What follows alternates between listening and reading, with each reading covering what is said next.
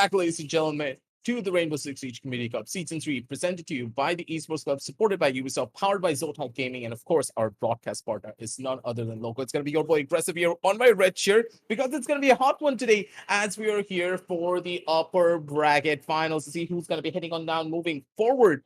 But at the same time, it's going to be Baba Gusta on my side, of course. He's my main man. He's the one who shares all of the most, let's say, interesting moments throughout this entire community cup, starting from main kills, team kills going into Y magnets. I have no idea what happens in this game, but every single time we cast together, something quite spectacular happens. And hey, today, the action's just going to keep on going. Don't you think so, Baba? Because here where the stakes are so high, yes, you have a safety net, but do you really want that safety net, or do you want a straight ticket over to the grand finals?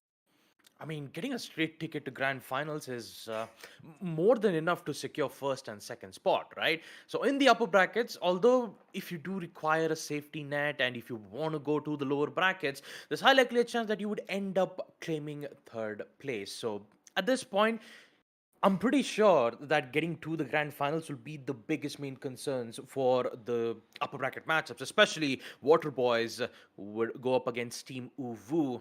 The upper Had bracket to matchup, cast this game, of course. yeah, we had to. We had to aggressive. I mean, come on. When it comes to Team Uvu, they have, you could say they have invaded the entire thumbnails. Every time I talk about map vetoes, there I can see them smiling in the tower. Every time I try to talk about Team Uvu on the in game itself, I see them in some place else. It's like they're happy on every single places, and I can understand why. As we take a look at the format itself, the entire format of this community cup, we've had two of the qualifiers, which did happen on 4th to 7th, the 19th to 22nd August. We had a total of 64 teams, and now we are down to 4 teams in this playoffs. So only two will have a spot into the grand finals. And talk about the upper brackets matchup between Team Uvu and waterboyz. If one of them do decide to lose their matchup, they will still have yet another chance in the lower brackets where they have to go up against either Copium or Crouch Potatoes, which will of course will happen in the second matchup nonetheless. But talk about the first match between waterboyz and Uvu. Both of these teams are very undefeated, right? In the upper brackets, they are yet to lose a single map, mainly because most of the maps we've seen in the upper brackets matchup always ended up on a 2-0 scoreline. So I'm pretty sure that waterboyz, you know how great they are when it comes to coordination and execution wise. Uvu can also be True. said the same thing, and mainly they're focused on getting on the top of getting on the top of the leaderboards here, especially the first place, which will receive a total of 6,000 credits. Talk about the second place, 3,000, third and 4,800, fifth and 6,200 credits, and last but not the least, 8th to 7th, which will have 600 credits per player. So we already have 8th, 7th, 6th, and 5th place. Now we just got to wait who will secure 4, 3, 2, 1. There's going to be a lot of positions that could be interesting to see which team will be holding up on, because again, we are looking at the upper bracket finals as of current. Both of these teams had a pretty good run throughout their entire stages, not really dropping a single map. I do believe Waterboyz, they're running a 2-0 record throughout this entire tournament. And that is a feat considering how difficult things will be for them. But moving on down the line, let's just talk about the other side of the spectrum. Let's just talk about what the side of Team Uwu has gone through. They're also undefeated. Not a single team has been able to touch them. And now they could just be meeting their makers here as well. They could be the ones to head on down over to the lower bracket deciders. We never really know, because Waterboyz, they've been looking so dominant throughout every single one of their games. But then again, is it really a surprise considering what kind of big names they have on their roster? But on the other side of the spectrum, Team Uwu, I don't know. They could be hit or miss here, but it really does depend on their own individual form, because their games, personally, I haven't casted any of their matches, thankfully, and at the same time, I'm a little bit in the dark because of it. So I'm going to be leaning a little bit more towards you here, Baba, because I want some information on the team. Do you think they can beat out Waterboyz considering what they've already achieved, or will they be going a little bit too short? I mean, if I have to talk about if I have to talk about Team Uvu, all right, Jesus, Team Uwu, especially when you have players like Ragnarok and Dagger, who used to be playing alongside with Team Union Gaming way back in 2019 or 2020, you do see some returning players coming back from the specific team. Waterboyz, on the other hand, when you have players like Rattler, Sandy, Beat, and Bars, Rattler, Sandy, Beat, and Bars, who is quite well known to the scene, and also they are currently the reigning champions when it comes to Hunters LFO, two times back-to-back winners for the Pro Series. And now you've got to wonder whether if Team Uwu, I mean, knowing that this is the Community Cup and every single player you've seen, it's been randomized in a way that you see some of the players in some different team and the others in some other place. But pretty sure when I see players like Rattler, Sandy, Beat, and Silence, who is on Team Waterboyz, I'm pretty sure that the odds are favoring to them more like in the favor of Team Uwu, because it's we haven't seen good plays coming from them just yet. Uvu, on the other hand, when it comes to initial picks, early peaks, and whatnot, they've managed to deal majority of the killing blows. And initially, they've done a really great job at winning most of their matchups in this community series. So who knows? Maybe a Team Absolutely. Uvu has something else that Team Waterboys does not. But in the end, you could say it's almost a 50-50 chance where Team Uvu can bring this back unless they have the surprise element. It does depend on how comfortable Team Uwu will be feeling. Skyscraper coming into play, though, a map that we are very surprised went past the veto. Normally, this is one map that is always banned out, and there's no team that really wants to play it. But Waterboys, they elected to let this one go. It could be a surprise, but Chalet is going to be the first initial map that Team will need to get past to reach their home pick. Because again, Skyscraper, our hands are up in the air. Anything could happen on this particular instance. Again, this is a map where I have personally had the least experience with, but from what I've seen in the Community Cup in the past, and of course through the Pro Series, that it really is a map that a lot of teams find very uncomfortable playing. And Team Uwu, they're possibly banking on the fact that Waterboys, they're not prepared for this particular instance. Looking at the map picks itself, it's been a while since I've seen Skyscraper being picked up, especially on the side of Team Uvu. Waterboys, on the other hand, will decide to pick their strongest map of all, Map Chalet, because they don't want to underestimate Team Uvu, especially the way how we've seen get their initial frag outs. I mean, True, the true. amount of recoveries that they made in most of their matchups. I'm pretty sure that Waterboys know exactly what they're trying to do. And knowing at a map veto like Chalet, Skyscraper, and Theme Park being brought up, you can guarantee that we won't be able to see Clubhouse, Oregon, or Villa being brought out because it's one of the most standard maps in the game of Rainbow Six Siege. So I'm pretty sure that on Chalet, you could say it will more likely be favored for the attacker side, and that's the main reason why you see Uvu pick attack first. They want to rack up more wins on attack and then figure out whether if they can hold out their defensive holds in the second half. What was on the other hand, it's quite the opposite, because they're going on defense first and then they'll be going on attack in the second half itself. The only difference is what kind of operators do we get to see from these teams, and what kind of bans do we get to see on map Chalet? Will we get to see the standard bans that we get to see more often? Will we get to see Thatcher and Mira being banned every single time, or do we get to see some other operators like the Maverick or any hard breachers like the Hibana, which would in fact be a bit difficult for them to open up True, any true, true, particular true. walls? Or pretty much so, if you don't want to give the attackers or defenders some majority of information, you could just ban in Jackal or Pulse on defense. So it's really up to the players to determine what kind of bans do we get to see, and what kind of maps do we get to play on Chalet itself. So I'm pretty sure True, true. that Water Boys, no matter how many times that they are in a difficult situation, if they have to change their initial ban wise, I'm pretty sure that they would go in for the standard bans.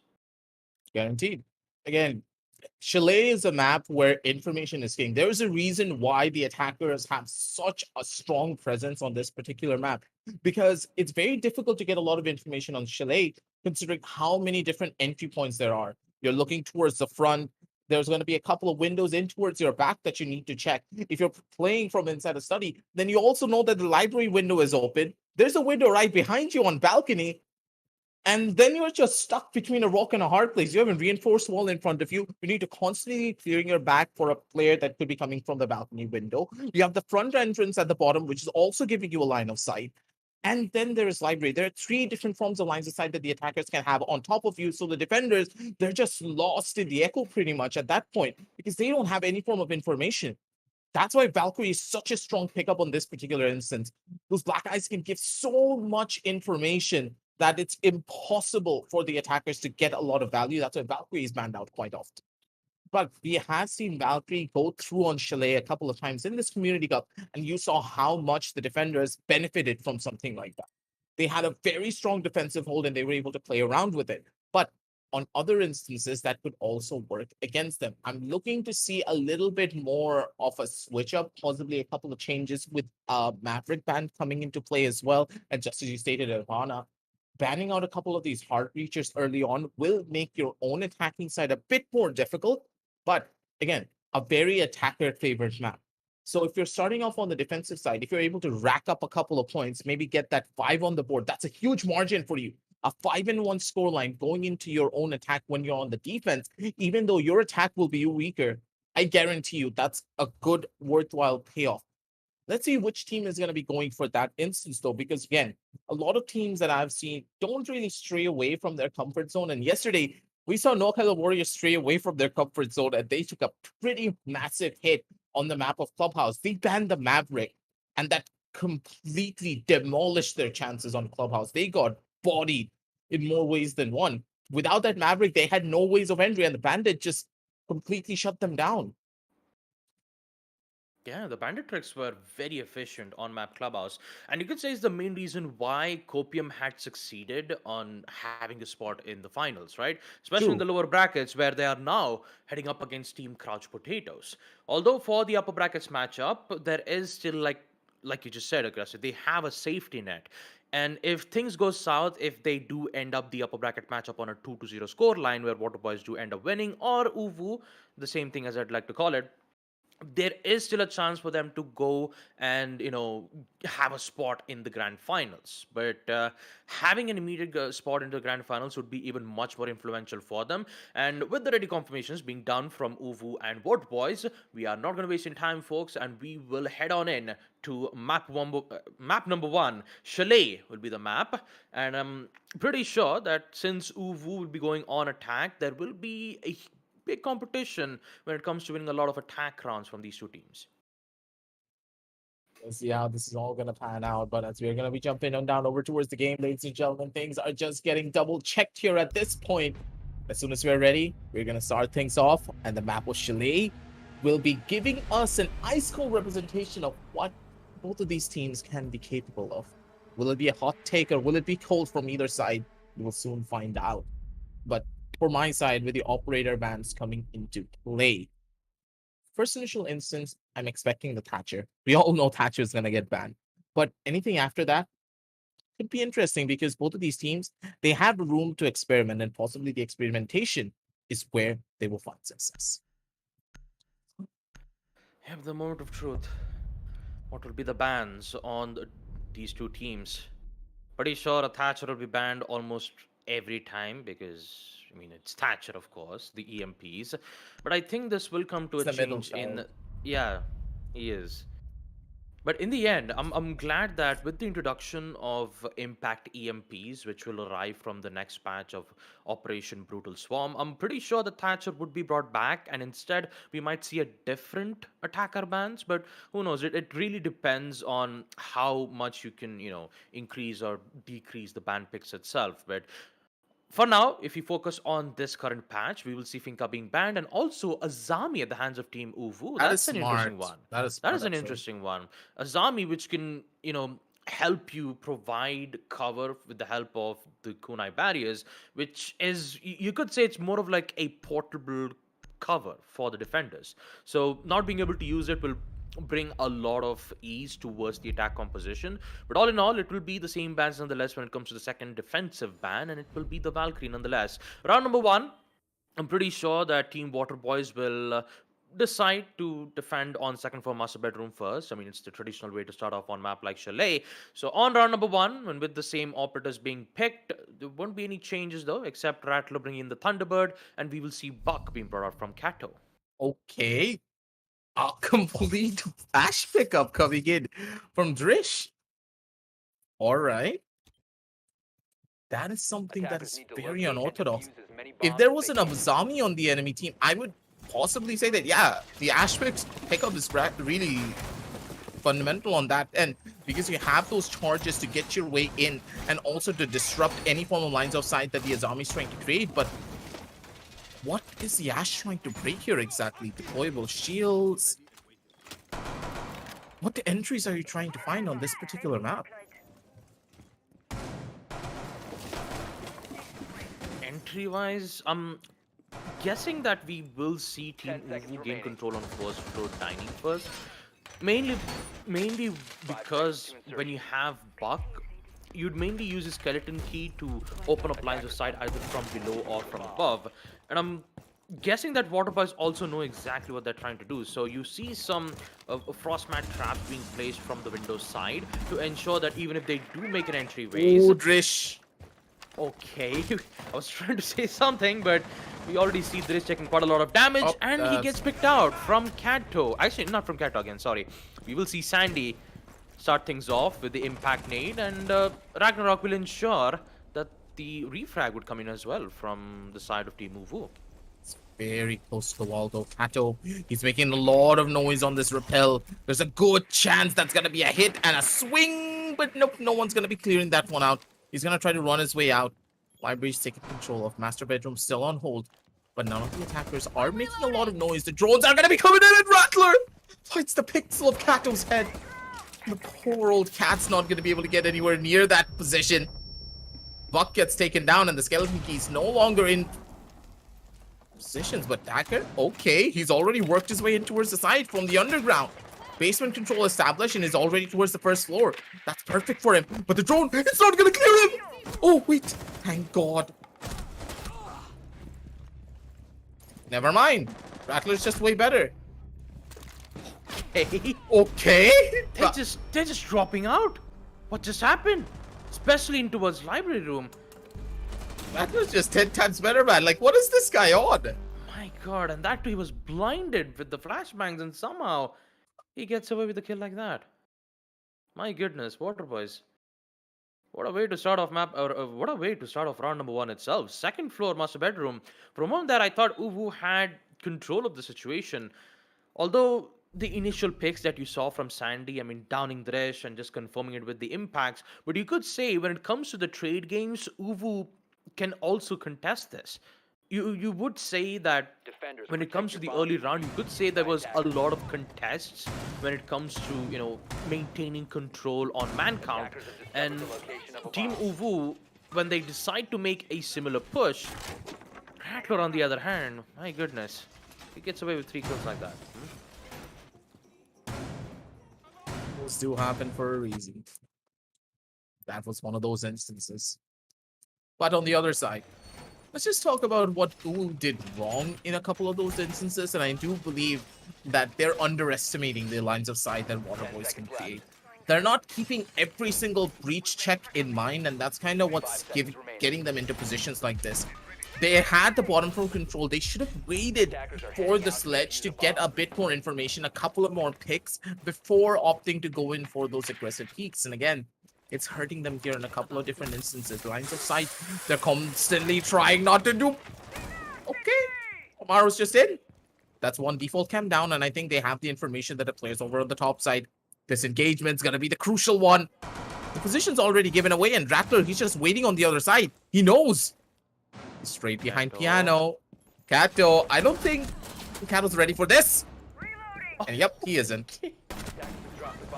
2 players! Oh, Jesus, Sandy! How does he see that? Sandy, come on! This guy has 20/20 vision. You can't just get away with a shot like that. The man actually has 20/20 vision. You don't see anything. Oh man, what just happened here? And talk about Team waterboyz just dominating the second round as well. There's only two players left from Team Uvu's side. It's Dagger and Drish. My goodness. It's actually difficult whether if Team Uvu can, bring this back. They've lost their Heart Breacher. They even lost Ragnarok, the main fragger on round number 2. You still have Dagger and Drish, who has to figure out a way to take out the main cause of the threat, and it's Sandy. Triple kill. Now he's looking for his fourth. And it's Dagger, who is currently all the way from the basement garage, hoping to find a pick or two, but okay, Beat on the other hand decides to go a bit too aggressive by getting out of the building. He gets picked out, but in the end, it's still a 1v3, an impossible task for Dagger to win this situation. On the other hand, he still has some necessary utilities to arrive at a different positioning. Dagger gets tagged quite a lot of damage though. He's losing a lot of time at that as well. But with this trusty LMG, I'm pretty sure that he might be able to win at least one major gunfight, but SMG-12 proves otherwise. Round number 2, we go at the hands of Team waterboyz as they are just tearing Team Uvu apart. Especially on both of the rounds. Yeah, man. But again, it's those early picks. It's just such a nuisance to deal with in these type of instances. But they have a pretty good opportunity here in this particular round. It will be Wine Cellar and Snowmobile. So the weakest site for the map of Chalet, pretty much, considering how easy it is to breach on in towards the site and create lines of sight as well. If proper first floor control is already established, then they will have an easy time entering onto the site. But the thing is, I say it's easy from an analytical perspective, but in execution, it's a lot more difficult, isn't it? Because you're trying to go through a player like Sandy, who has been so dominant in so many of these instances, and because of it, it's going to be difficult for them to try and find any form of value. Early on, these breaches will be simple, but later on in the round, as the late game rolls around and utility will be running dry for the attackers, that's when the problems will start to arise. Kaid has been picked up, but a Twitch is on the other side to try and retaliate. Those claws can get a lot of value, but if the Twitch is able to spot them out and take them out as well, the entries will just become way more simpler, especially with a lot more of those hatches being opened up. Absolutely true, aggressive. And for Uvu, a basement snowmobile garage can help them to force on a post-plant situation. All they have to do is just remove the electric claws and easier access towards the basement site. There's also a trick being made from Silence's end. Holes being made from the breaching torch. I'm pretty sure that they will start off with the nade, but not of course with the C4. Will that connect? No. No, that thing didn't go through properly. Yeah, it did not go through, but imagine if the C4 did bounce back the grenade. That would have been a clip for waterboyz. But that did not happen. Yeah, he almost still got it. Okay, Trish. Okay, I have never seen that happen. I mean, just a quick rappel and a shot to confirm the kill. And we will see Uvu decides to go the traditional way of opening up the wall with the breaching torches itself, because they don't want to risk it. But on the other hand, with Silence gone, opening up wall shouldn't be much of a problem for them. But Sandy, you might be able to find this player. The LMG Dagger is no more, but Drish, he is on another level. Ready from the breach, he decides to get two players, Bars and Silence. Both of them have been removed from the site. And now it's just 3 players from waterboyz who needs to figure out the way. C4, there is almost still a chance that Rattler could do it. But maybe he'll just use it for post-plant. But Rattler, he needs to be careful on the other side. Wants to contest, but he does forget that there is a player right from above mezzanine. And it's Ragnarok. Kato will do the same by taking out Beat. And Sandy, on the other hand, is the last man standing. Needs to find 4 more. Unfortunately, Ragnarok gets to shut him down. I do have to apologize for that. Something's wrong with me today. But in the end, round number 3, it will go in the hands of Team Uvu as they will secure their first attack round in round number 3, ending the scoreline in a 1-2. Surprising as well, but again, at the end of the day, do you really expect to win out on basement, especially when it's professional level siege? It's very difficult because there's so many different lines of sight you need to worry about. It's very easy to open up the side. There's not really a single safe position in Defenders, towards the side protect your as well, bombs from considering being how defused by much utility attackers. will be thrown your way. This is one of those sides that you are bound to lose. But I'm a bit more surprised that they did not opt to go in for bar instead of basement. So maybe waterboyz next time around will take out bar instead, because trying to hold basement is just, I don't know, man. That's almost an impossible sight in my eyes. You know, on a map like Chalet, you'd usually go on a site like first floor bar and gaming room, or Yeah. on first floor dining and kitchen. We saw dining and kitchen being brought out from waterboyz, but I'm not quite sure what was the decision for waterboyz to bring in basement snowmobile garage. I think they were wanting the first pick. Again, if the Kai, the C4 went through that hole, that was a Oh, yeah. guaranteed one kill.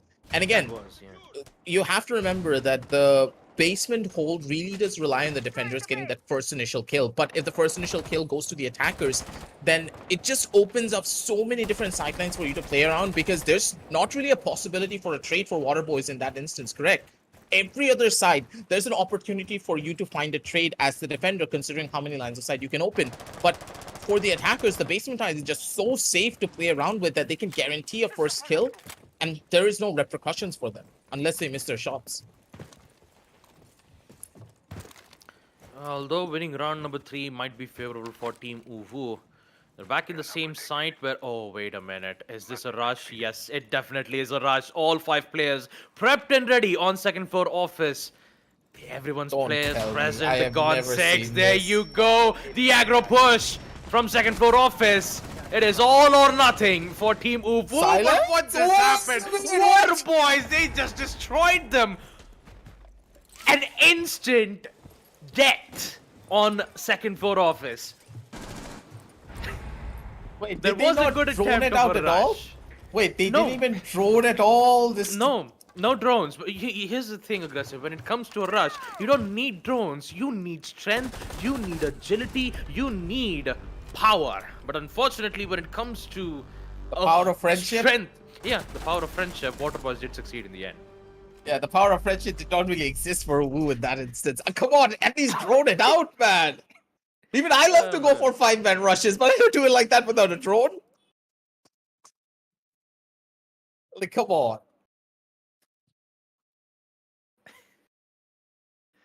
Oh man. This is one anime that I don't know how will it. You know, you just hate to see a failed rush from attack. All 4 of them just Attackers need to pushing locate and in defuse as many on bombs as one they can. single doorway of office.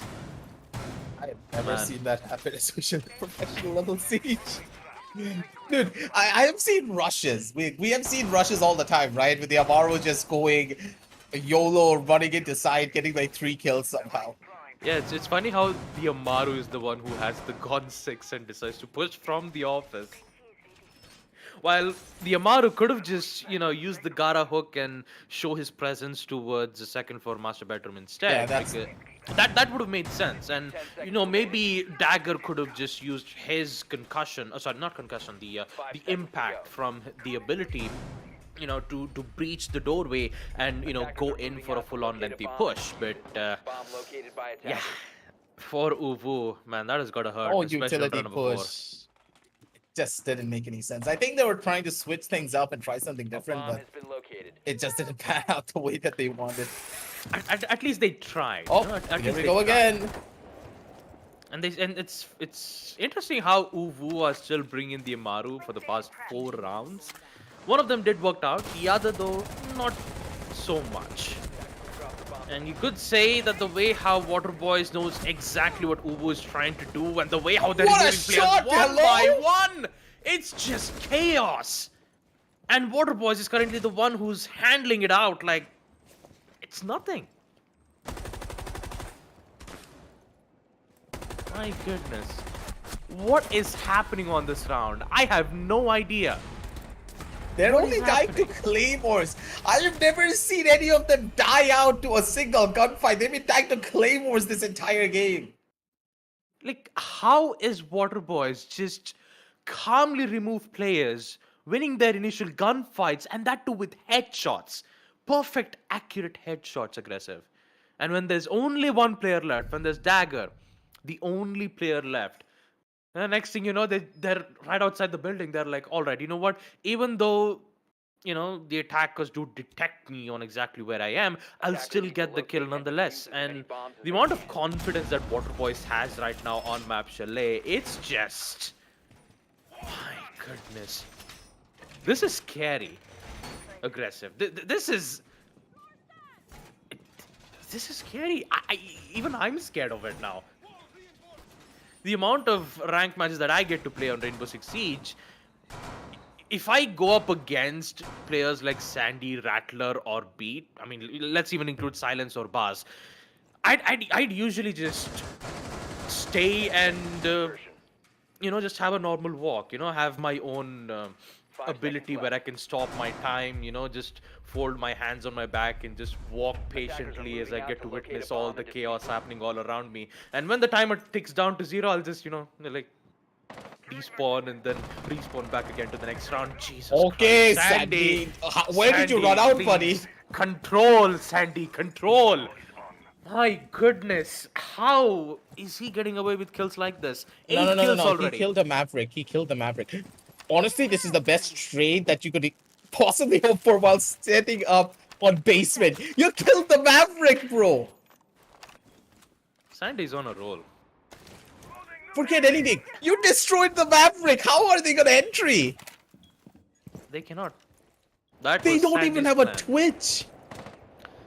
Those claws are just gonna be there for the rest of the game. But they have a grenade? They don't even have a grenade.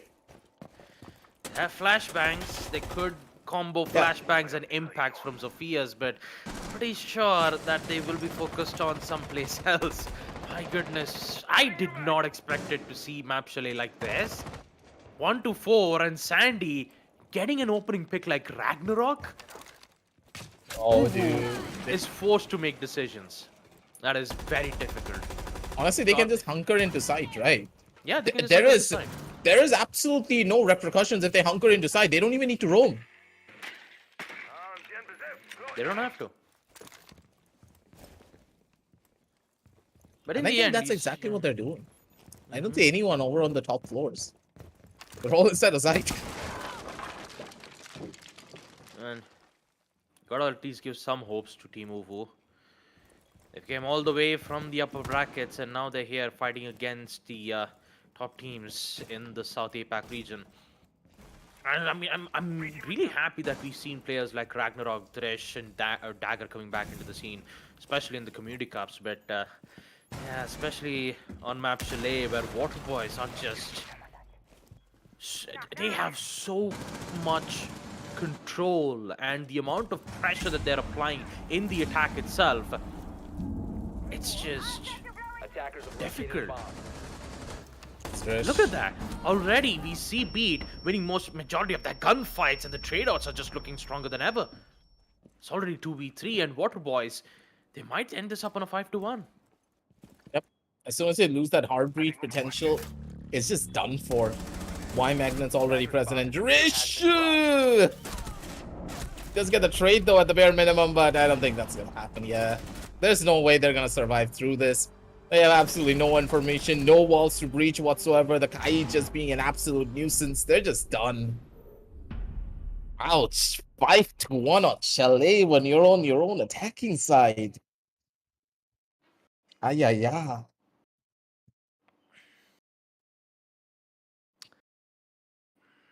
Round number 7. Roll swap is here, and so does waterboyz, who are currently in a very huge lead, 5-1. My goodness. Never have I ever expected a quick round win from the side of Team waterboyz, especially on defense. Winning Attackers their need to initial locate and picks with a defuse as many headshot bombs is as they just can. a lot to say.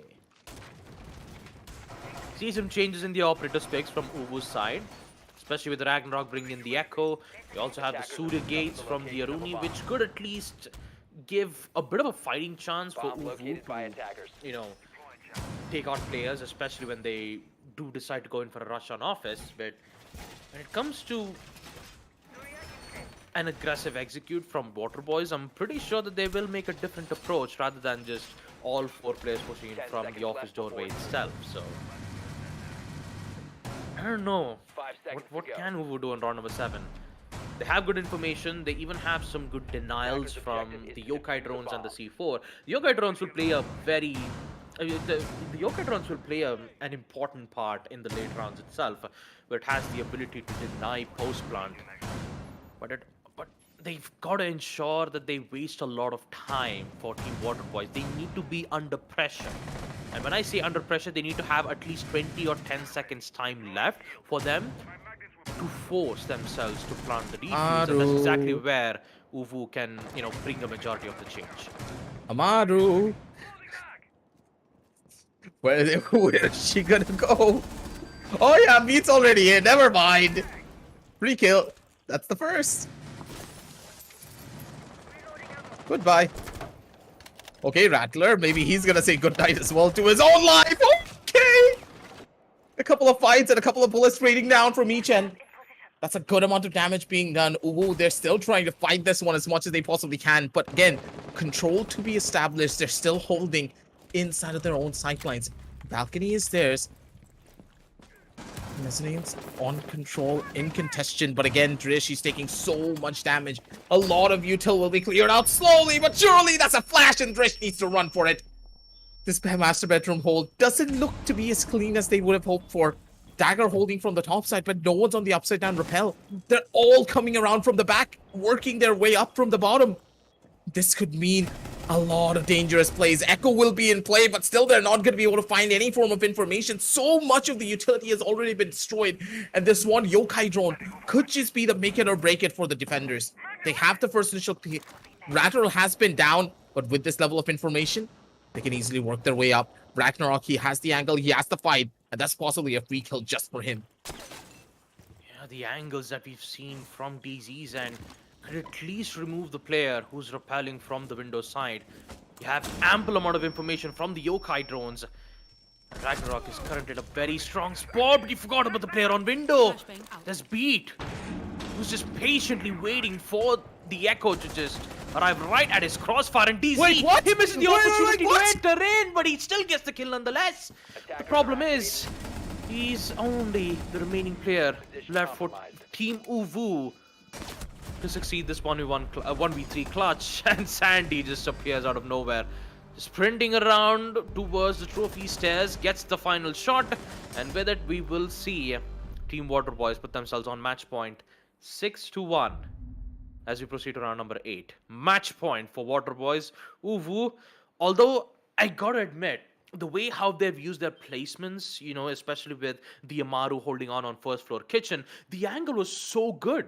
You could just remove players off, unaware of the attackers who is rappelling from the window side, and you had that yokai drone all the way from Fireplace Hall, which gave good information towards Mezzanine's whereabouts. But when it comes to challenging gunfights, that's exactly where Uvu is losing most of it. Attackers need to And locate and defuse the Chalet, bomb. waterboyz, my goodness, 6-1. What a dominating performance from them. This is not something that I expected. Especially considering what the plays could have been throughout this game. But at this point, Team Uwu, they have thrown caution to the wind. Warden, Bozzy, Alibi, and an Oryx.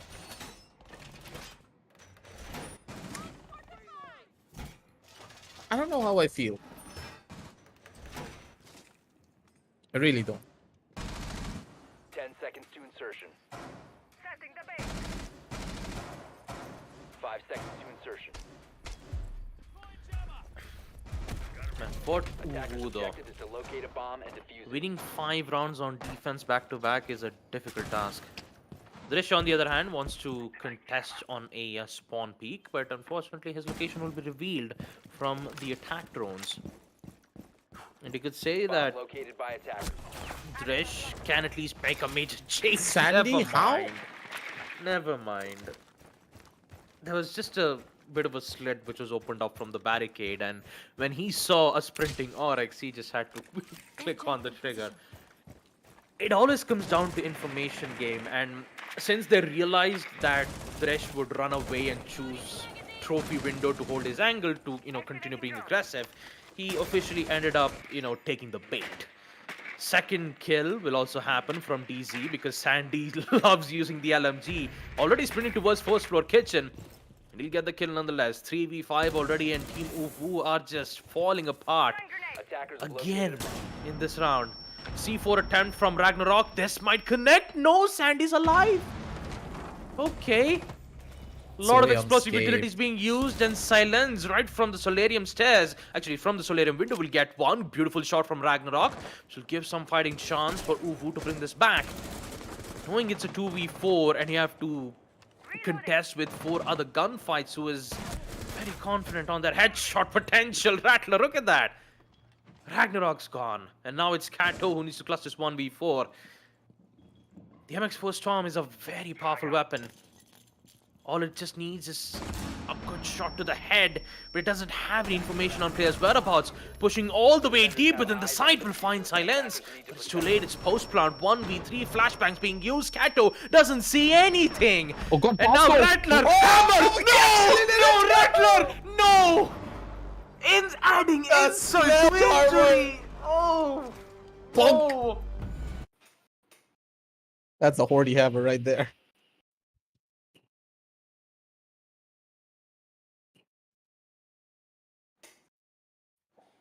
Okay.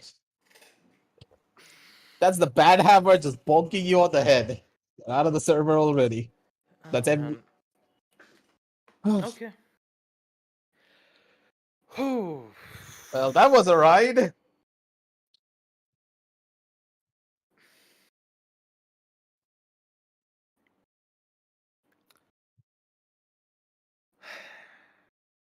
Man, the Yeah. flashbangs. And Rattler to end off with a sledgehammer. Who would have thought that we would end a 7-1 matchup on map Chalet to be that?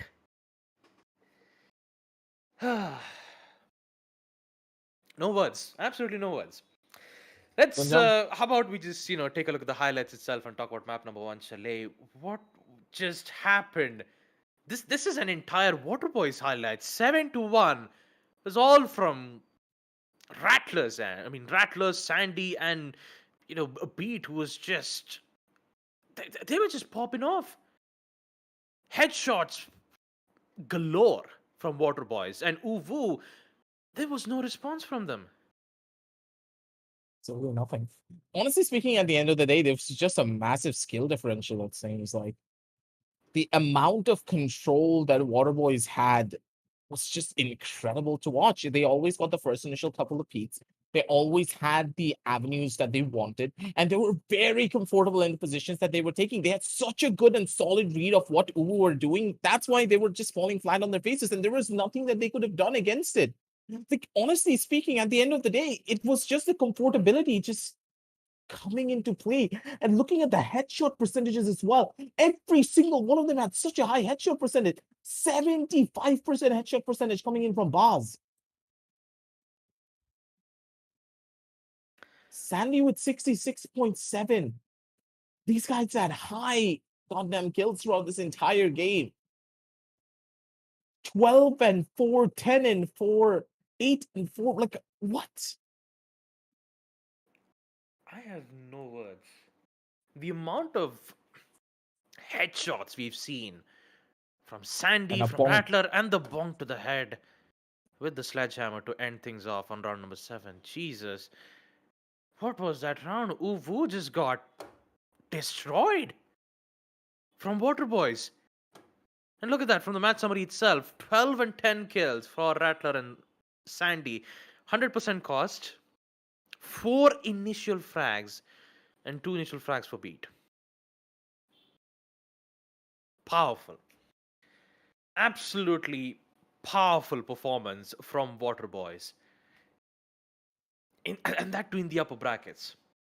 I guess I'm it not was quite the uncomfortability of the map, Mhm. I'm presuming, because Uwu had ideas of what they wanted to do, but the side of waterboyz, they were just way more comfortable, and they were reading the members of Uwu like an open book.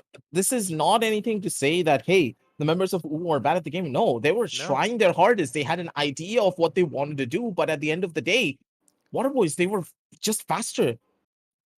They didn't even need to think. While Uwu, they're trying to rack their brains of trying to enter into the side, trying to gain information, and waterboyz are just playing as if they knew this map. They grew up in this house, and they know each and every nook and cranny like the back of their hand. Well, credit where credit is due. Uvu on the side of defense had some good strategies from their end. You had the castle, you even had the Aruni, which in fact they've had good angles to remove players off. But when it comes to winning most of their gunfights, it was usually waterboyz who had won it, all of them. Headshots was just so supreme from both Sandy and Rattler, and the amount of headshots I've seen from waterboyz was so powerful and so strong that Uvu had no idea on how to, contest this. Map number 1 is an entire domain for Team waterboyz. Sure. And now on map number 2, although this is Uvu's map pick, I still have good hopes for them. But knowing map number 1, ending things off like that, it's a bit. I'm actually a bit worried for Team Uvu. So hopefully, with the amount of breaks that we'll be able to have right now, we will see Uvu bring it back, and also we'll also take a short little break as well, as we will be right back with map number 2, Skyscraper as well. Until then, go grab some popcorns, go get some hydration water, and we'll be right back after this.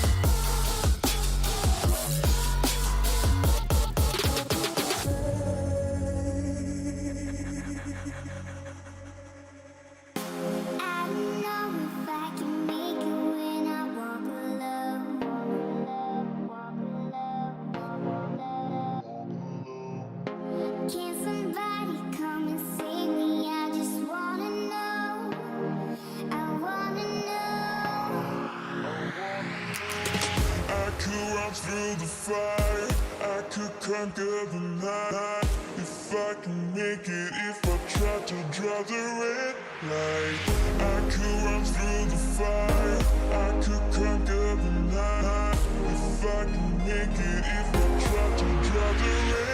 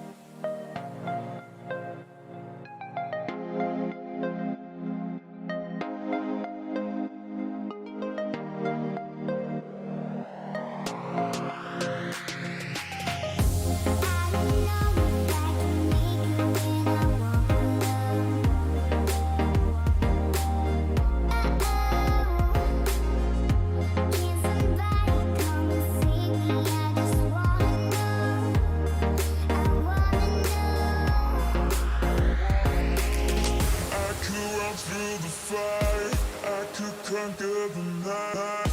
If I can make it, if I try to draw the red light. I could run through the fire, I could conquer the night.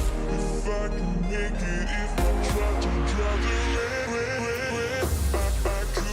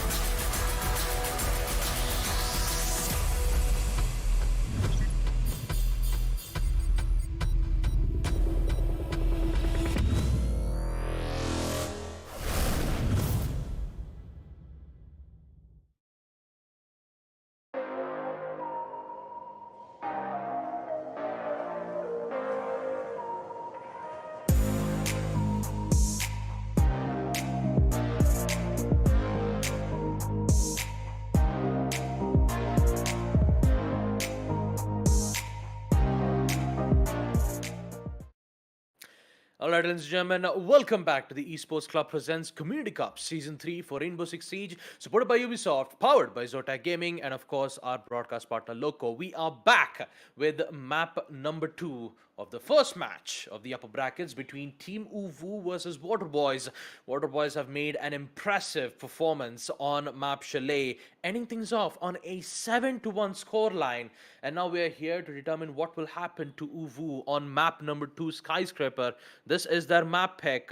Will we get to see Uvu survive the unstoppable onslaught of Team waterboyz, or do we get to see Team Uvu bring this back to map number 3? Aggressive, what are your thoughts about this? I'm also thinking that Uwu should be able to bring it back because it is their home pickup for the map Skyscraper. It should be okay on that end, though. Come on. It's your own map pick. You should be a lot more comfortable here. You will have strategies that waterboyz are not meant to be prepared for. Plus, waterboyz, I think, as a team, they are not really that comfortable on this map because they haven't really played it as often. I do think it's one of their hated because I've seen them ban it out in every single instance. But at the same time, if it is one of your hated maps, why did you let it through the ban phase? It's interesting to say the very least now, isn't it here, Baba? Because anything could happen between both of these squads, and the fact that this map is an outlier and an anomaly, things could get very interesting very quickly, especially when it comes down to the operator bans. Because here, Nomad is quite a nuisance, so we could be seeing a possible Nomad ban. Yeah, Nomad ban can be up. Yeah, it can be. Especially knowing that many of the skyscrapers you have a lot of run out chances for the defenders. I'm pretty sure that a Nomad or maybe a just a usual Valkyrie ban should be more than enough on defense to ensure that the players won't have a lot of information on their hands. But all in all, got to see whether if Team Uvu can handle out map number 2 Skyscraper. But the bans, on the other hand, will be the same nonetheless from Team waterboyz. They will definitely ban out the Thatcher because you don't want those EMPs to disable some of your important, precious gadgets. On the other hand, especially on the attack side, and just like you expected, aggressive, it will be the Nomad who will get taken out. Yep. That's a pretty normal standard bat for this particular instance. We kind of thought that this was going to happen, especially for Skyscraper, a map that really does favor a lot of run out angles. So, hey, at the end of the day, if you want to play for your defensive side, then it's a pretty smart hold. But Malusi, now that's a questionable affair because to ban this out, that's a pretty big hit to your own defensive side. So what's the game plan here, buddy? Because this Malusi not being present for your own defensive side could be a massive thorn on your side because you are starting on the attack. You have a pretty good advantage, but at the end of the day, you banned out on 2 very strong picks just for your defense and also your offense. So on both ends, you're very weak. What are you really trying to play for here?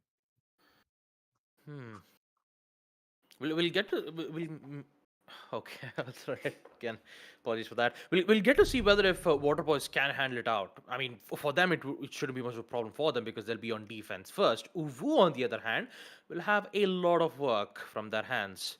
And yeah, talk about Team Uvu, especially when you have players like Dagger and Ragnarok, who are one of the most greatest players in the South APAC region. You'd always see them win most of their initial gunfights. The main problem is that they just came back into the scene, and then you have to go up against players like Sandy, Beat, and Rattler, who is still currently playing in the scene itself. So it's difficult for them to come back, but I'm pretty sure on map number 2 Skyscraper we might be able to see Team Uvu come back stronger. So let's see how Uvu will perform well on round number 1, especially with the site being on first floor barbecue/kitchen. That's an interesting one coming in from Uvu's end. And yeah, I gotta say thanks to Silence too. I mean, thank you so much. Anywho, let's proceed with round number 2. Action phases in as we get to see Silence perform his first spawn peek. Wait for it. Sure, let him take it. I don't really mind it at the end of the day. If they're going to be able to find a pickoff, that's going to be big. Yeah, yep, that's the kill. Sandy. Man, he's just so good when it comes down to these spawn peaks. And to take down the finger as well. That's a pretty massive hit. It's done early on as well. And that finger adrenaline surges. They're going to miss that presence here already. They are trying to work their way in from the first floor, but Sandy, man, he's relentless. That's another kill, and the man is not taking a single point of damage. Someone put a stop to him. He's a menace to society. Unless someone puts him to sleep, things could be difficult. Angle is his, and Sandy finally, he gets taken down. Drish comes in from the back, stabs him in the knife as well. Yep. The main cause of the threat has been neutralized, and now Uwu can mainly focus on the site. Losing both Ragnarok and DC will be a bit of a difficult task for Uwu to proceed in towards the side, especially towards Drum Room. In the end, there is an attempt that Uwu will ensure that they'll have the higher chances of success in this site. You see two of the players still outside the building. You still have players from Kato and Drish who are still currently trying to find a way of getting an opening pick, and maybe this might be huge.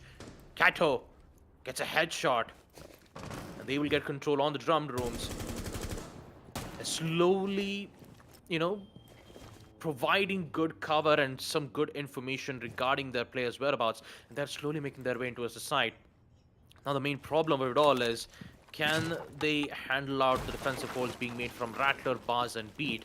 And let's not forget, the site is on first floor. It's not on second floor yet. And knowing that there is Beat playing towards second floor, there is high likely a chance that a vertical line of sight could be in play for them. So they have to neutralize this first. And Kato, unaware of Beats' presence, will slowly make his focus towards Guy's showroom, and Beat clearly knows this. And now he is so unaware, but he might be able to. Kato sees the shots from Beat, but not from Rattler. Quick trade in the end, which would end up on a 1v2. Kato, no diffuser in hand, some good utilities in his hands as well, and he needs to cluster us 1v2 with his trusty assault rifle. Could happen and it could not.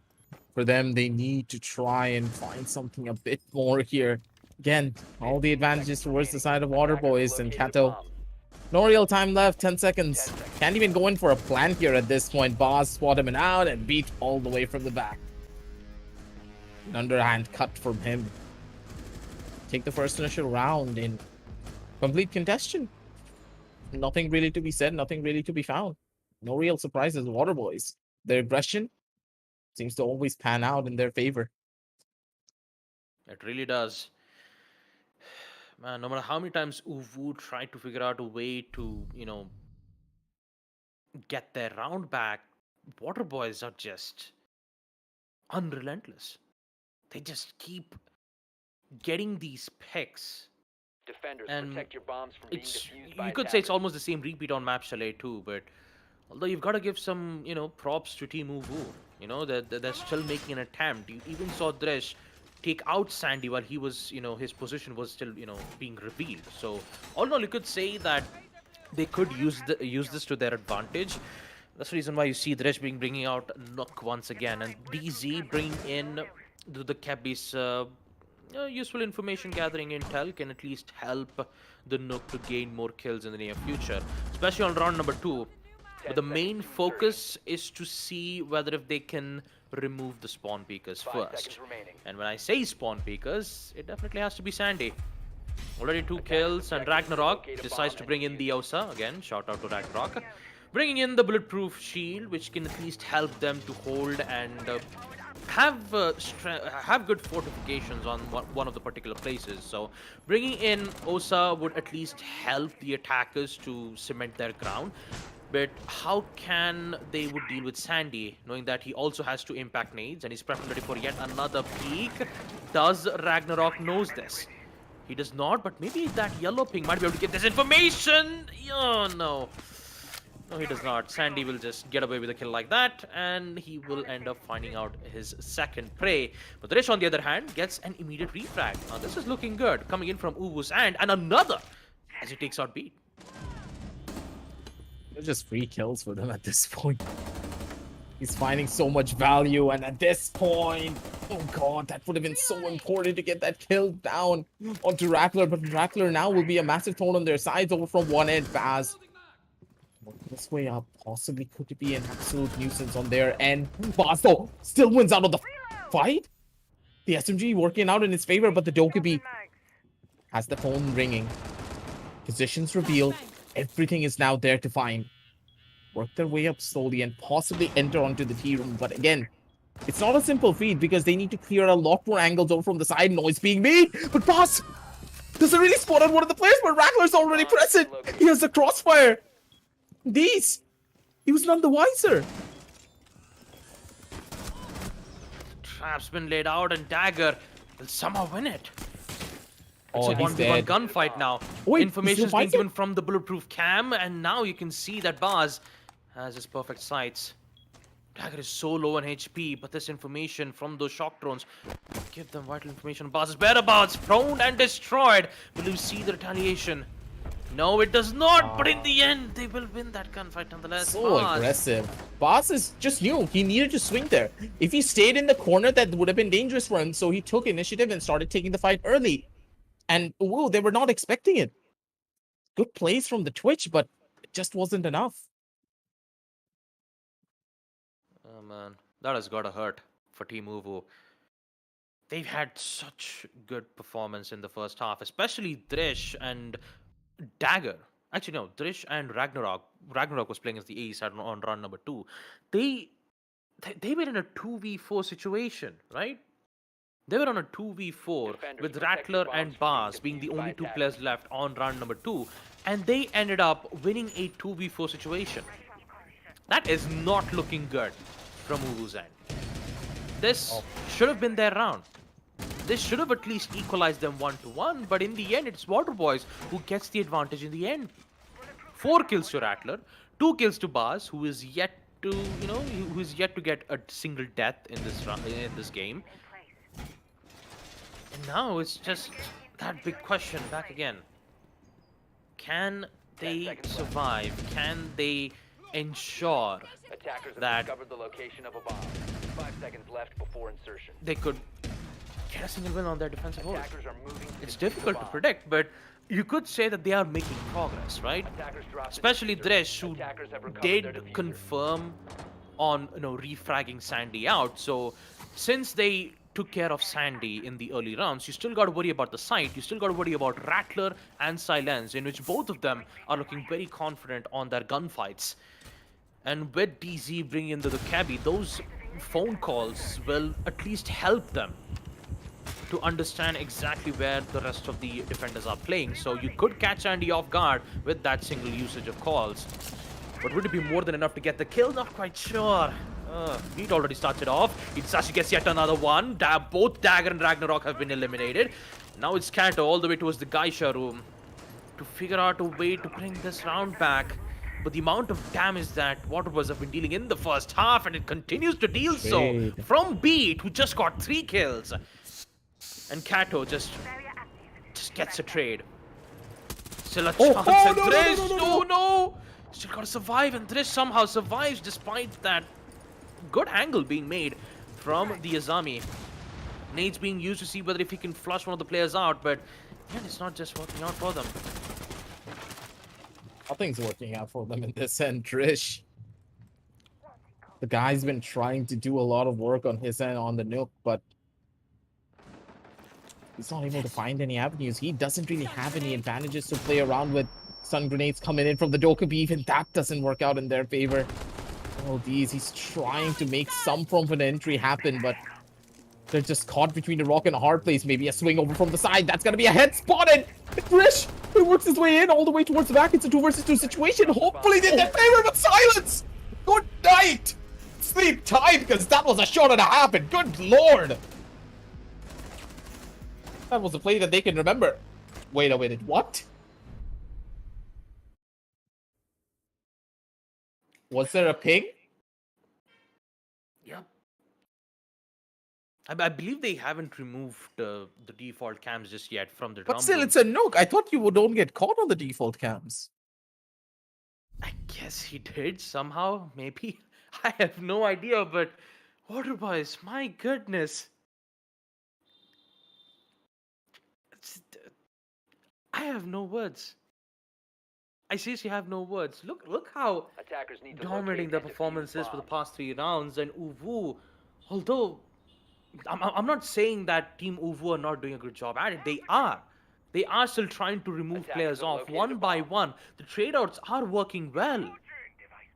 But they're losing to majority of those gunfights, especially from Beat, who did ended up getting 3 kills back to back from that one particular place.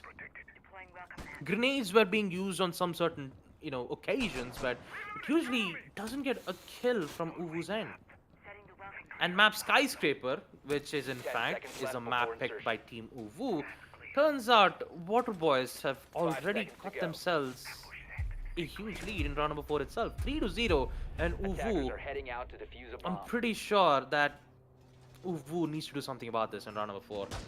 They have got to figure out a way. They've got to remove players out, but every single time that they try to fix a solution, Team waterboyz always just, flows smoothly. Really do. Again, the way that they're playing all of this, it's just so beautiful to watch. Again and again, we see this each and every time. A team performing to such a caliber is so dangerous to watch.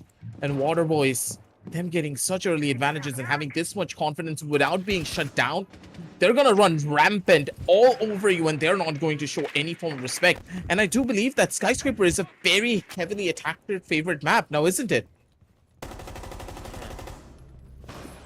Although they will catch Beat, though, unaware of Dagger's whereabouts, and also Rattler, let's say that things are looking good from Uvu's end. They have finally managed to remove 2 of the players, and now they just got to figure out a way to take out Sandy. Still patiently waiting towards drum room. They have necessary information on White's main stairs, and he gets it. He removes Dagger off, even with the LMG's presence being shown, and DC will respond back by taking out Silence. 3v2, Uvu still has the advantage. They have necessary time, and also they can force themselves on a post plant. This is looking good from Uvu's end. It's a 2v3. Kato has necessary grenades to deny them. But would it be more than enough? Sandy, my goodness, headshot. Triple kill to take out DZ, and now he just needs to find the rest of the 2 players. And in this post plant, they don't have enough time left. It's only 30 seconds. Kato is still yet to make a play. Good kill from Sandy. He's about to get an ace. And Kato, man, you gotta play this patiently. You have 2 grenades. You could use it. You could flush bars or maybe Sandy out. But Kato will just plays this patiently. 10 seconds and Sandy has no idea on Finker's whereabouts. He gets it. It's an ace, but he doesn't get enough time to go for the defuse. That's sad. Oh, man. In the end, Sandy will get the ace. But Uvu will get the win nonetheless. Round number 4, this is good. This is looking pretty good from Uvu's end because they will secure 1 round on attack. And I could say this is a start of something good from Team Uvu's end as we proceed to round number 5 with the side being on second floor karaoke in tea room. waterboyz, my goodness, although they didn't had control of the defuse, waterboyz, they are just on point with their shots. They're hitting everything. Not a single beat missed, and they are on fire. Doesn't really matter what happens to them here. They are performing to the best of their own abilities without a single beat missed. Team Uvu, they get 1 more round. But again, this 1 round could be won for many more, yes. But at the same time, they won the round on a whim. Again, looking at the position that the Finker was holding, did you really expect the Finker to win out on a situation like that? He did not have a single clear line of sight for the diffuser. Imagine a situation where Sandy just went in for the straight on defuse and he held it down. Then the Finker needed to be the one to push. Things would have panned out very differently because that post plan wasn't really as planned out now, was it? 5 seconds to insertion. They look very disjointed, but maybe things could be a bit more different here. Amaro has been picked up and they're going for a full-scale rush. Look at the way that they're playing. This is a full-on rush strat. Yeah, you have like 4 LMGs in the hands of Uvu. And maybe bringing in good weaponry will at least help them. This time, Dagger on the other hand gets the opening pick, and it's Sandy. Sandy was being a huge pain for them, especially on the early rounds. And with his aggressiveness put to a stop in the early round, Uvu can now focus on the side properly. Still gotta be very careful of the rest of the player, especially Rattler, who is also currently roaming around. But On the bright side, Uwu has things under control, and with them bringing in a total of 4 LMGs. Go. Actually, yeah, 4 LMGs. Kato is prepped and ready for the Gara hook. Sorry, yeah, he's prepped and ready for the swish from the window side. All it needs is just info, and that info should be more than enough for Kato to get in. Finker's adrenal surge. Still being patient. Not sure exactly what's happening here, but Bad Tiger on the other hand is just blocking the way. And now is in the site. Kato needs to find a pick, and that pick will be huge. It's Silence who gets picked out by surprise. And now we see Team waterboyz slowly starting to fall apart. This is good. This is looking good from Ubu's end. But you still got to be careful on both of the players because they're in a 2v3 situation. And we've seen waterboyz come back in a ridiculous 2v4 situation. And Rattler might be able to find a way. Yes, it is. 2v2. Waterboyz. My goodness, the amount of pressure that we see, and Rattler just hitting headshots. My goodness, he just doesn't miss. He just knows what fight to take. He knows every angle to find. That's a lot of noise being given. And this 4 boys aren't going to be feeling anything. That's going to be the position known, but still the shot, and it's a good boss. He gets away with murder. For boss, man. Look at this guy. Everything under control, even against an LMG. It doesn't matter at the end of the day if that gun can fire for pretty much the rest of the entire match. At the end of the day, if you find the headshot in this game, doesn't matter what weapon you have, even if it's a pistol that is a one-shot capability to the body or to the head, doesn't really matter. Hit the head, you take it all away. And for waterboyz, man, their aim is just on point. They're not missing a single beat here. And because of it, they have all the control. One more round, they take a 1-5 scoreline. It's almost a guarantee they could head on down over towards the grand finals, but unless U are able to retaliate with something a lot more different, they could just be done for here.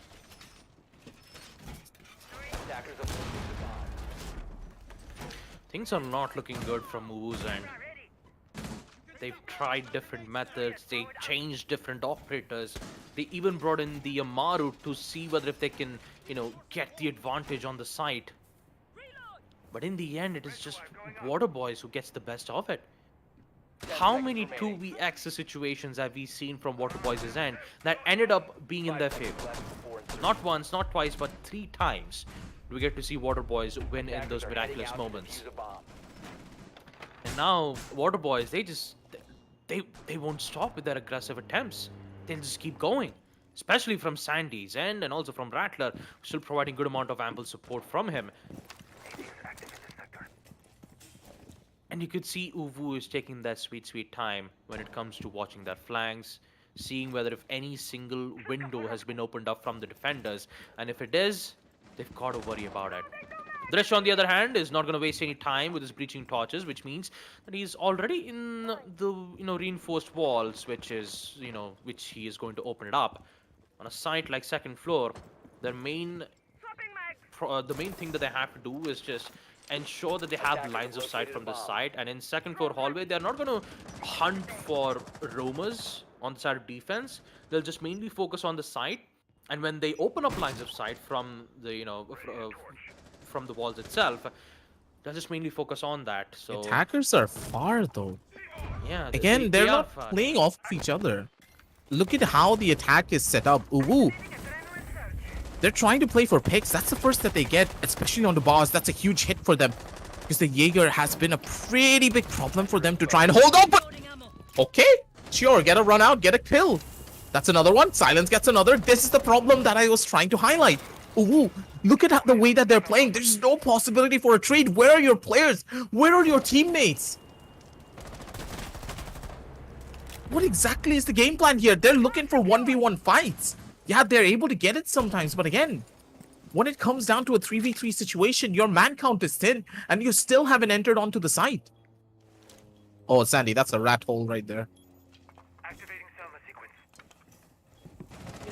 Maybe it would have been better if Uwu hadn't banned Nomad in the first place, because look at how aggressive they're going from waterboyz' end. Trish, he's looking good with the shots. Gets to take out Sandy.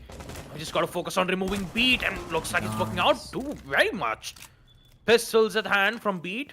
We'll get the kill off from removing Thresh. Now it's a 1v2. They haven't planted the defuse just yet, and Ragnarok is going to do exactly that. Put themselves in an advantage. And now Beat needs to figure out a way to get this win, but it will be Ragnarok who gets the win nonetheless. Uvu will survive the first half on attack on a 2v4 scoreline, which means that we will see Team Uvu on defense first. And waterboyz, my goodness, their reign of terror doesn't stop. Not But again, one you have to give credit where credit is due. Ooh, they played that round beautifully at the very end. Yes, at the start it was a little bit more questionable, but waterboyz started making a lot of very aggressive plays that they really just should not have made. They already had the advantage on a 4 versus 2 situation, and they started to try and rotate and try to find different avenues to attack their way in from, but just didn't work out at the end of the day. Now, did it? They didn't show respect to their opposition, and Uvu were able to capitalize on top of that. But Attackers need to locate. I again make the statement. Are you really waiting for your opponents to make mistakes so that you can take over their sidelines, or do you want to force them to make mistakes so that you can capitalize on top of it? That is an age-old saying that I will always say. It doesn't really matter for this game, for any tactical shooter in general. You can't wait for your opponents to make the mistakes, because if you wait for something like that, then you're never really going to improve as a squad. Yeah, you win out on this particular match, but the upper brackets, it's not going to be completely done just yet. A complete and utter heal station being made by the Thunderbird. That's a lot of different plays that they can go in for here. And Uwu, they're looking to be a danger and a half, considering their composition. There's a lot of run-out potential here, but against waterboyz, I don't think you're going to get away with a lot of run-outs, even if you try to go up against it like this. But then again, there's no Nomad, so plays could just work. That's the bright side, right? No Nomad, which means that defenders are free to roam around as they wish they want to. And since this is a 2v4 in the first half, there's highly likely a chance that they could equalize it on round number 8 itself. Sandy, on the other hand, finds the gun held of Dresh, and he removes him. Ragnarok, on the other hand, he'll just, trades his back and just falls back in the side safely. He could go back to the corner station from second floor karaoke, Yeah, good luck. but Nope, Rattler not just today. catches him off the act. Rattler decides, you know what? You've got your first frag, but we're not going to let you go back to the side to get your healing. Yeah, but look at the setups that they're going for as well. Even if one person dies, okay, so they're reading their opponents so beautifully in so many of these instances. That's why I'm loving this. Because, hey, Sandy got that first initial kill. He got traded, but what happens to the traded player? He's going to run all the way up from drums, trying to get back in towards the side where they're going to try to heal. Rattler was already in position for the window to cut that rotation off. And I loved that play. The way that the waterboyz are playing to cut off rotations is one of the main reasons why they're able to get so many advantages. Look at the crossfires, look at the setups. Everyone's playing for each other. If one player goes down, there's always another one present close enough to go in for that re-engagement. And Uwu, that's why they're falling a little bit too short in a lot of these instances. They're not playing off of each other. They're trying to make their own individual plays. And as a team, unless you're able to come together, it just won't help you out on instances like this. Ooh, their individual skill level is incredible to watch. But at the end of the day, the team play and coordination as well coming in from waterboyz is what's giving them so many rounds in particular. They're setting each other up for success. Yes, taking individual fights is one thing, but at the end of the day, you lose your individual battle, but your teammates are able to pick up from where you left off. Gotta agree on that, aggressive. You are absolutely right. The way how waterboyz are just so strategic when it comes to their executes on their pushes. If one player goes down, the trade outs would happen. It's like it works in symphony and harmony. And for Uvu, although I gotta give credit on how good they are when it comes to individual plays, you've gotta know in a game of Rainbow-Six-Siege, especially when you're playing on defense, you've gotta play to it accordingly. And you see a lot of changes in operator specs from both the sides, right? From Uvu as well as on waterboyz. Sometimes we see Mozzie being brought out, sometimes we see Alibi, sometimes we see, some other meta operators being brought out from Uvu. So changing a lot of operators might have a lot of difficulties when it comes to holding the site properly. But once you have mastered the sites on Skyscraper and Beat already heading in, he's not wasting any time at all. He wants to get a single frag or two, and maybe he will. There goes Kato with the first.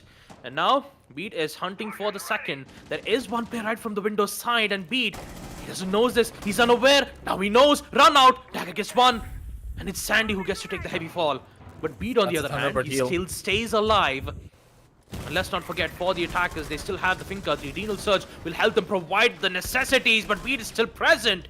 He's providing chaos, but whoa! Ragnarok! I was very They got confused. I thought Beat that was the and, yeah. attacker. What's Even I happening? also got confused. Even I was also confused. They are somehow playing right around it.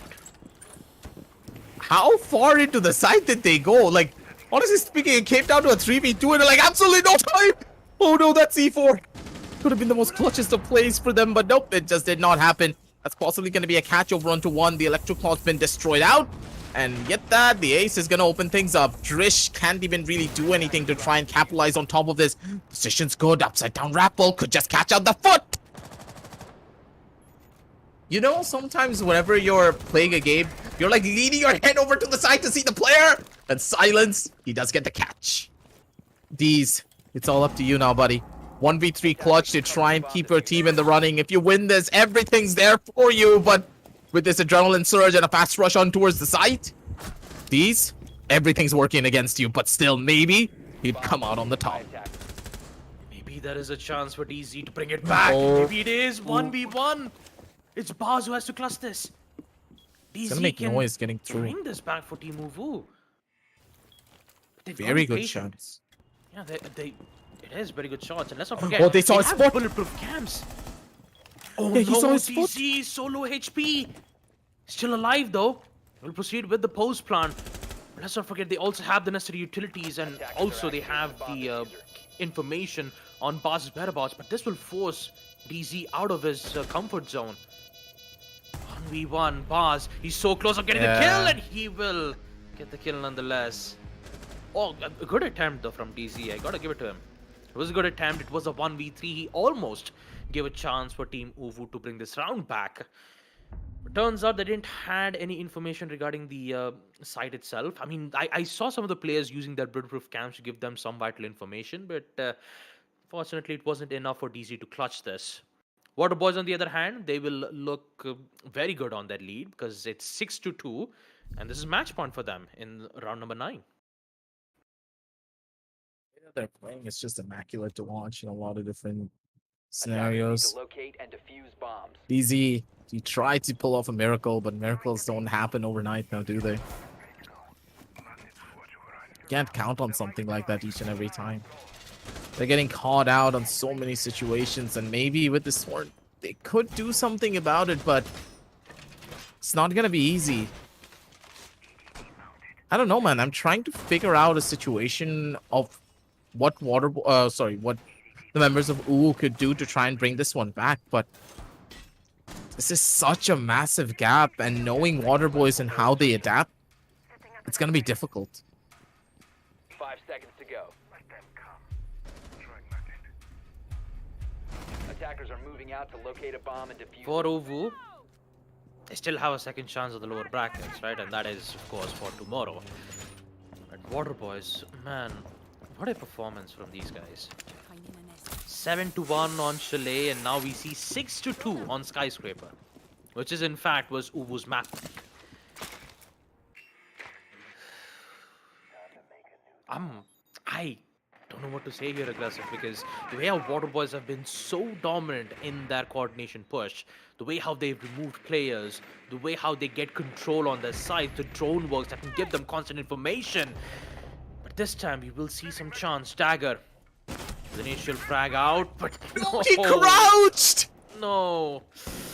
You know, when there was a slight moment of hope for Uvu, waterboyz just, you know, The backhand. just says no. Yeah, the Just- backhand slap. Just a backhand to sprinkle water, you know, just to wake them up. Ouch. Very rough for their side, but still it's a 3 versus 4 situation. They still have an opportunity to turn things around, and it all starts with the first initial kill. Impact to open up the wall, possibly get a catch. The Gemini's gonna be able to reveal the position of Drish. Oh god, Baz. Yeah, he was quick with it. Good shots, good plays. 1 versus 4 situation in the most impossible of spots. And it's again up to these to try and find something here. It's gonna get caught out though. Baz already has a crossfire set up with his buddies. That's a kill. That's a play. 2-0. 2-0. the hands of Team waterboyz, 7-2. What a dominating performance, and we have our finalist, Aggressive. Team waterboyz will be your first team in Season 3 Community Cup Series to have a spot at the grand finals. They will secure maximum second and first place. But you gotta wait for the first place to happen in the grand finals, and that is, of course, will be a fight at the lower brackets. Uvu, on the other hand, they are not out of the game just yet. They will be in the lower brackets where they have to wait for them to go up against Team Crouch Potatoes or up against Team Copium. So whether or not that would happen, which in fact will happen on second match itself, I don't know what I just said right now. But yeah, talk about waterboyz and Uvu, 7-2. What a performance, man. What a performance. At this point, I think that this was just a massive skill differential at the end of the day. It just didn't work out in the way that they would have wanted. So let's just say they have an opportunity in the lower brackets. Maybe in the rematch, they could do something a little bit more different. But the way that waterboyz were playing, they just felt like the better team. They were playing fundamental siege better. They were playing together as a squad a lot more, not taking individual duels in a way that they would not be able to get a trade-off. And that's the thing. As we head on over towards the highlights, we're going to be able to relive all of those moments and explain to you why the members of waterboyz, they were doing so well. You all could be saying, hey, they're just playing for fights. They're just going in for headshots. They're just trying to go in for kills. Yeah, I understand they're going in for kills. But look at the way that they're doing it as well. I haven't seen a single instance where there isn't someone to go in for a trade. Maybe not in a close proximity fight, but the way that they move around the map is just so systematic. One player is going in for a rush. We saw this in a lot of different situations where Sandy just full scale rushed in towards the side. He had full first floor control. He was rushing in. He got traded out. But then what happens when you do get a trade? What happens to the defenders when they try to find that first initial pick? They don't normally go over aggressive. They try to give up that space, expecting someone to come in for the trade. But instead, waterboyz sending a second person in, they take a different line of sight where the defenders could come from. Those kind of easy pickups are what is giving waterboyz such a massive advantage, and the way that they play together is immaculate in my eyes. That is something that is very rare. This is something that we haven't really seen from even No Color Warriors when they were playing, and they were highly contested and one of the fan favorites for a lot of these matches. Fundamental siege is something that a lot of players overlook, and they start thinking a lot more about the strategic aspects of the game before building a strong foundation. And for waterboyz, yeah, a lot of their strategies are not really rocket science based, and I don't think they even pulled out a lot of their, let's say, unorthodox strategies just yet. They're just playing such good, sound, fundamental siege that no team is able to take them down just yet for this Community Cup.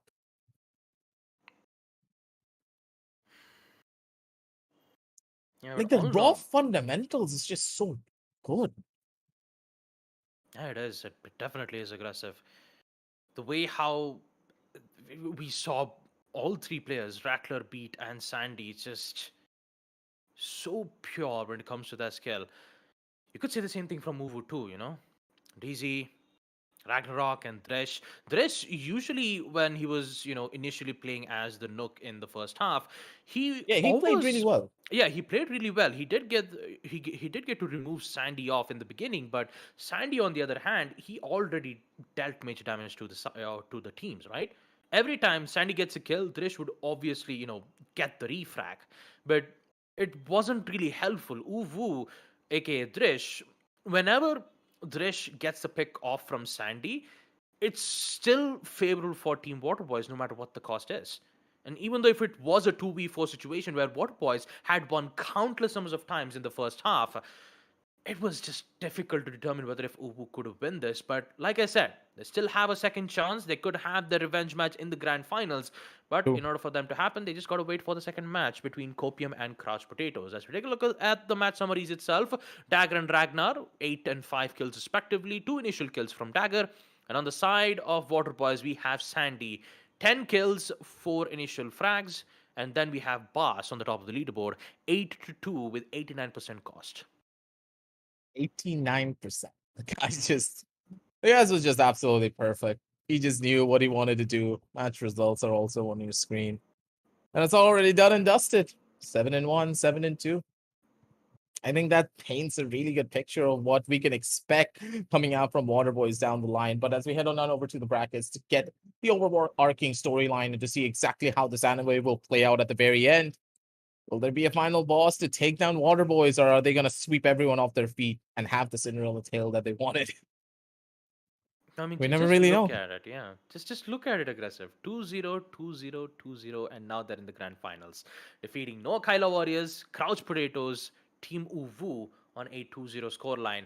And Uvu, they also had a great performance in the upper brackets, but they're not out of the game just yet, folks. They still have a chance. So whether or not that would happen, we just got to wait for the second matchup. And just like I said, the second matchup will be Team Copium versus Crouch Potatoes, which will happen soon. So for now, we'll just take a short little break. Until then, stay hydrated. We'll see you after this.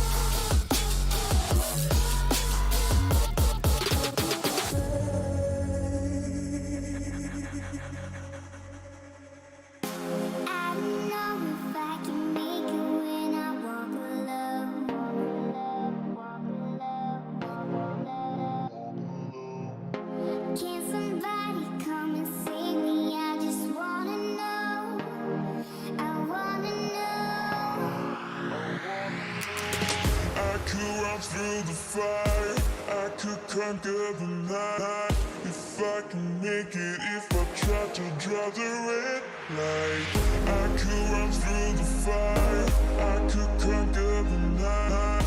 If I can make it, if I try to draw the red, I could, I could, I could, I could run through the fire.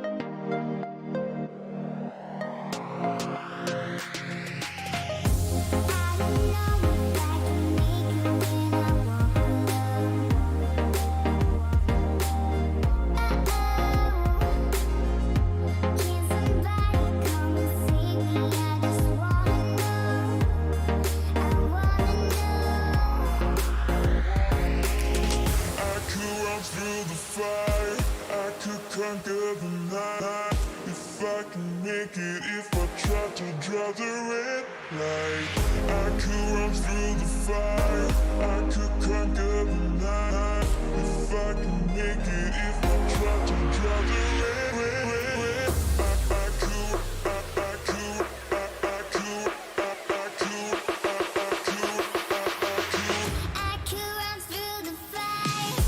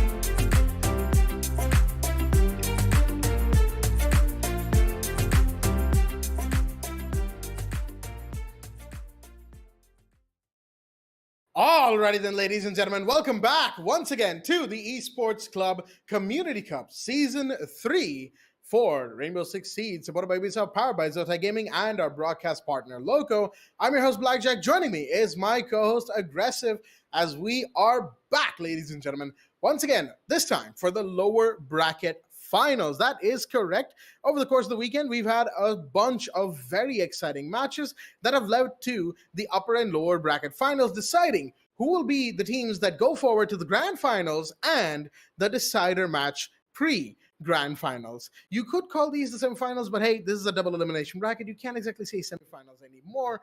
Anyhow, looking at the brackets, actually, as you can see, the teams in front of us right now, Copium, after having lost earlier in the run to North Star, they they won against North Star. They lost against Uwu, came back to the lower bracket, beat Nokaila, and now they're here facing Crouch Potatoes.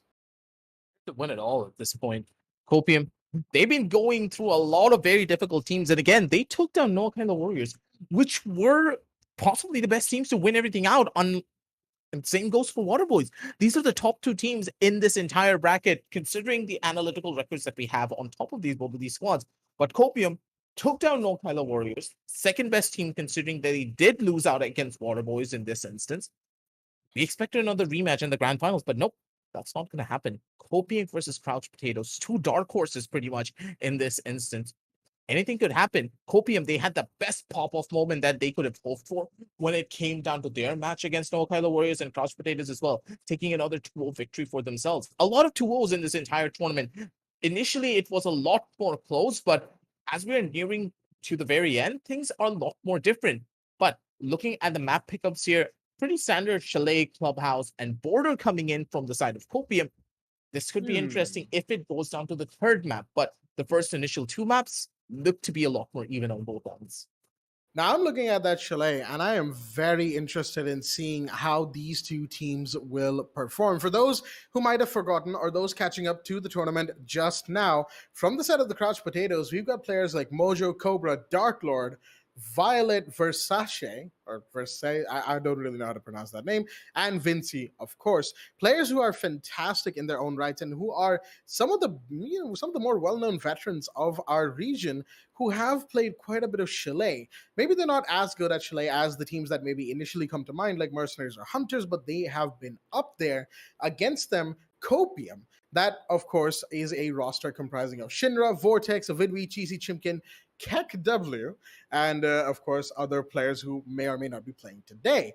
Now this, of course, is a shell comprised of several players from, of course, the well-known Kira Esports, and that lends me to believe that that Chalet map picked by Crouch Potatoes might be a ploy to see if this side of the Kira roster, Copium side that is able to keep up on this map, because Kira historically does not like Chalet, at least up until recently. Who knows, in Pro Series 3 that could yet change.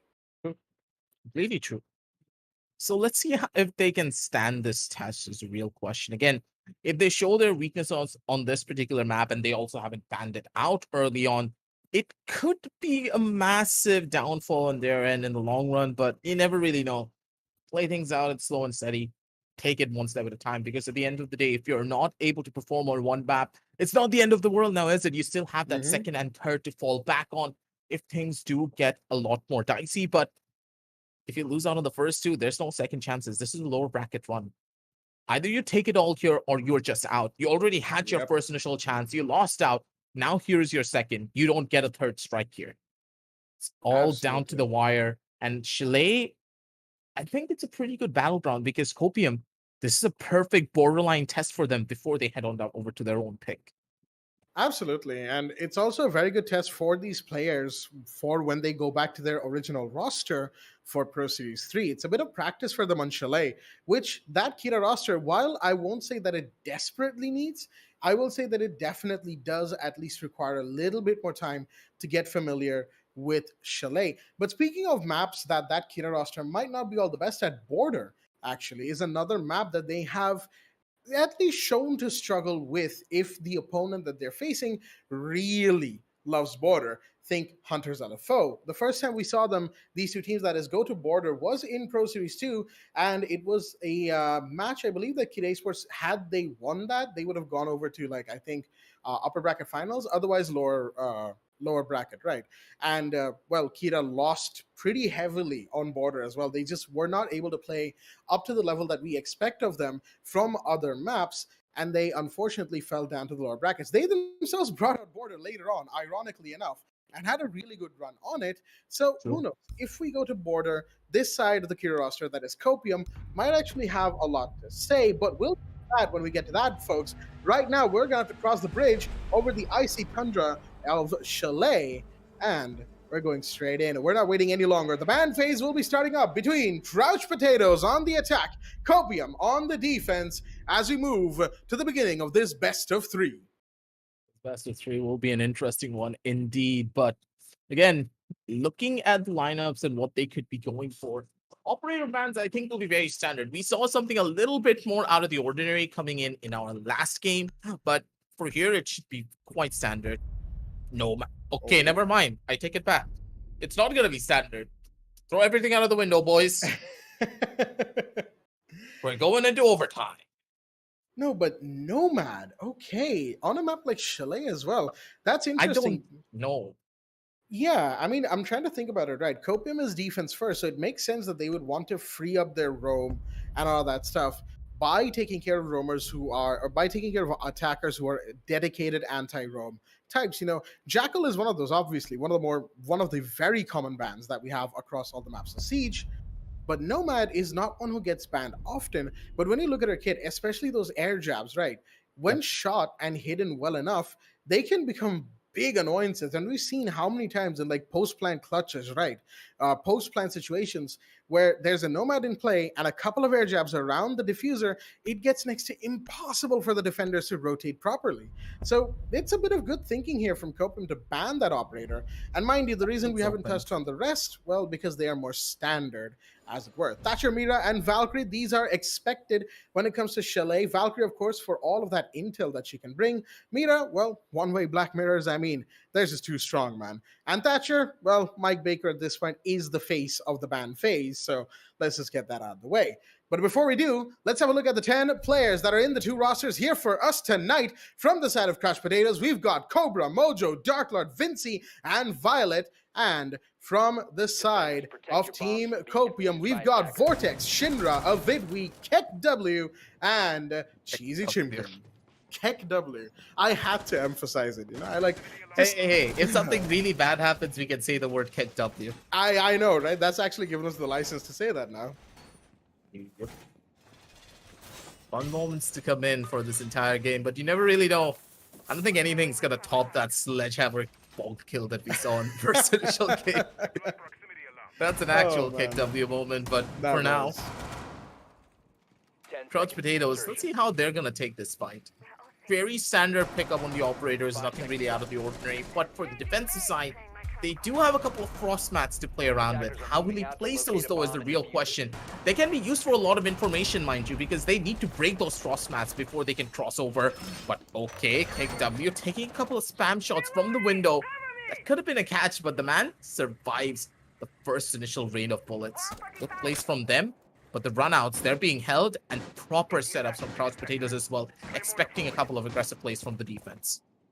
That's smart, because Copium, especially with the couple of players that are in there, like, say, Shinra, like, say, Vortex, they love aggression. They have been known to be the more aggressive half of Kid Esport, especially on the fragging side of things. On defense, these two players are the ones who will jump out, who will run out of doors, jump out of windows, and who will try to catch you as early as possible in order to get their team the advantage. So playing it on the back foot, Crouch Potatoes actually did the smart thing. Now, the frost peaking early, definitely, I think nobody really expected it. More shots are being fired in the meanwhile as drones are being spotted and taken care of as things go. But no, it's going to be a Claymore. And that one jump out, and what do you look at that? Avidwi goes out as Vinci finds Shinra in the meanwhile. Early trade and big trades at that as Mojo now falls to the floor, but is saved as Darklord comes in with the LMG. It's a big one for them, and they have the adrenaline surge. They don't have to worry about anything. Not more about the pickups. Darklord's going to be able to hold in from the back lines. And now is where the plays will start to be a little bit more interesting. Moving on down over towards the side. They have full control of the second floor to play around with. Dark Lord comes in with the LMG, takes on a Vidvi. And Cheesy Chimkin, let's see if he can cheese this round out in some way, shape, or form. He needs to do God's work to try and pull off a miracle. A rabbit needs to come out of his hat. But this Wamai, nothing is how a hat is deep enough to house a rabbit. He's just done for here. 4v1 to a 4v0. Good God, that attack strat was just so quick and precise. And Copium, they had no idea what just hit them there. That definitely was pretty much based around the idea that Copium would get jumpy, would get aggressive very quickly. And would you look at that? That is exactly what Copium did. Crouch Potatoes basically read them like a book, as it were. As we have a little pause request coming in from the Copium side, maybe a couple of technical difficulties, maybe they want to take a tactical pause. We'll find out later on, folks. But right now, going back to that first round, oh, okay. Well, that's a little unfortunate. Cobra has disconnected, should reconnect relatively soon. But going back to that first round, you saw how Crouch Potatoes were playing.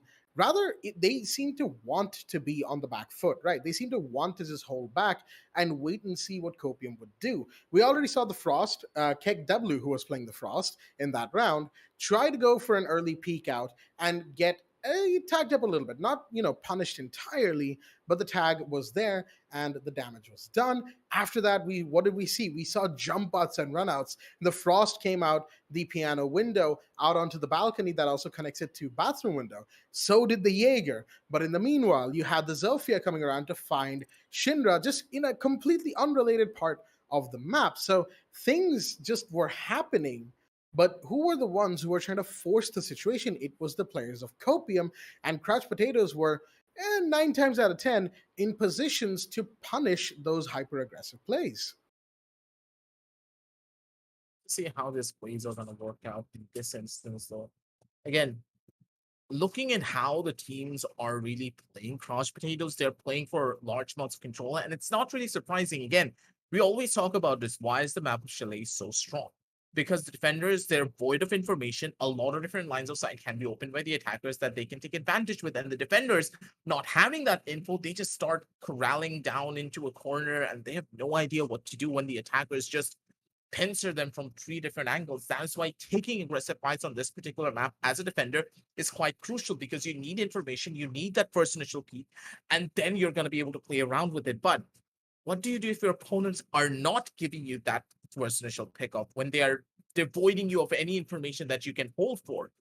And in this instance, I'm looking to see if the side of Copium will go for a bit more of a defensive strategy, because again, they're playing bar and gaming room this time around, so they have a lot more different avenues to play around with.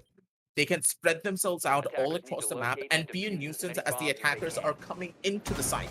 But they need to worry about those drones, and if they don't have that early drone clearance, it's gonna get difficult. Again, it's so hard to hold down a site unless you have some information, and they don't really have a way of gaining that information other than those alibi holograms just being placed all across.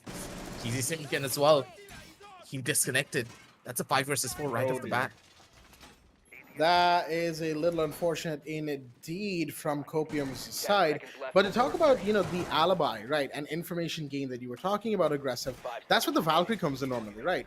And that's why Valkyrie, exactly, that's what I was going to say, that Valkyrie normally is so strong on this map because of the need of information. Both teams need that information, in fact, but attackers' positions getting revealed, especially when they're in the building, in those important choke points that they need to be at. That is what really, really shuts them down if a Valkyrie is in play.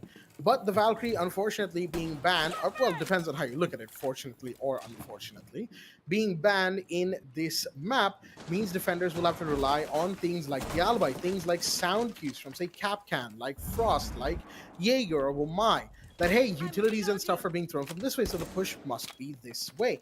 The defenders have to be on their feet, constantly thinking 2 steps ahead, and it's really hard to do all of that while also staying ahead on your gunfights.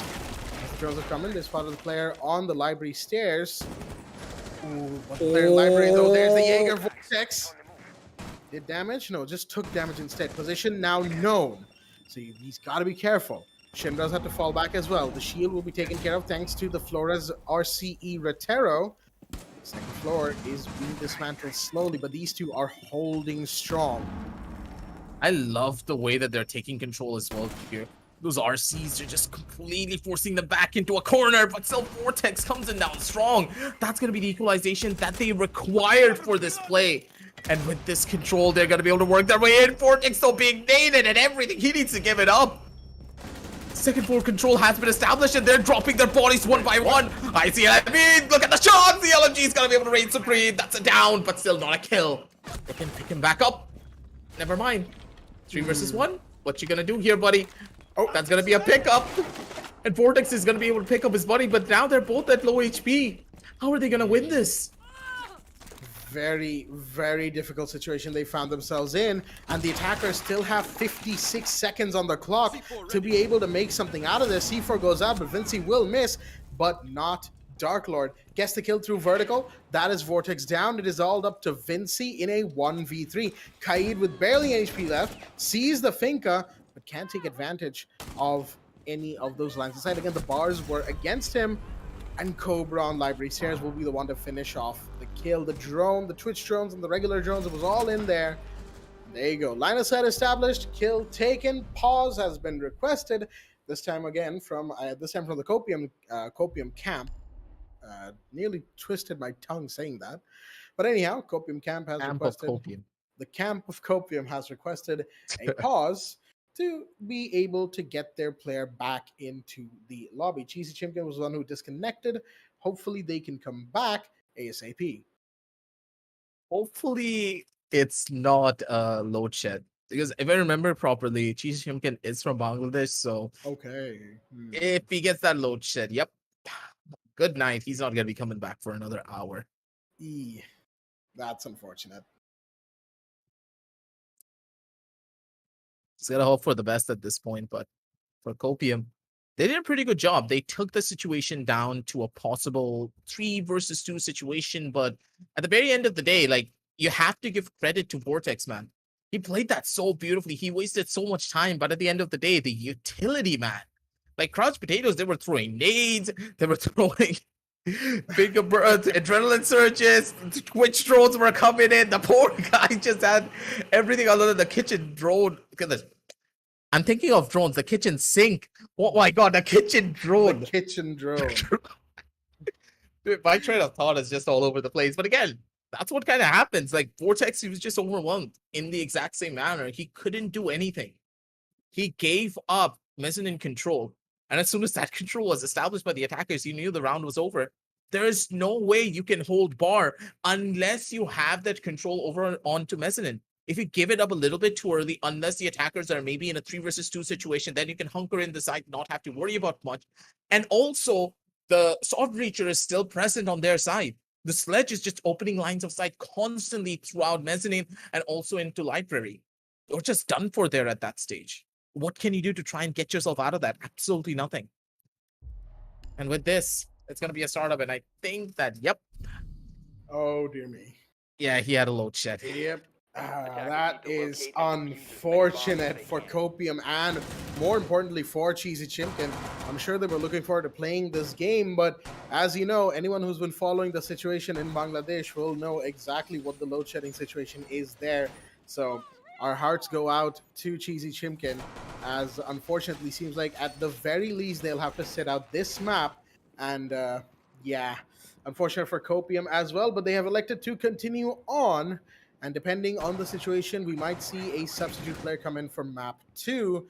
For the time being, they will simply have to soldier on. They'll have to fight harder than they have before in this map, and much harder than they probably initially thought they would have to. Crouch Potatoes, in the meanwhile, they are going to be playing now with a built-in advantage of course, a 5v4 situation.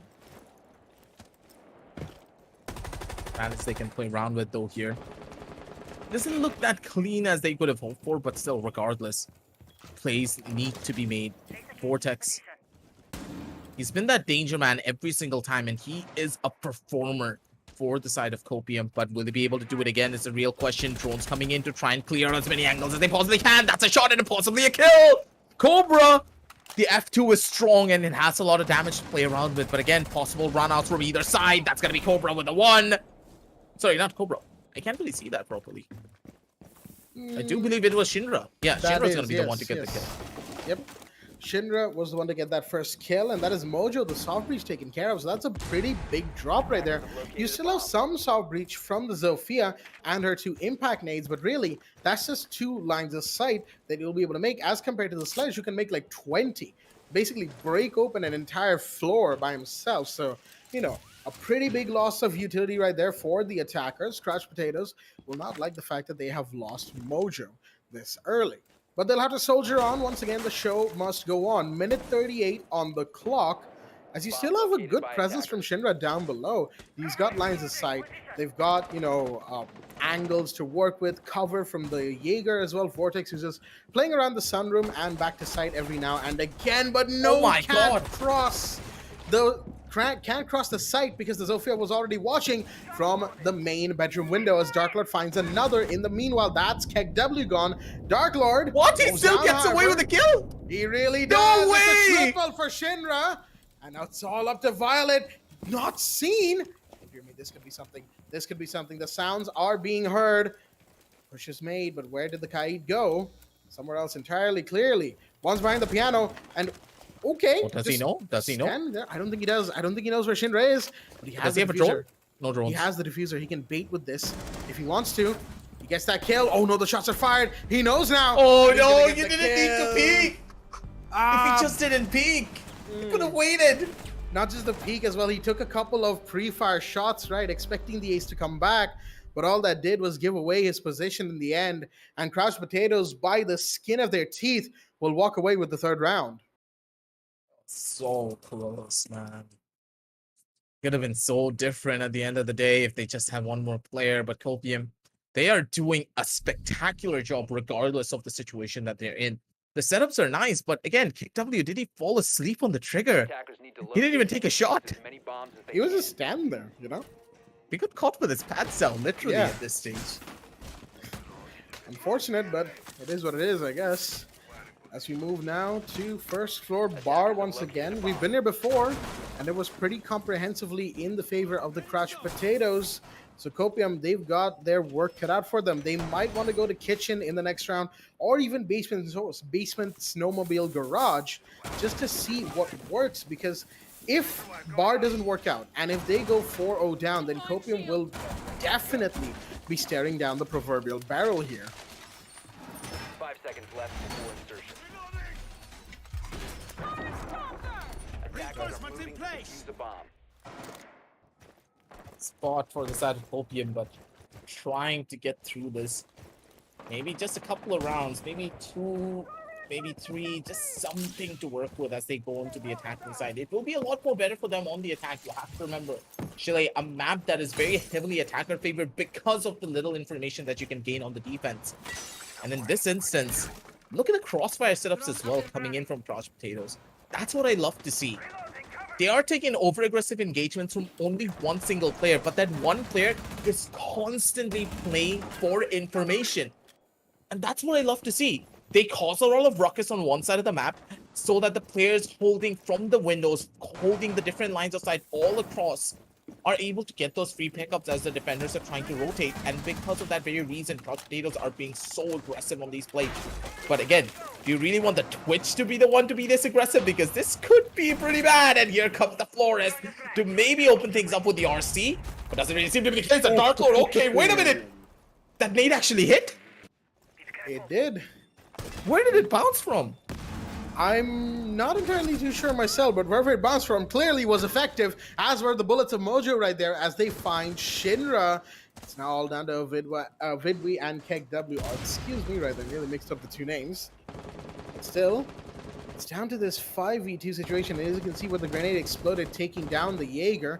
Probably, given the angle, I'd say that probably came from the main big window inside of the library. Really no other place it could have. Either was thrown from there, or But somebody still, did a how big. did he get it from library? Did he back it off the edge of the door frames? I mean, at this point, there's really no other way to get it there, is it? Attackers have The recovered angle their just doesn't line up unless you do a little bit of a bank shot. But another shot does go off. Vinci will fall. That's your Zofia Allen. Oh, that's a kill! Oh, that is a kill. There you go. KegW's playing this pretty well right now. Shots fired towards the sledge, but can't quite connect. But it'd be interesting to rotate right now. Out towards the main basement stairs. Coming around. KegW falls, though. It's a 1v3.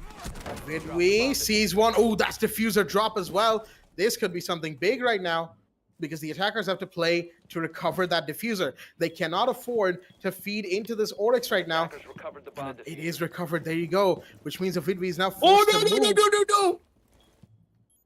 That could have been the biggest timing play of MVP's entire career, but he misses it. Ooh. Come on, man. That could have been something big, but no.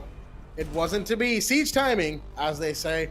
You're gonna hold an angle for like ages, and then the instant you turn away, convinced that no one's gonna come there, boom. You know? Just somebody's there. And either you die or you miss a big opportunity.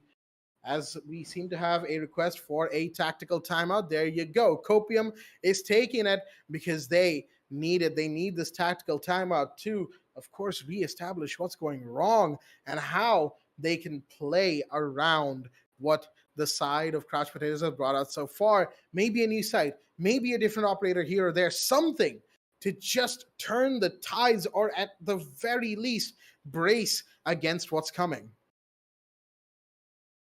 It's the first tack timeout that we have seen in this entire Community Cup. Yeah. I mean, it's a surprising one, but at the end of the day, you need to try and figure something out here. They're getting very close to closing out a lot of these rounds. You have to give them credit for that, especially on the defensive side. They're doing a really good job, but at the end of the day, looking at the scorecards here, Dark Lord with a 5-1 pickup, man. He's been tearing through each and every one of these players, and he's been finding a lot of impact as well. But it's not clean coming in from Crouch Potatoes, but they're making things work. How do you try and find that deficit of information? Maybe picking up a Mozzie here will be something that they can go for. They need info, correct, and possibly by catching out a couple of those drones, they could have that ample amount of information that they require. But what do you substitute at this stage? In a 5v4 scenario, you don't really have a lot of opportunity to substitute another operator that you need on the defense. You need something that has a deployable shield. You need someone that can place ADSs, of course, the Jaeger being present. Barbed wires are a must if you want to get some sound cues, but that's it. Who do you replace with the Mozzie? That's the thing, right? Now, of course, I think some would say that you could replace the alibi with the Mozzie, especially given... No, the Excuse me, deployable bro. shield's important. Yeah, I was going to get to that, right? But like Shinra, we've seen them play the... excuse me, right there, the Mozzie before, and to great effect, as a rehost call seems to have been put into place. So we are, in fact, going for a rehost, folks. It's going to take a second while we get things back up and running again. A couple of technical difficulties, you know, the whole drill at this point. It's South Asia. But to go back to that, it's going to be very hard for them to replace an operator with a mute. Because do you replace the Kaid with the mute, deny them information with the mute jammers, but lose the ability to hold the walls that you need to, you know, anti-breach basically for that much longer? Or do you replace the alibi with the, say, Mozzie and try to just deny utility, deny intel, and gather some of that for yourself instead of having that deployable shield and having the pings from the alibi prismas, which, while great, sometimes they can be a dead giveaway that, hey, yeah, prismas are here. Or if the alibi dies first, well, the prismas become entirely useless, right? Unless you're in like a very heated situation and you don't know what you're looking at. And granted, that happens more often than not on the attack on Siege. Believe me, we've tried. But other than that, alibi is one of those picks. You have the shield on her, which makes her invaluable to team comps. Ooh. But at the same time, Mozzie brings a lot of explosive and counter utility in terms of his pests, right? Explosive being the C4, of course. You can never really go wrong with the C4 at the end of the day. Yeah, that's true.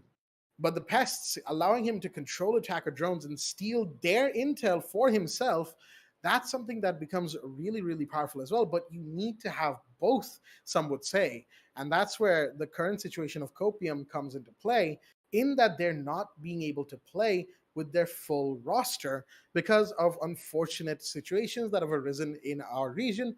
It is what it is. We won't get too much into it right now, but it is what it is, and that really leaves them in a bit of a bind. What do you do here? And that's why they took the TAC pause, and after that, probably some other technical issues have ensued. That's why the rehost has come out to play. But it is what it is. Hopefully, it doesn't take too long for them to come back into the lobby and for us to get back into the game. So hold on tight, folks. We're not really going to be going anywhere. Just letting you know what the situation is. Just get held on down strong for now. But again, going back to the point of what Copium can do, I'm a little bit more on the susceptible side to just think, hey, let's give them the benefit of the doubt. Their gunfights are looking pretty clean, so we can just say that maybe they can play for a lot more of the trades. But again, trade setups are also very difficult when you're on the defense, unless you're playing a very aggressive and getting that first initial couple of peaks.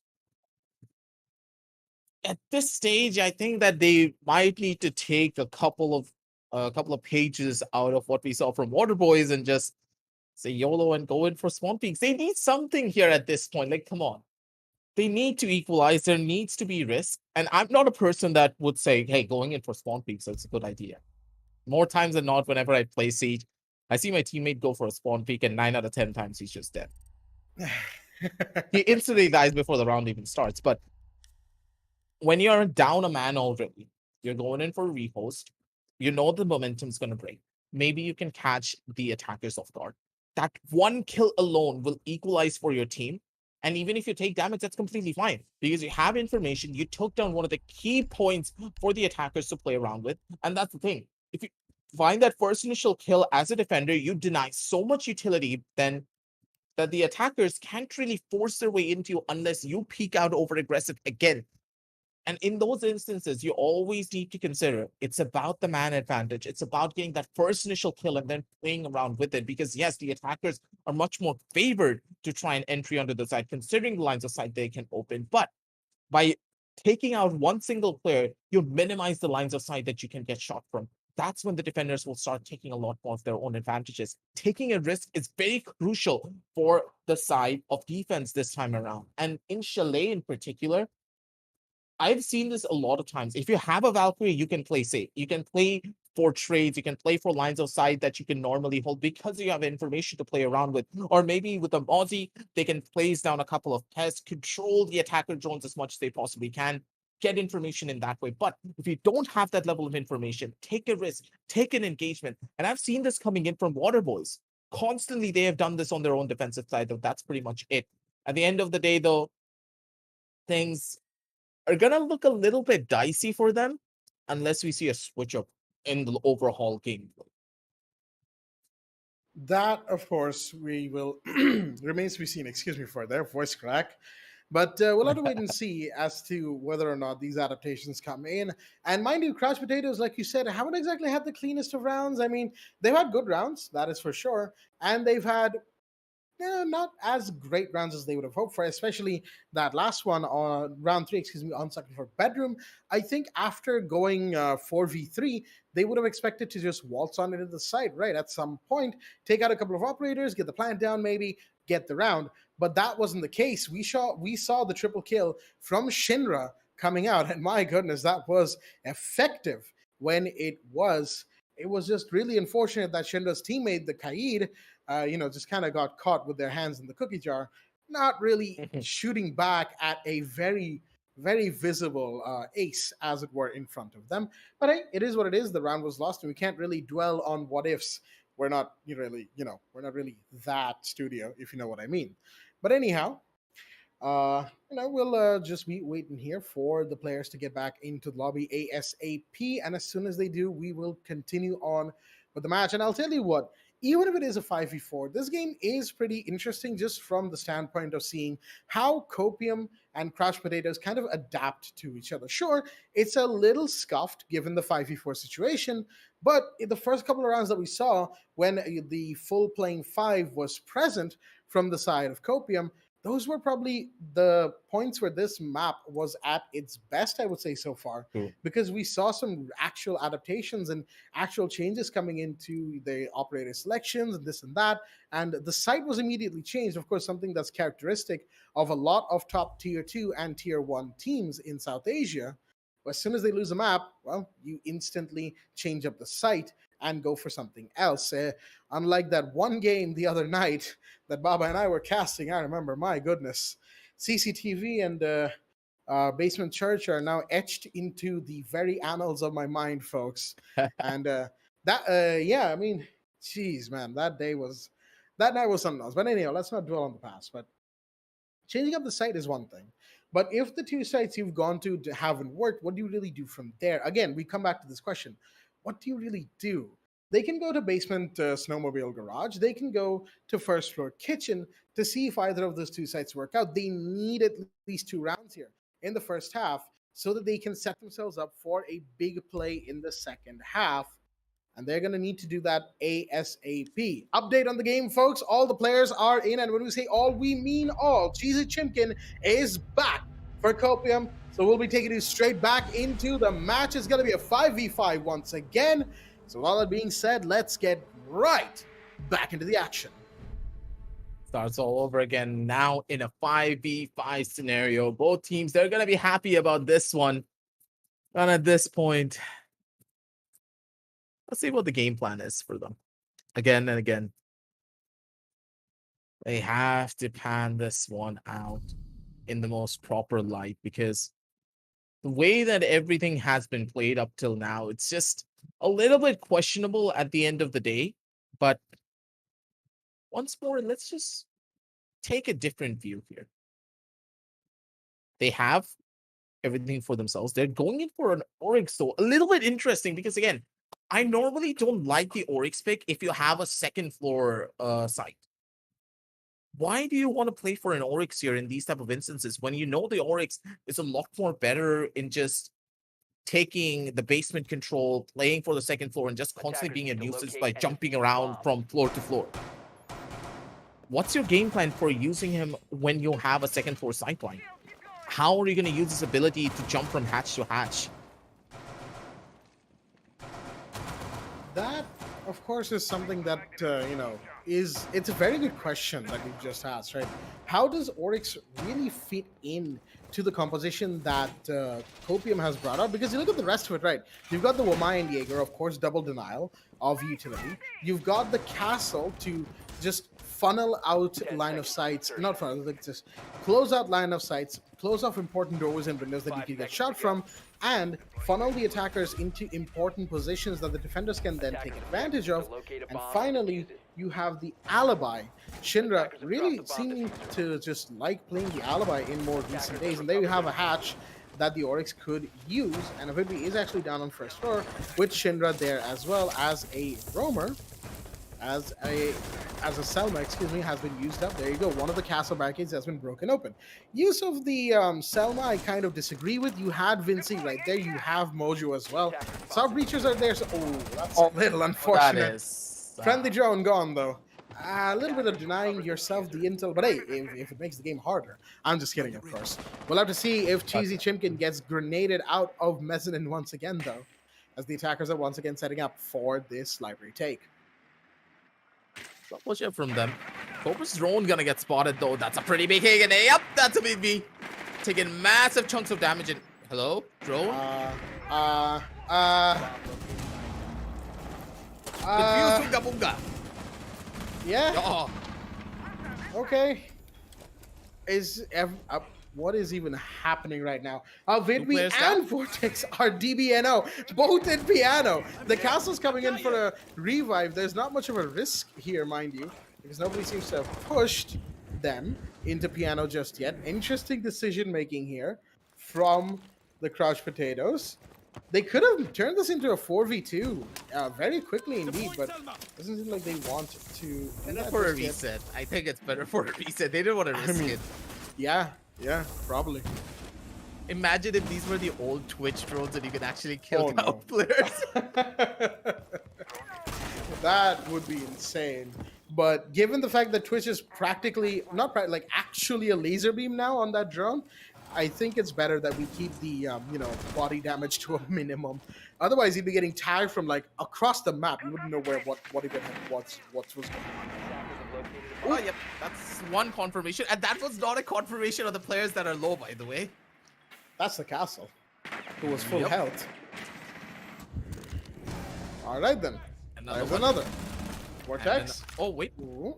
retaliation. Planter will not be killed though from the looks of it. No, Plant's gonna go off. Attackers Did are we? active. Yo, Crossing through like that. What? Wait, what?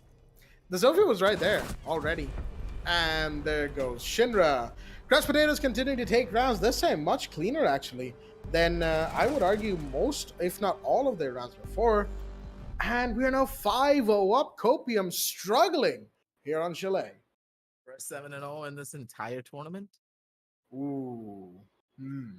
I see. I just said it to curse it. Don't worry. Taking a leaf out of my book, I see. Yep. Hey, you're here. We know that for a fact that the curse is gonna happen. There's no way you're walking away from this one Attackers unscathed. need to locate and defuse as many bombs as they can. I mean, Bomb located by attackers. I had to get, you see, sacrifices had to be made so that my voice and accent could sound the way they are, okay? And fun fact, even after all that, I'm not a fan of myself, so. We all lose at the end of the day. No, listen. I'm a fan of you, so. Hey, thanks, It's man. alright. That makes one of us. God damn it, dude. Come on. I'm just messing Self-love with is you. I'm important. messing. It is. Remember to stay hydrated, folks. 10 seconds left before insertion. Exactly. Just as Baba would always 5 say, seconds get your to go. bottle of water for this one, Mhm. because this could be a long ride. If Copium are able to take one round at the bare minimum, Defuse the bomb. things could be looking up for them as they enter their own attacking side. But again, I may be trying to. I'm just about to. I'm gonna be going for the Copium as well here. No puns intended, but there's no other word for this instance. I mean, yeah. 2022 internet culture that has replaced any other word that you could use in the situation with just copium. Or hopium, depending on who you talk to. No, I have Copium right now. Ah, But for Copium, they need the actual Copium. they do. Because as a 5-0, they're stuck between a rock and a hard place with no way to try and wiggle their way out here at all. It's not looking good for them, and Mojo, he already found the first initial kill. And that too on the Wamai. So the magnets that he could have placed later on in the Bomb round, located by attackers. everything's been denied. Boom goes the drone. That's going to take out the shield that was there on Library Stairs. Shinra taking a big gunfight right now. Dark Lord just missing, trying to get Shinra back.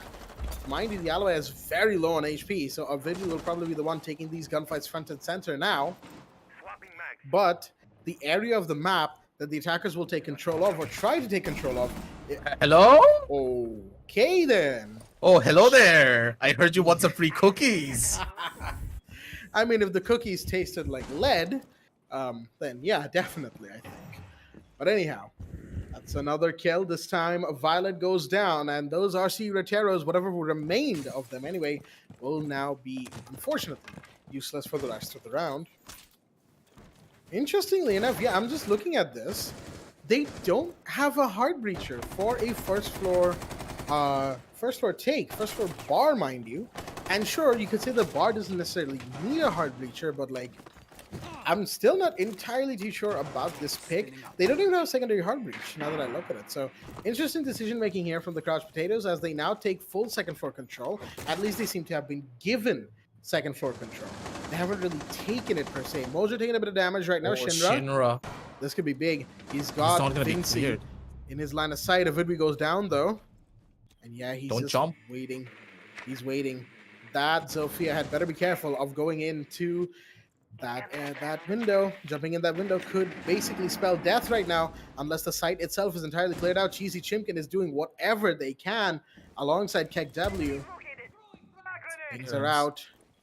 Vinci really wants to jump in. You can see it in his eyes. He's expecting it. Oh, there we go. Seconds to go.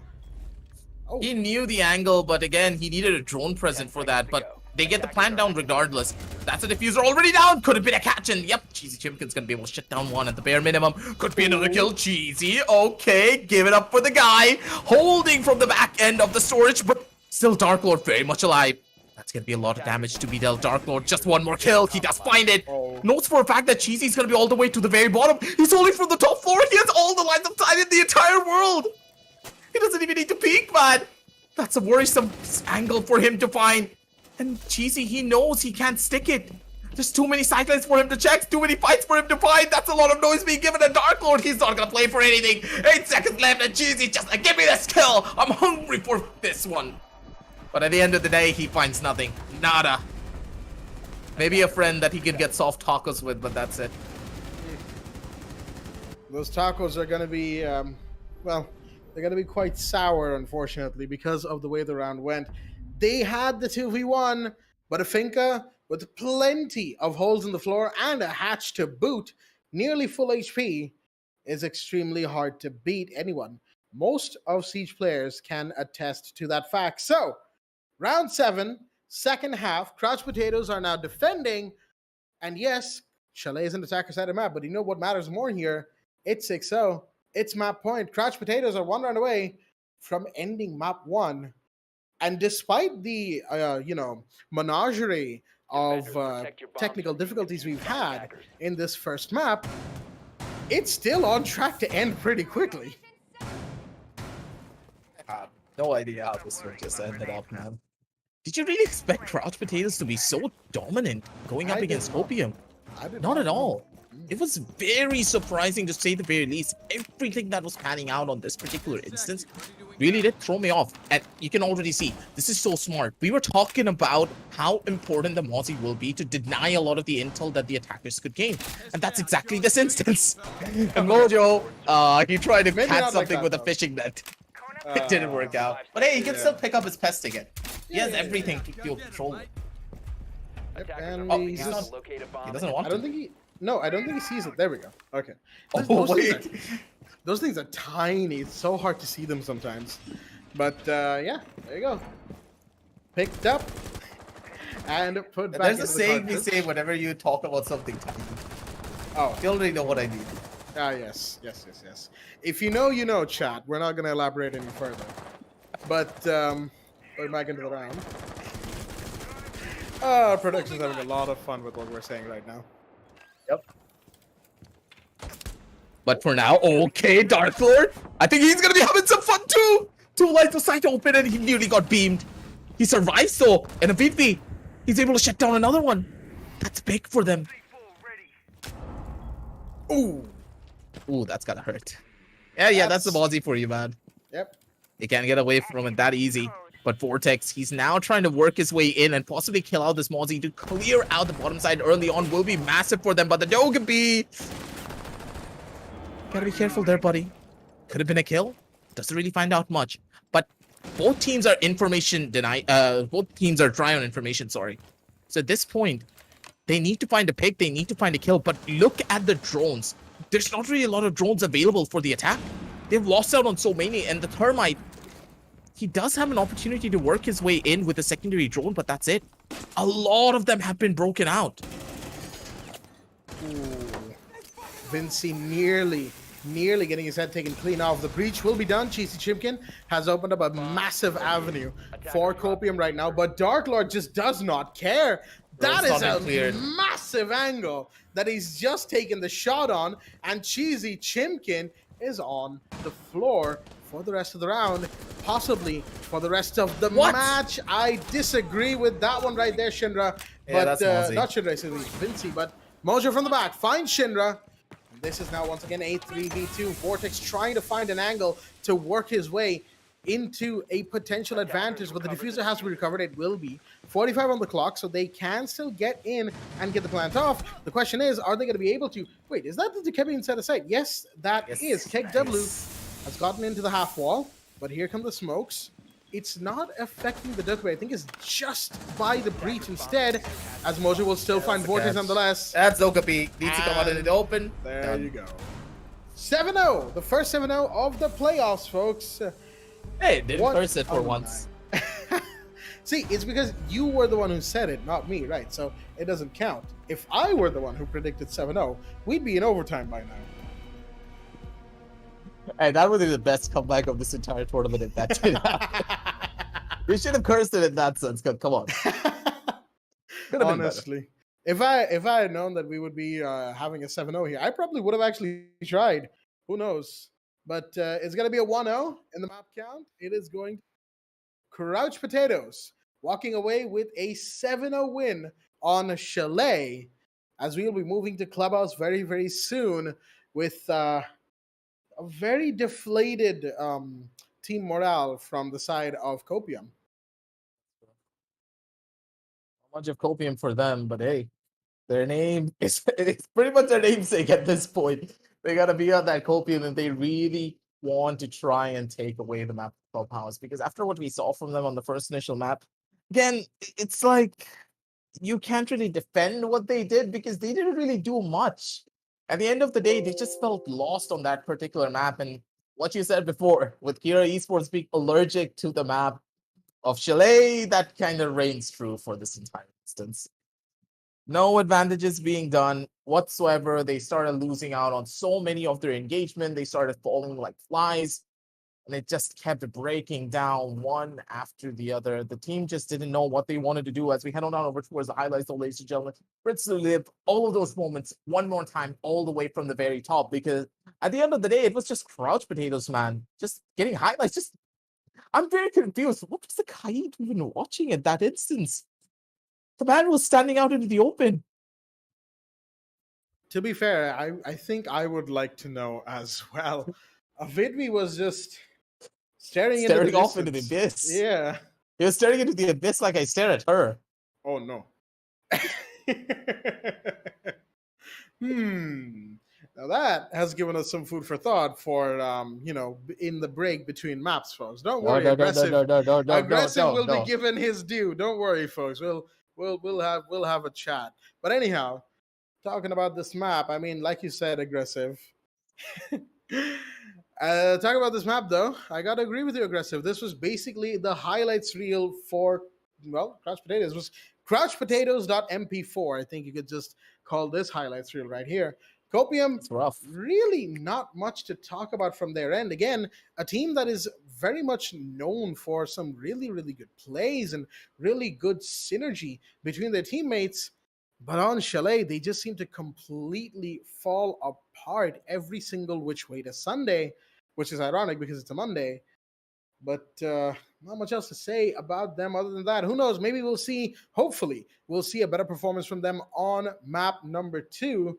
Crouch Potatoes, on the other hand, boy, they'll be happy about this. 7-0 on map 1, going 1-0 up with series point, or map point, I guess you could call it, for this BO3.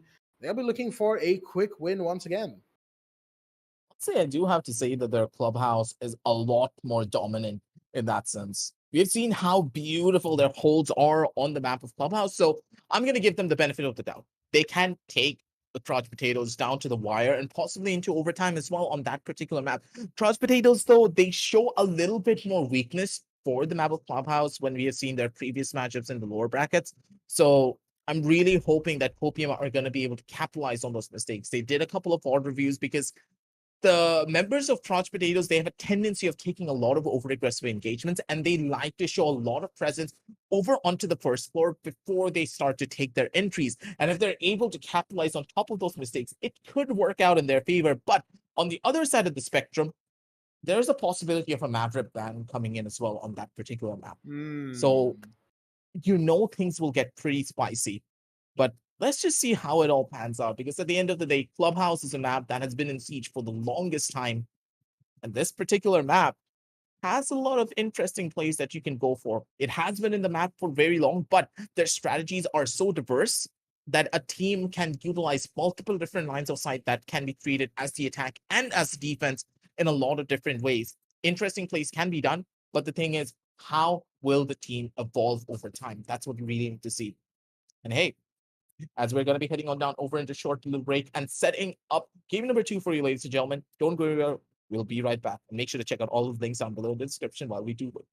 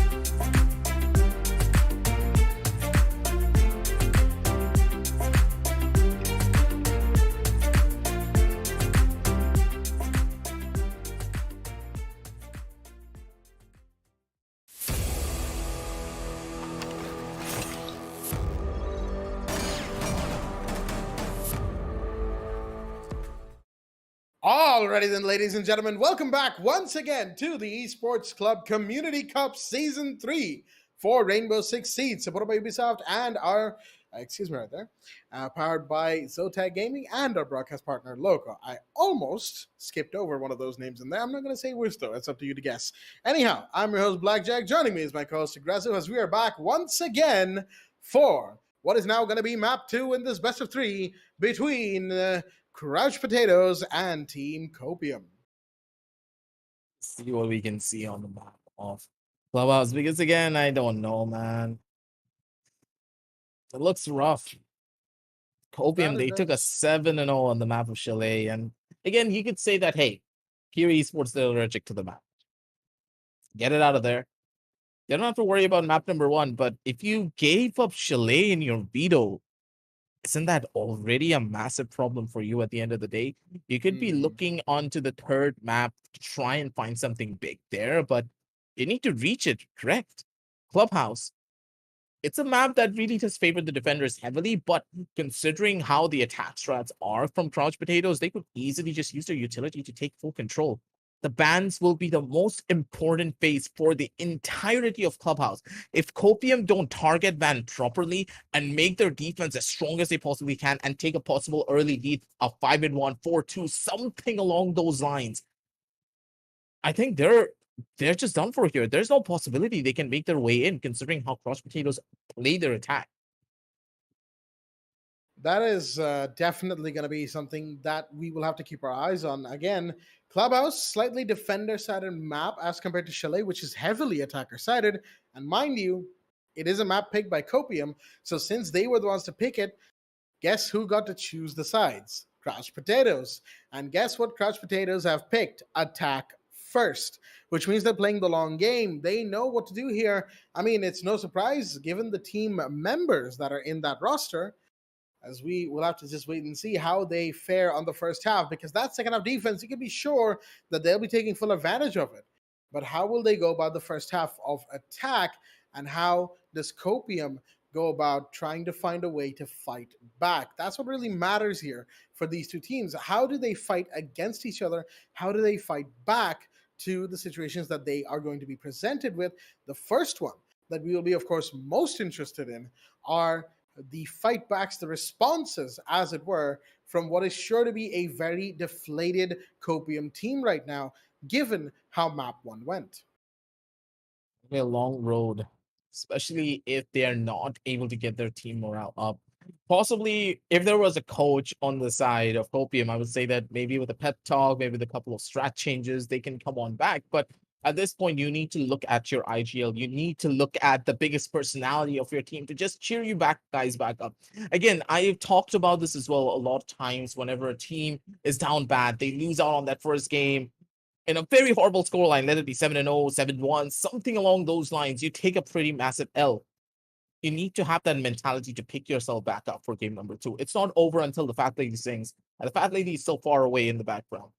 She's just hiding in the shadows, waiting to pick up her voice once more. But at the end of the day, it really does come down to teams just being able to capitalize on the mistakes being made by their opposition. And in Clubhouse, unless your team is very disciplined, you have a tendency of making a lot of mistakes. You over-aggress on some corners. You start to take a bit too many engagements. Your opponents have issues showcasing their utility presence. And if something along those lines happen quite often, then Crouch Potatoes, they could be the ones on the receiving end of a lot of hurt. But again, it all really does come down to confidence for the team. And hey, as the game is being set up, I really hope that Copium, they put a lot of thought in the process of their bans. Because again, I will keep on highlighting this over and over again. The bans is where the entire game will be made. If they go for very standard bans, I don't think they're going to win this. And we could be looking at a possible 2-0 right off the bat. I have to agree with you there. Bans are going to be very important. I mean, the map ban itself is also very, very important. And like you said, the fact that Copium let a map like Chalet, given that they are this weak to it, given that they let it slip, definitely spells a little bit of worry for them, as it were. And at the same time, you have to think, how will they ban operators in a Clubhouse here? They could go for the standard, Thatcher or Jackal or Kaid or whatever have you. But defenders, Kaid is probably going to still stay as one of the bans that the defense has to deal with. But on the first half, Thatcher, I mean, I'm pretty sure Crouch Potatoes are going to end up banning Thatcher anyway. So what do you really ban in Thatcher's stead? You could ban a Hibana. Keep the hatches safe for as long as possible. Force them to bring secondary hard breach gadgets. Force them to bring Maverick to kitchen. People whom you can take out with like a C4 or bullets through verticality and not have to worry about that hatch being open. That's a bit of a specific situational thing. I know Maverick can still get the hatch above Moto and above Blue, but those are areas that can still be held down with cross angles. Kitchen True. hatch gets much harder once that's open because that is the entirety of deep arsenal that you can no longer hold because the hatch is open. And that's an open entry point for anyone to just drop in and get kills as soon as the setup is there. So that's something to keep an eye on. Or conversely, you could ban the Maverick. And what that does is that keeps your electrified walls on second floor that much safer because Maverick, well, he's basically your go-to when Thatcher's not available. He can do the half wall trick. He can make a small hole, toss a couple of grenades in, get rid of your ADSs and your electrification, and just basically blow any walls to Kingdom Come along with the second hard breacher or even just secondary hard breach utility. Sometimes he doesn't even need to do that for that matter. He's just that strong. So Maverick ban, I think, is probably going to be the one that we see end up happening here. But again, it all depends on how they decide to go about it. Defenders-wise, I'm thinking Kaid and Valkyrie maybe, or maybe Malusi and Valkyrie. I don't really see that changing too much. Attackers is where the real game is. And, speaking of bans, Chalet, we saw a Nomad ban, right? From, I believe it was from Copium. Yes, it was a Nomad ban. Ultimately, while it was a good idea, you're much freer on the Roman lurk, it didn't really help them because they had problems dealing with literally everyone else. They could have banned a Finka probably or a Zofia and gotten a much better result out of that. But they decided to go with the Nomad, and well, unfortunately, it is what it is. So some technical difficulties have come up in the lobby process at the minute, so we're going to have to take just a little bit longer to get the match set up. Don't worry, folks, but while we do, folks, well, of course, we have map 3 border. Should we go there? If we go there, there's a chance. There's always a chance in Rainbow-Six-Siege. Like, of course, we said earlier, it ain't over until that MVP screen shows up at the end of the second and or third map. But of course, after this, there are only a couple more games remaining. That's right. There's not much left of this Community Cup that we have been watching and casting alongside all of our viewers at home, because after tonight, upper brackets and lower brackets are done. There's only 2 more matches remaining. The second to last, yep. The decider match, that is, of course, tomorrow, the 30th of August. That's going to be played between the winner of this game and the loser of the game earlier today. So it's going to be a very interesting one indeed. It'll be a hard-fought battle, that is for sure. And of course, the final best of 5 on Wednesday, the 31st of August. Oh boy, that's going to be a good one indeed. But again, waterboyz, they're already there. They've been so dominant through every single one of their games. And honestly, the closest game that they had was against No Color Warriors on Chalet. And that's it. They've been dominant throughout every single one of their games. But again, we always talk about this. When a team has a very dominating run, they have a tendency of just starting to slow down and become a little bit too overconfident when it comes down to the grand finals and on the best of 5. Because at that stage, you're running a marathon and not just a sprint.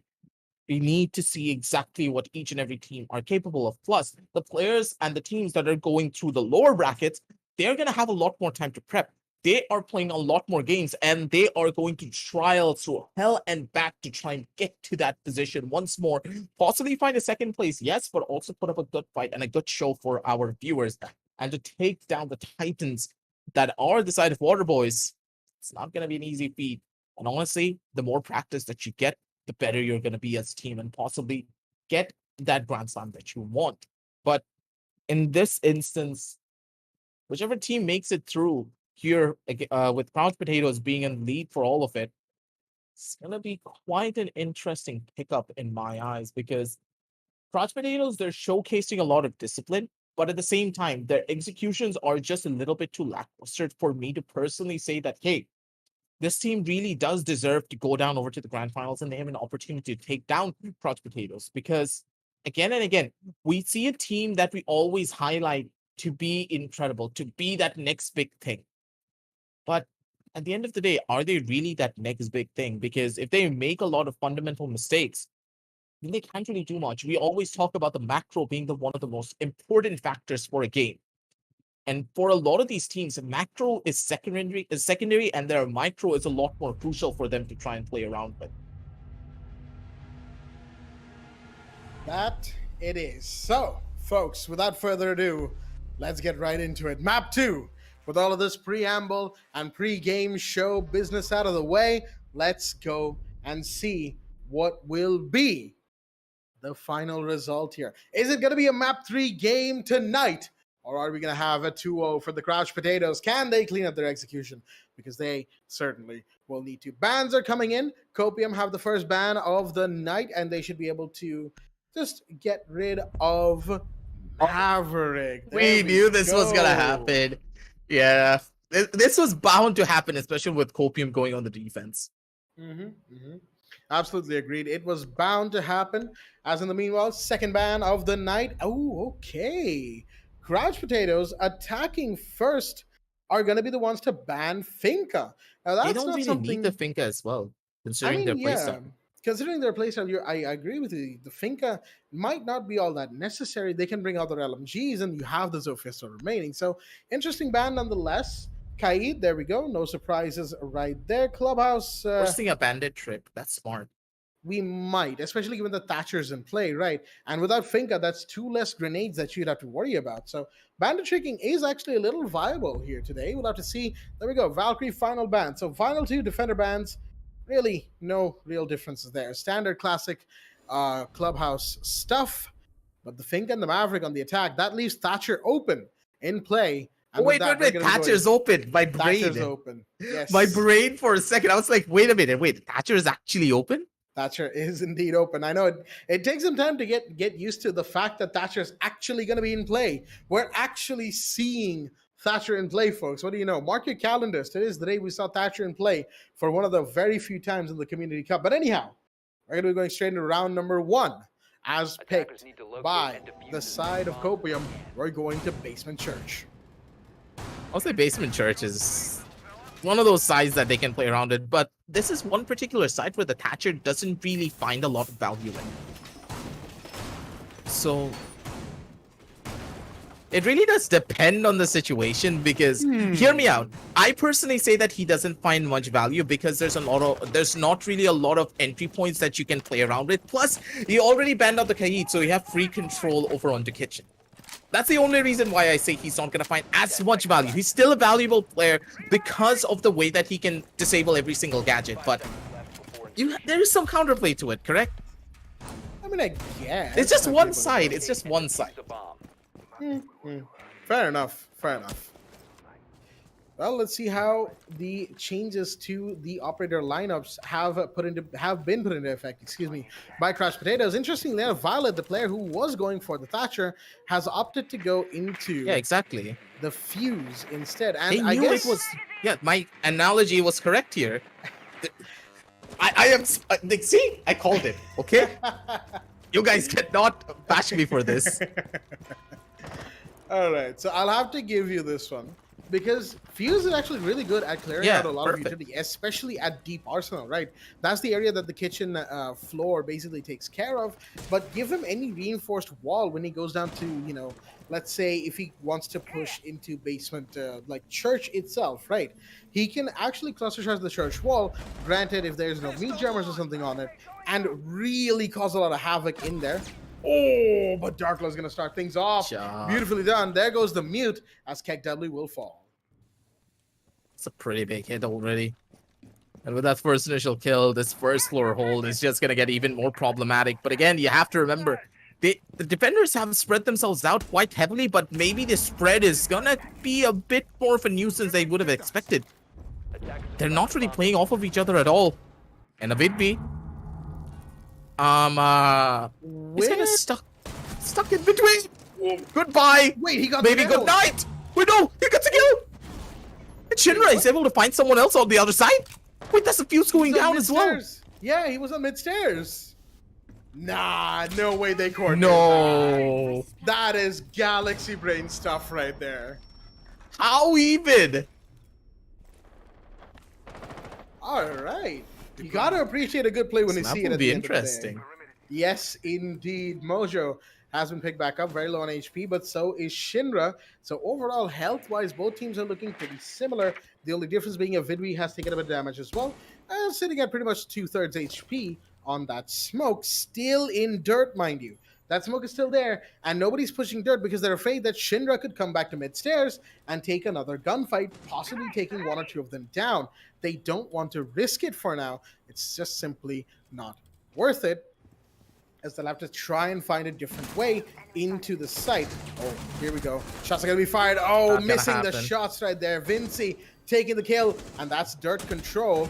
Shinra, however, he could still be big here. He's dropped into bar. He's going to be coming towards garage, not garage, kitchen maybe. He's been seen, Oh, though. yes, you. And now the plant's coming down. Oh, cheesy. Can't get it done. It's all up to Vortex. Position given away. Bullets from everywhere. And it will be Crouch Potatoes to take round one. Perfectly done. Again, you don't have anything to deny these hatches. It's gonna get completely opened up. Banned out the kite as well. This was so smart. The way that Crouch Potatoes played this was incredible. Looking at the bans, just think about it. You ban out the Maverick. You don't even care about the fact that you let the Thatcher go. This is perfect from that end. And now in this instance, they will probably actually go for the Thatcher. Attackers need to locate and Because if this is second for CCTV, that's where the Thatcher is going to be very useful. That's when the bandit tricking is going to get a lot more difficult as well if you combo it with a couple of grenades being thrown. There's so many different avenues that you can play around with, but Vortex, if he tricks it properly, then this breach is not going to open. This is And probably that's the where, of most course- interesting game of the night. I mean, yeah, I gotta agree with you there. But then again, Vortex, you mentioned how the bandit can trick, and that's why Vortex is here as the bandit, right? So that's all well and good. But as for the grenades from below from Vinci and Dark Lord will come into play. That is, of course, always something you gotta watch out for. You have the Thatcher already in play, so that will already be something that Vortex has to watch for. But then you have 4 potential grenades. Wait, Mojo's playing Thatcher with breach charges. Not a common sight. Normally you just go for the claymores, but hey, you do you, Mojo. Recharge is also a good idea. It is for getting some Oh, wait, no. soft On breach and second floor, on second floor, on it's not a second good floor, yeah, idea. it's really not. Yeah, like sure there might be some soft walls you can open up or something, but really not much else. Maybe a other mistake. than that. Who knows? Could be. I mean, Mojo did switch right at the end of the pick phase, right? So probably didn't have Yeah. enough time to get the loadout set. Imagine But- having a Thatcher loadout when he's bad. I know, right? Is this we're so like everyone, players, production, us, casters, we're just so used to not seeing Thatcher that it's like finding the Easter bunny. I'm not even kidding. It's like finding the Easter bunny. You don't expect to do it. You just expect the Easter eggs for Easter. But you found the actual bunny. Now what? Oh! That apparently. Whoa. How did we lose that? That was a lot of whips coming in from Cobra. That could have gone horribly wrong, but still, hey, it's second floor. They're still able to hold Cobra. He is being so aggressive. He needs to get back. Man, he has the pings coming in. Oh, God, this is gonna be quite tight. They already opened up the wall, though. Wait, 1 minute. What happened to the... Oh, yeah, the trick didn't work at all. They don't even have second floor. What happened to the wall? I think he just missed the trick. I think he just missed the trick. It got shift deleted, normal stuff for Clubhouse at the end of the day. But yeah, probably missed the trick. They are definitely missing a Vidwi right now because the smoke didn't even get to deploy a singular gas nice grenade. shot. Ooh, beautifully done, beautifully done. 2 big kills. Cobra and Mojo go down, and suddenly the tables have been turned. Will the turret's table is the real question here in this instance. Dark Lord again has the proper control that he wants. A couple of grenades to play around with. Vinci trying to open things up with a possible couple of players being flushed out over towards the side. But again, He's not really able to find anything. Violet, being aggressive, finds the first initial player. The engagement needs to be taken, and he needs to try and find the skill to equalize. It needs to be a 3 versus 3, but KW just way better on this instant. Look at Dark Lord, though. True free kills for him to get, but nope, not an angle for him to find. Vortex on the jump down. He does find one, and the Thermite has a 2x. 2.5, sorry. ACOG on his side. He's not really going to be able to see the player coming around the corner. Get shut down. And I'm very surprised they actually won out on CCTV while 2 of their breach sightlines were open. Now that is definitely a round that I think the side of Crouch Potatoes will not like the way it went, not even in the slightest, because they had it. They had the first blood. The smoke was gone. The smoke of all the operators to take out as the first blood, the smoke was the one to fall. So you realize how important that is. And then they had the breach done.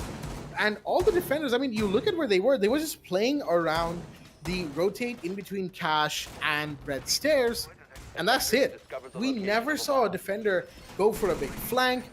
And, you know, one defender was still in Garage Catwalk. But not much else other than that. And they still won it out. Crouch Potatoes is execute. Oh, No! Devil's not going to be happy about that one. Trying to open up the rotate. Cheesy Chimkin opens up KegW's legs instead. That is, of course, not going to bode too well. The Mute cannot take gunfights now, which is tragic because KegW is running the shotgun SMG combo. That is a close-range combo if I've ever seen one. So that's why is this Mute jammer?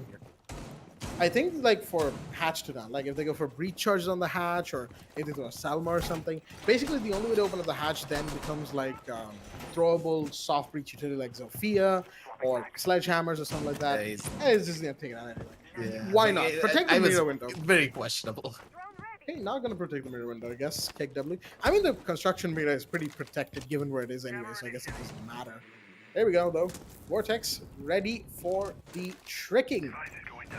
He's gonna sit and wait. There goes the first EMP. No, that is gonna be tricked out. Trick. Both are gonna be tricked out. Oh dear me. No, one more stun loss remaining. They did, but unfortunately, like Violet threw the Salmas exactly when, you know, like there you go. Oh, He's that's a already putting perfect it trick. down. Yep, That's a perfect trick. He heard the toss and he put it down, and there are no Salmas remaining. There's no Thermite. They underestimated this. No Hibana. They really did. They really underestimated it. Who goes? Okay, interesting place to go to drone on. Shouldn't have finds a kill in the meanwhile. Damage done, but still, again, without catching the body and putting it on the ground, there's not much to be done here. That's a logistics storage player already caught. Dark Lord working his way back around. There's a lot of players that are very low on the other end of this though, so they are really denied on map control, and I don't understand how this one happened even. That's a pretty tough spot for you to be in at Shinra. Good God, man, he nearly bit the bullet for that one. That grenade could have caught him out, but here at this point, they need to try and win out on some engagements. Good shots being fired from both sides, but Avidvi still needs to try and find a kill. The way that he holds Jim is also so beautiful. The guy just goes uncontested every single time. And his corner plays could just be the game changer for them. Darkwood again, trying to play from the lower sideline. Shinra, though, shuts down Mojo, even with the low HP that he has the advantageous angle. And somehow the side of Copium are trying to bring this one back, even though Thatcher's on the opponent team. Now that is a Potatoes, they're underestimating this. Okay, that's one, that's two. Why would you know drop he's that? there. You know he was in logistics. What? 3 different angles, he can't do anything. Yeah, I guess so. Cobra, last one. Mirror window, seen him. EMP's not really going to do much in this situation. Cobra knows this. Should get peeked by one of these angles. There you go. Avidvi will take the kill. Copium take round 3. They are establishing momentum for themselves now as they gathered the early lead here 2-1. I do believe that Crouch Potatoes, they're thinking that, oh, with this Thatcher, it's an easy take for us. The Thatcher's an insta-win. But no, that's not the case. There's a lot of counters to the Thatcher that players constantly forget about. And in this instance, Vortex is the biggest counter. This guy is playing out of his mind. Being able to trick out every single one of those ace charges. It's not an easy feat. And he did it like it was absolutely nothing. Defenders, protect your bombs from being defused by attackers. So, that is what we like to call in the business a perfect storm, as it were, for Copium to take the round. Just well played from pretty much all of their players in general. Couch Potatoes, I gotta say, they just did not play that one correctly. And not quite up to the standard that we've come to expect from them. Sure, their executes are messy, and they do get quite jumpy at times, especially when the pressure's on them. So, understandable, but still, they play a lot better than what we've seen so far from them on Clubhouse. So, we'll have to see if they can, at the very least, do a 3-3 equalizer, because otherwise, man, oh man, it's going to be difficult for them, even if they do go on the defense in the second half. So interesting to try and play this one out. They need the next couple of 4 rounds, because then at that stage, they need to be very confident in their own plays. Now, this is not the case here. We always talk about this each and every time. Whenever you ban out a couple of these denial tools, how do you really want to play it down the line? Not really a position that we can get out of this one. One of the breach holes have been opened. That's going to be the secondary one to get opened up. Gonna be caught out. And Avidvi, again, trying to play for that sneaky angle. He always loves this spot. And we have seen this before, that Avidvi, he came out with 2 kills in the previous matches that he did play. So maybe another miracle could happen. But these drones could just catch him out and could be a massive issue. That meat jammer's working overtime right now. I'll tell you what, shots fired. Shinra taking damage from the hatch of logistics. They'll just fall back. Watch from the safer angle. But the window of construction is going to be open. That's more damage done to Shinra. He's fallen back right about now, but still not dead. That's the important part here. Shinra is still not on the floor, which means that they can still affect the round here. Impacts, fuse cluster charges going off, as they do have the clear on logistics for now, which means they can get started on the pucks going all the way around the map, making these defenders uncomfortable, potentially even doing a bit of damage, but most importantly, clearing out a absolute truckload of utility down there. Still have one more to play around with here. Good angle to be found, and Cheesy, does he see the player? But nope! The C4 is gonna get caught. KW gets completely shut down. He needs to try and get to his buddies to try and pick him up here. But Cheesy, he's also very low on HP. Does he have the timing for this? And yep, he does. That could have been an open up. And the Fuse has an opportunity to get another cluster charge in position. But Vinci taking a good amount of damage. The Gemini maybe gets him some information, but this smoke is so difficult to clear out. And unless something big happens, Vinci's not going to get away with this. This is a scuffed. Very dicey. Very dicey, very scuffed if ever I've seen one. Darklord's taking damage, and a beautiful hold from Shinra onto the main hallway is going to get Nedham a kill. There's the drop. Here's the plant coming off. Okay, interesting. Smoke guys put that in dirt. Nobody's coming in to deny the plant. They don't know. Oh, actually, they get it.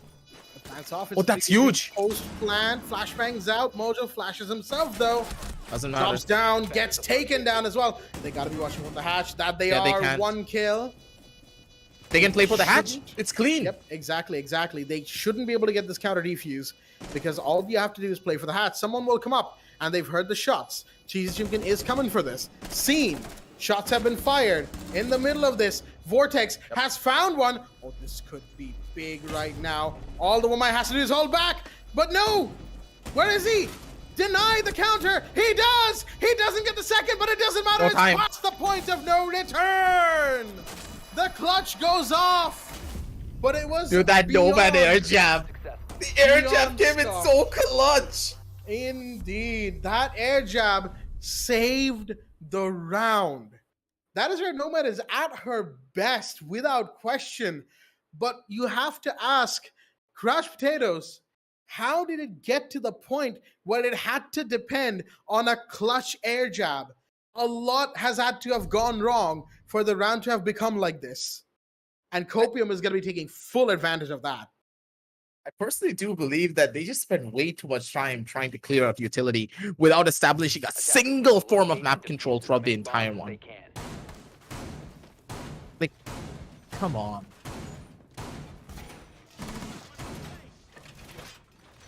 Map control is important. I think no one can take that away from either of these teams, but like you said, Crash Potatoes have suffered from a lack of map control so far. And they just really haven't done anything to kind of bring themselves up to getting more map control. They need to do that. They need to take, like, for instance, now on CCTV, the last time they came here, nobody went for garage, nobody held breach. There was just one repeller who got taken out. Everybody else came to construction, right? It was a one-dimensional push at its finest, aka at its worst. So now someone needs to do, what they need to do is take garage, maybe do some vertical with these grenades, maybe have somebody in construction, but definitely emphasize on the breach, because you get so many lines of sight there. As soon as you clear garage as well, my goodness, it becomes open season for CCTV. And that is exactly what Crouch Potatoes need right now. They need one of these rounds to be open season for them, at least to make it 3-3. I think they're confused as well because at this point, again, Copium, they've been doing so well to block off these different lines of sight that can be created. And the Thatcher hasn't really been finding that much value just yet. But maybe things could be different here from now on. Finally, he picked up those claymores, as you were saying. Yeah, he made that early mistake. He didn't have the proper loadout, so... At least Vinci, he can work his way in a little bit here. But again, they cannot get overconfident in the way that this is going to be played. Vinci has a good position, needs to be ready for the tricks to come in, and he needs to make his counterplay come out as well properly. All really does depend on how the first initial instance is going to go. That's the first, throughout the secondary, but nope, that's going to be the opening. Oh, that is big. Is it going to be denied? Yes, it is. Vortex, Where's the second timing on that? No, where's the EMPs. second? Where's the second EMP? You're supposed to use two right Or after the grenade, first. right? Yeah. Once Dark Lord went down, come Mojo should have on. been there to at least support, but it wasn't. And that is just gonna let the exothermic blow out. Another EMP goes out, but the bandit is right here. Does it really matter? He's gonna get the trick done nonetheless, and everything's falling Forget apart. how to play with the Thatcher? I think they did. I mean, Thatcher hasn't been in play for just that long. I can't necessarily blame them, but it's just falling apart for Crouch Potatoes on this round. Nothing from them. It was a complete no-show compared to where they were, even in round one of this map, let alone the entirety of Chalet. Copium are fighting back something fierce right now, as they are 3-2 up on the last round of the first half. I have no idea what's happening because of this Thatcher placement. It actually does feel like they just forgot how to play a Thatcher. Attackers need to locate and Oh defuse bombs. boy. I don't know what to say. I really don't.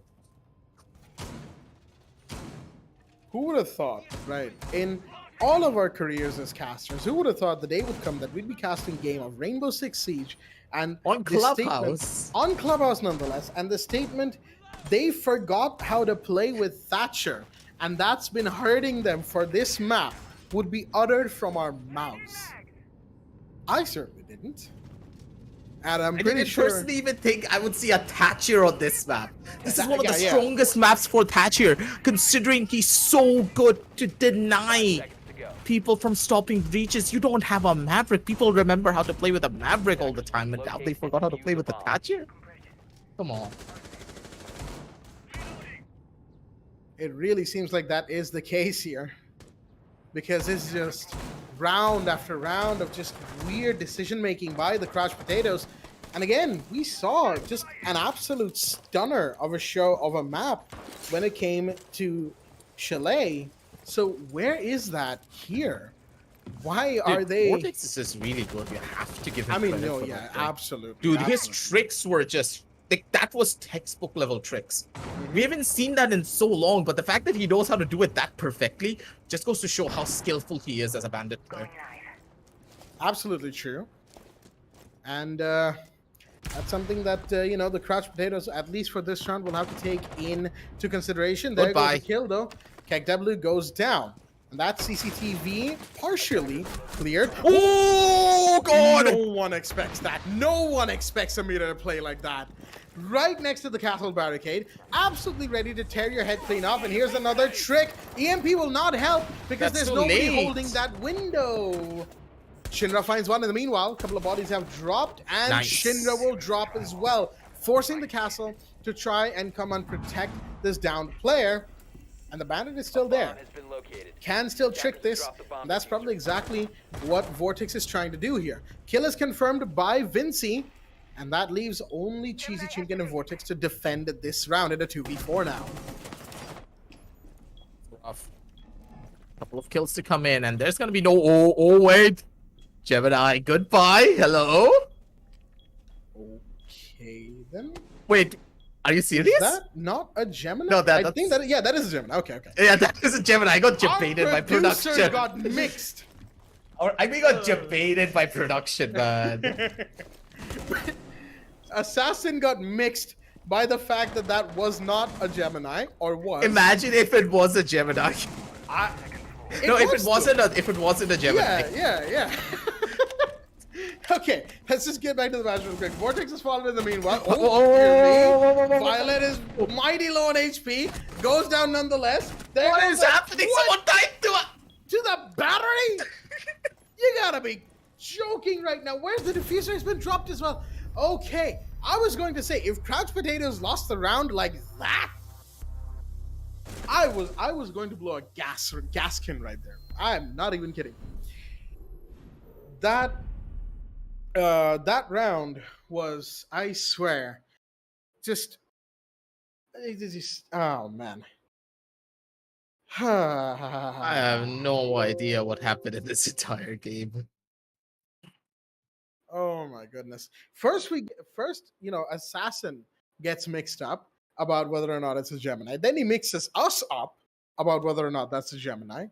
Then Defenders. Someone dies to a Being bandit defused by battery. attackers. someone dies to a bandit battery while both of them line up to the castle behind a mirror window.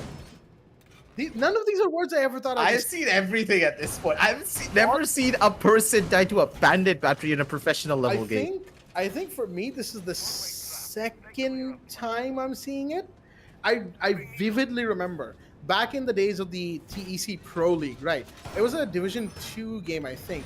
I have completely forgotten who we're playing, but I remember it was on probably Oregon or Clubhouse. It's one of the two maps, right? 10 seconds to insertion. And someone died to a bandit battery, and that day was just, what even just happened for me, right? And right now, what even just happened? Locate and defuse a bomb.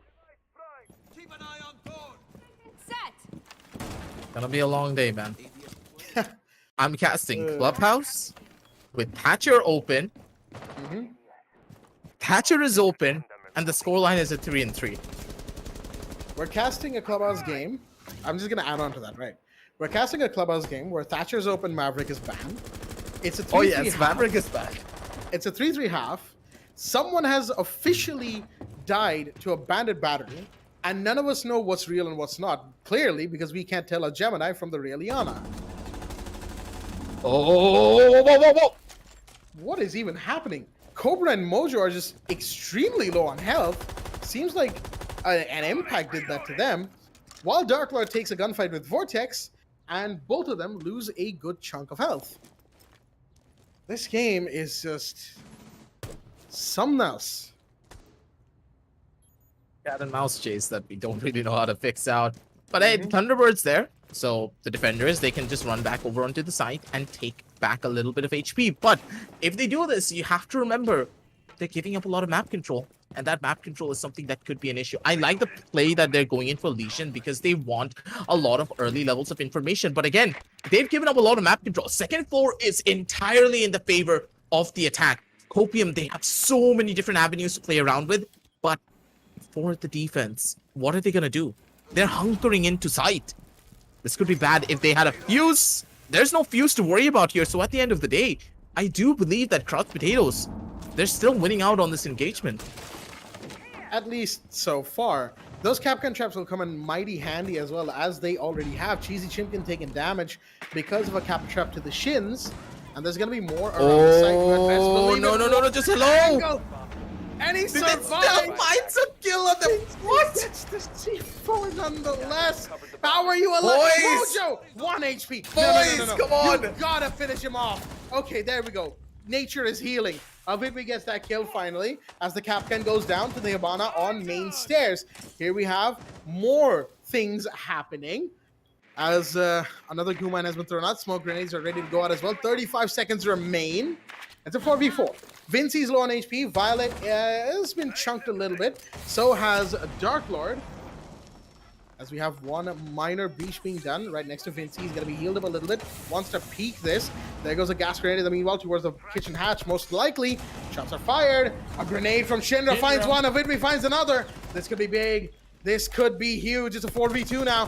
Vortex is getting the plant off. How? Okay, Cobra manages to save that. But it's a 3v2. One player on the hatch. Cobra's going for that hatch player. Gotta be careful about this. Sees the Claymore. Needs to no, I think he can skirt by it. Shoots it anyway. Gives away his position. But the hatch play is now distracted with this Legion coming in. Shots are about to be fired. The Legion loses nonetheless. And there we go. Copium will win round 7. Jack, Yeah. I'm never letting you do a prediction ever again. Haha. Never again. We had a talk about this a little while ago before on the back end. We were just chilling and waiting. Jack tells me, hey, aggressive. I think there's a good chance that this could be a 2-0 in the favor of Crouch Potatoes. It's a defender-sided map, yes. But considering how Crouch Potatoes play on the attack, they could just take it pretty easily. Protect your bombs from being Okay, defused by I attackers. did not say easily. I'm going to defend that tiny aspect of what you said, okay? I did not say easily, but I just said that they could take it 2-0. Man. Again, their attacking side is pretty strong, but I didn't expect it to go down this. Like, even you didn't expect it. That's what you meant by that side statement, because I don't know what's happening. I really 10 don't. seconds remaining. Neither do I. Like, I'll be honest with you. 5 This- seconds to go. Is a game. This is probably the most Tom-Clancys-Rainbow-Six game ever. And we'll just have to wait and see what the logical conclusion of all this madness is. We're going back to basement, by the way. A departure from Copium strategy, which was to abandon the site that they lost immediately. Instead, Crouch Potatoes are going back there. They truly feel like they could probably win this somehow. And hey, credit where credit's due. If you're determined, go for it. They've got the Capcan in play once again from Mojo. Speaking of Mojo, actually, 1-6 right now. Not the best map for Mojo, given how they were playing on Chalet earlier on. And we'll get to that in just a minute here. But Jacuzzi Wall's going to be breached right open. Mojo is going to be the first line of defense against these plays. He's currently in, of course, gym. Position should be given away by a drone or two. Maybe.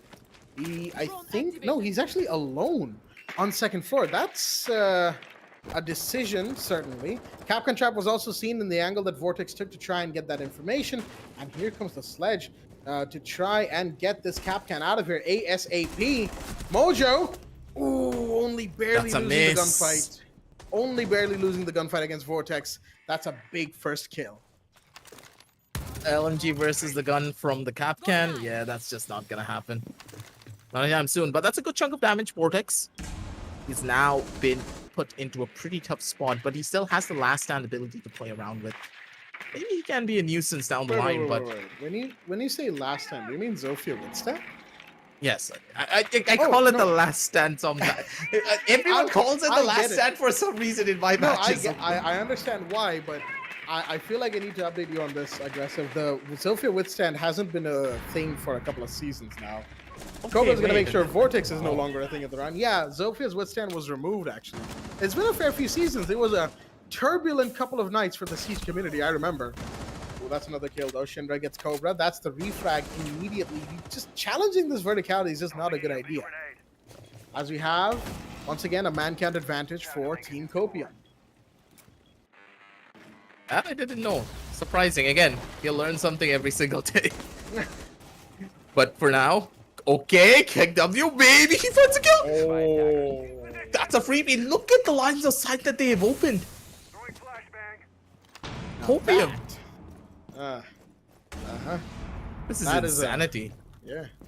Line of sight and a half. They're playing mighty fine here. They're going to find another. It's Sure. all down to Violet. Never mind. Copium's going to get the last kill. Oh, Violet's going to get the last kill, excuse me. And, okay, a pause has been called for. And I think that's from the side of the Crouch Potatoes. Understandably so. They have been losing rounds at an alarming rate. And they need to somehow stop this bleeding flow that they are currently experiencing, this hemorrhage of rounds. Because otherwise, Copium is going to walk away with this, and we're going to end up in map 3.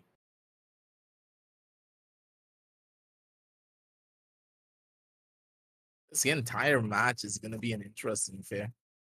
Crouch Potatoes, they need to pull off a miracle at this point. They're losing out on so much map control, and the momentum has completely snowballed out of control.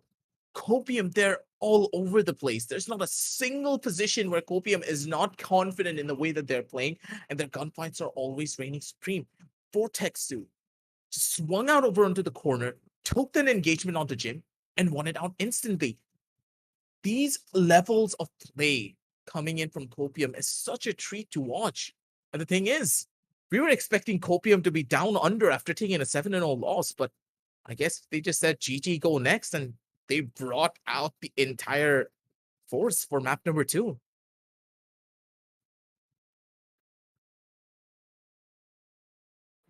This map 2 is just...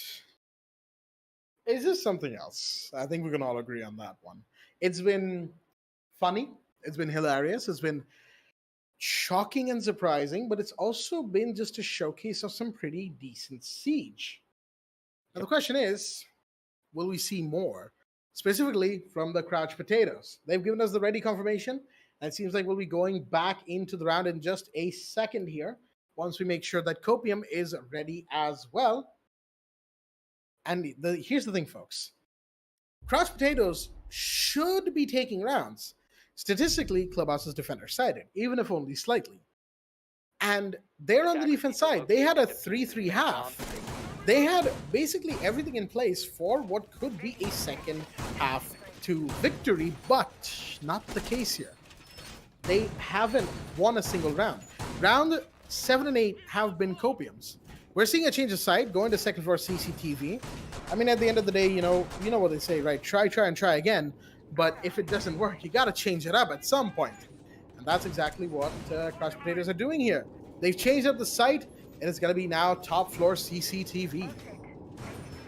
10 seconds remaining. I think at this point, this is where they really need 5 to show seconds up. remaining. This is their last stand. If they lose here, Attacker's objective is to I don't locate a think they can bomb push and this defuse over it. onto overtime. There's a lot of mistakes being made by the side of Crouch Potatoes that they're not trying to reconcile. And this is their last ditch effort to try and find something. It all depends on Cobra. If he's able to trick these walls properly, then there's nothing that the attackers can do to try and go up against this. But it all depends on one singular player and his ability to play the lines of sight properly, and also to be an absolute nuisance to the opponent team. Audio cues need to be in check, and he needs to be quick with his hands.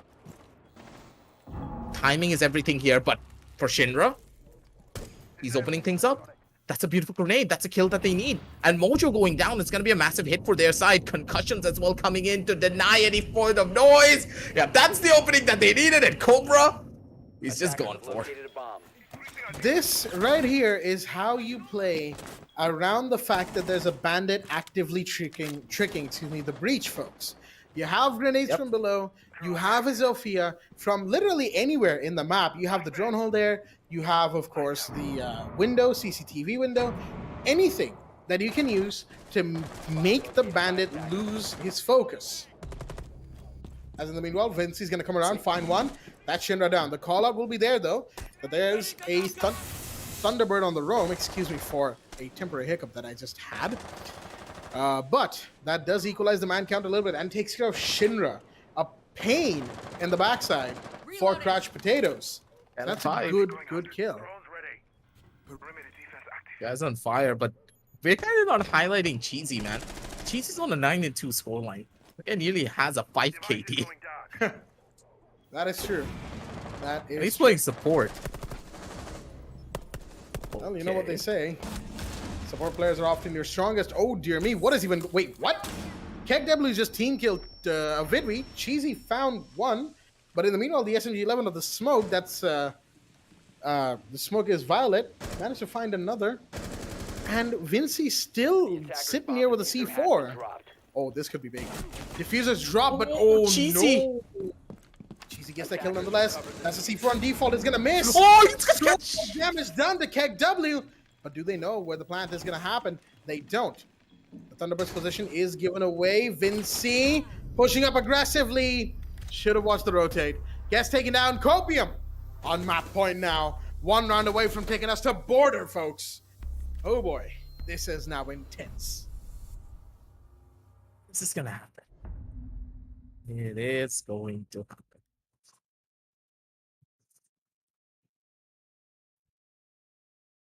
It's a do or die situation here already, Jack. Mm-hmm. And I made the prediction as well. I don't think this is gonna go over onto overtime because Crunch Potatoes, again, this is a team that really does rely on momentum. That is true. That is true. And their momentum's just at a complete and utter halt. They can't regain it in any way, shape, or form. It feels as though the bans that was made out by Crouch Potatoes, they had an idea in their head thinking that, oh, we're going to be the ones to take it because we have the Thatcher. There's no way they're going to be able to stop us. But for Copium, they didn't care.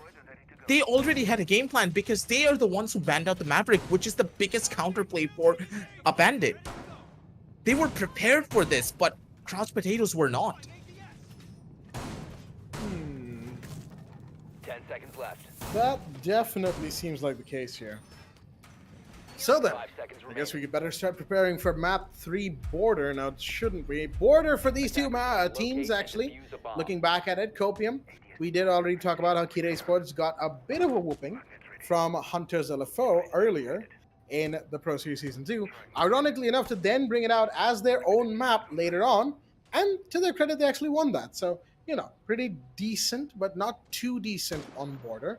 Crouch Potatoes, on the other hand, I'm not entirely sure about. Other than Dark Lord, I don't think, at least for when border is now the new border in competitive Siege, I haven't seen these players play border. So it's hard to tell how they'd be on that map, but I would hope that they have all their tricks ready in their sleeves, because they're going to need them.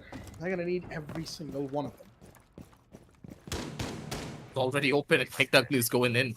Man doesn't even care. Angles have been cleared out, not really much to worry about here. Second floor is theirs and they're already in gym? Wait, they have construction. No one... Wait a minute. Wait, the defenders didn't extend the site? I am confused here. Wait, they didn't extend the site? It seems like they didn't, no. Which is... What? okay, it's a decision. Mojo's down below, but he's not a C4 player, so Attackers have located not a much you can bomb. do about this. Vincey's gonna have to be that one.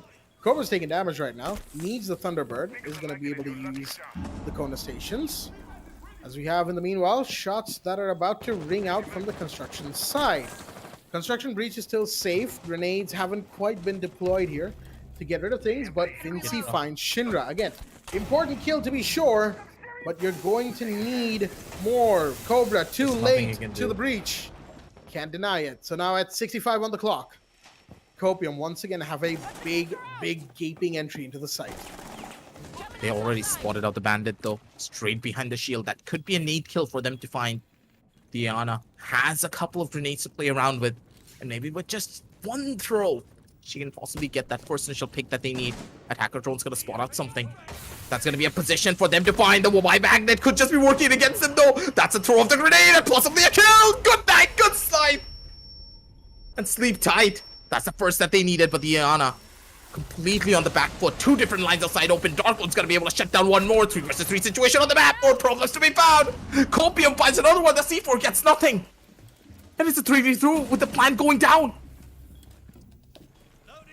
Oh, this will be big. Attackers activating. All right, then. It's not So much for being big. Copium will walk away with a 7-3 on map number 2. And folks, we are indeed going to map 3 border here at the Community Cup Season 3 for Rainbow-Six-Siege. And a bit of a lackluster performance from the side of the Crouch Potatoes. Just almost a nothing performance from them, really.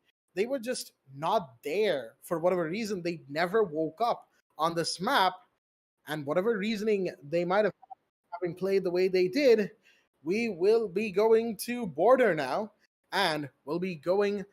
I feel like at the very least, we're going to be going quite far into border as well. So stick around. We're going to have a pretty big game in store for us. Map number 3, aka a glorified best of 1. That will be coming up on your screens very shortly. But before that, we've got a few more things to talk about. Talk about map number 2, actually. Very interesting switch from the dynamic that the Crouch Potatoes and Copium had earlier, because Copium were just getting steamrolled on Chalet, right?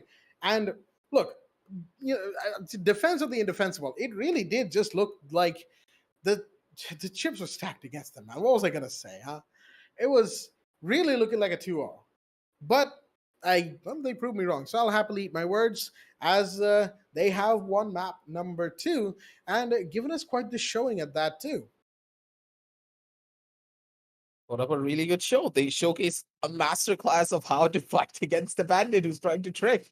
They don't need the Thatcher. Like, they have the Thatcher. I mean, they don't care about the Thatcher at all. You can pick it up against them, and they give like no two downs. I think that Clubhouse must be a must ban against Copium down the line.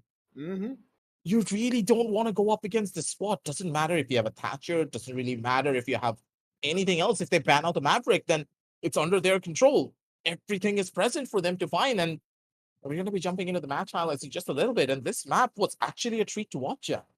I was surprised. This was probably one of the most fun matches I have casted in a pretty long time, because this is one instance where any prediction we could have made, any play that we could have tried to analyze just got completely thrown out of the window, because the teams, they showcased their dominance in a completely different manner. For Copium, they were able to match the fact that they were going up against the Thatcher, even though they haven't played against the Thatcher that quite often, considering how often he is banned out. Vortex coming in clutch at one of the best bandit triggers that we have seen up till now. They just knew what to do. Counterplay was present. Everything was done to perfection. And the attacking side for Crouch Potatoes left a lot to be desired for. They were not playing up to the level we would have expected. The first initial round was amazing from them. 4v1, they took it down in style. But after that, everything started falling apart. I actually have to agree with you there, because the other 2 rounds that we saw Crouch Potatoes take, while they were round wins, yes, they weren't really convincing, were they? It was more along the lines of like, yeah, they punished the mistakes that we were seeing from Copium, more so than Crouch Potatoes themselves actually coming up with and crafting a play. And that really just speaks to, I guess, a lot of what's been going on in this map is just that a lot of it just has been a bunch of nothing from the Crouch Potato side. And I know we said the same for Copium. And while you could say that, oh, hey, we're just going back on our words right now, that's not quite the case here, folks. That's the game-winning air jab right there. The game-winning air jab. And this is where I made that call, right? That what is going on with Crouch Potatoes if it's coming down to game-winning air jabs? Because it shouldn't, right? It really shouldn't. But it is. They just kept losing gunfights. They kept losing rounds, and they just couldn't stop this flow of losses left and right. And we saw what that ended up netting them, a big loss that they just absolutely could not afford here. Because now, a team disconnect. And now we are just looking at, border with both teams running compositions of players that some have seen border play, but a lot of them haven't. So it's hard to tell even what to expect on border. So, it's just going to be a full cluster of interesting, weird, maybe some hilarious plays that we will get to see. This is one of those instances that just was an anomaly in my eyes. We never really expected this entire game to play out in such a manner. But at the end of the day, expect the unexpected, especially when you're at the Esports Club, because anything could happen here. Oh yeah. There's one place that even the most closest of games could just turn around from a 6-0 down to a 8-6 victory at like any second. That's why you hit that subscribe and hit that like here, ladies and gentlemen, because god damn, I was not mentally prepared for this game to go down this far. But hey, we're here for border. We're in it for the long haul. And Copium, yeah, they're making sure that they are giving us a show before we end off the night. Oh yeah. Well, as you can see in your screens right now, the match summary: Cobra Cheesy, man. 7-9, Vinci 6-8, Dark Lord 6-8, Violet 6-10, Mojo with probably one of the quietest maps of their entire career. Yeah. Not a great performance from the side of the Crouch Potatoes, but GZ Chimkin 11-2 with a 90 cost. Shinra as well, 10-6 with a 90 cost, and a Vidwi following up in third with 10-7 and a 60% KOST. Vortex 8-7 as well. The top four of Crouch Potatoes have the top four of Copium, excuse me, have played better than everyone in the Crouch Potato side. Vortex, who is 8-7 and 80% KOST, is still rated higher than Cobra, who is 7-9 at 70% KOST. Let that sink in. That's the kind of map we just had. Keck W 6-6, 3 numbers away from a nice 60% KOST right there as well, and just dying a lot early rounds 0-3, but affected the rounds where they needed to and allowed for some good plays to happen, basically playing support for the entirety of the game. Copium wins 7-3. I mean, there's not much else to say after that. Now, is there? It's down to border. It's down to map 3. It is down to the long haul. It's a guarantee. It's going to be a long night, ladies and gentlemen. And hey, I'm in it for it all. You're by my side, Jack, so let's just make this a show, why don't we? Map number 3 is going to be absolutely. border, ladies and gentlemen. Don't go anywhere because we got to get everything prepped up and ready now, don't we? Make sure to check out all the links down below in the description. Grab your water, grab your coffee, grab your dinner at this point because it's going to be a long night. We're going to be back real shortly after a little break. Don't go anywhere.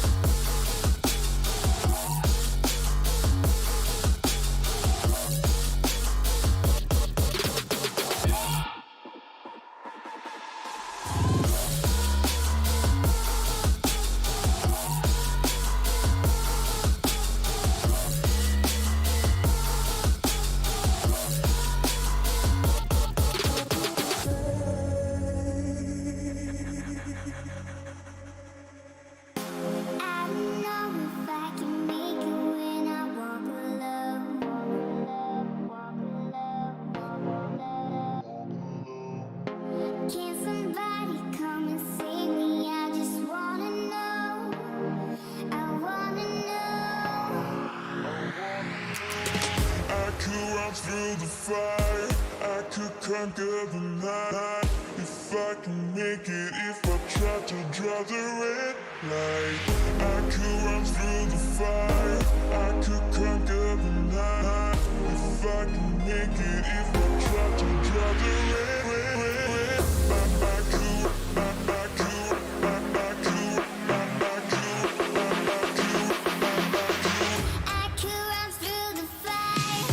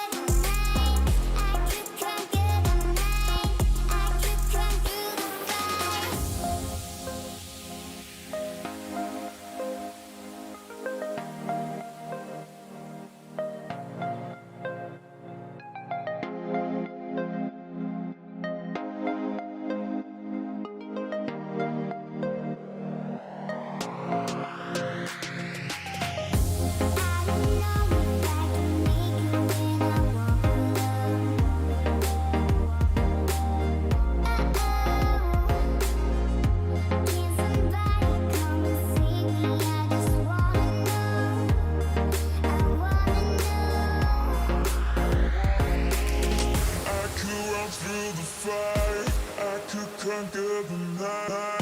If I can make it, if I try to draw the red light. I could run through the fire, I could conquer the night. If I can make it, if I try to draw the red, red, red, red. I could, I could, I could, I could, I could, I could run through the fire.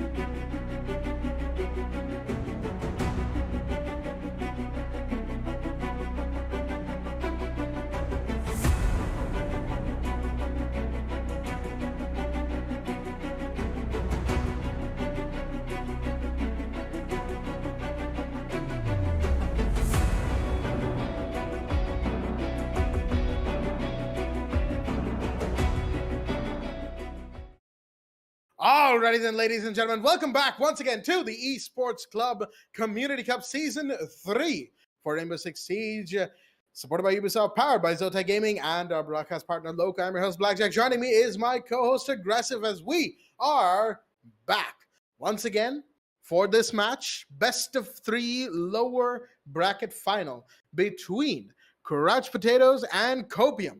After a 7-0 on map 1 Chalet by Crouch Potatoes and a 7-3 on map 2 Clubhouse by Copium, we are going to border map 3, or a glorified best of 1 in the infamous words of the real CCV.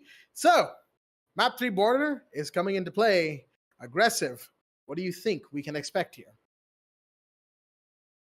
I'm not gonna say anything other than expect the unexpected. It's the Esports Club after all. This is our saying. There's a reason we say this. Mm-hmm. A lot of stuff happened on Clubhouse. Mm-hmm. That entire game could be put through the eyes of the best analyst of this game, and still there will be a lot of question marks that even he can't answer. Oh, yeah. It was an interesting game to say the very least. And Border, if it's anything like Clubhouse, I'm just gonna get up from my chair, go to my bed, and just sleep on it. I'm not gonna wake up until we have to cast tomorrow. I'm just not gonna wake up until we have to cast again. I don't want to do anything. Understandable, honestly. But for now, I guess we don't have to wait for any longer to see what the result of this game will be. We're going straight in, folks, to map 3. Crouch Potatoes are on the attack. Copium are on the defense. It is border, with Copium having the first ban of the map here. It is going to be Thatcher. We saw Mike Baker for 1 game. Count it, 1 game. And everyone's tired of him already. Mind you, in Clubhouse, Thatcher was not actually all that effective, at least in the Crouch Potatoes' hands. Finka will be banned on the other side. Again, I am not entirely sure why, because it's very clear Crouch Potatoes without the Finka, they have a bit of a difficult time. Mira will be banned. Now, this one, more understandable, mind you. Mira was available in the last game, and we saw exactly what happened on the second floor sides because of that.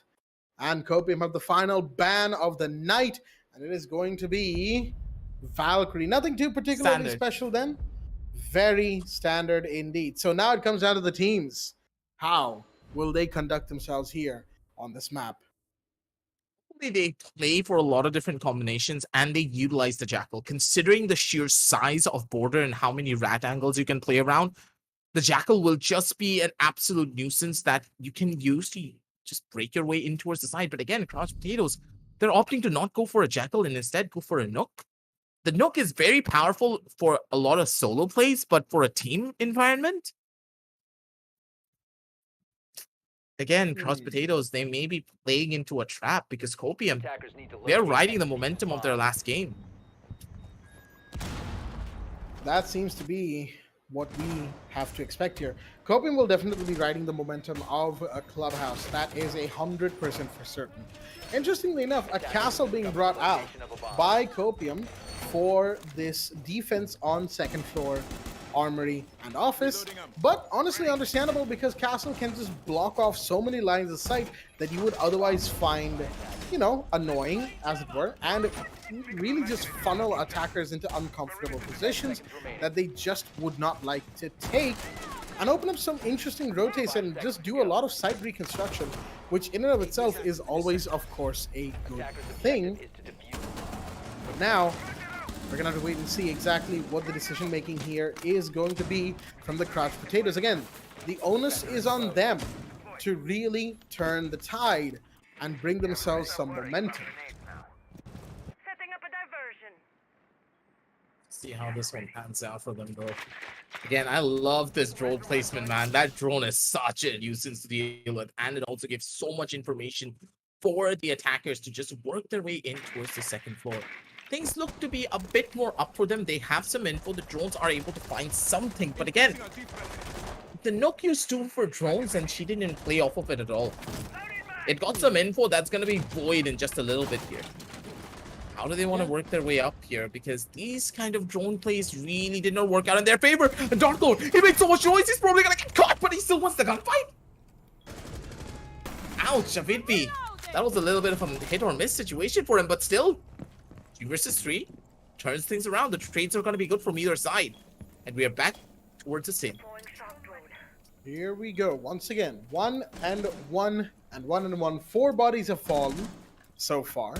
As Crash Potatoes, they had the early man count advantage, but immediately lost it to Copium as they tried to aggress onto those important thoroughfares that Copium are currently holding down.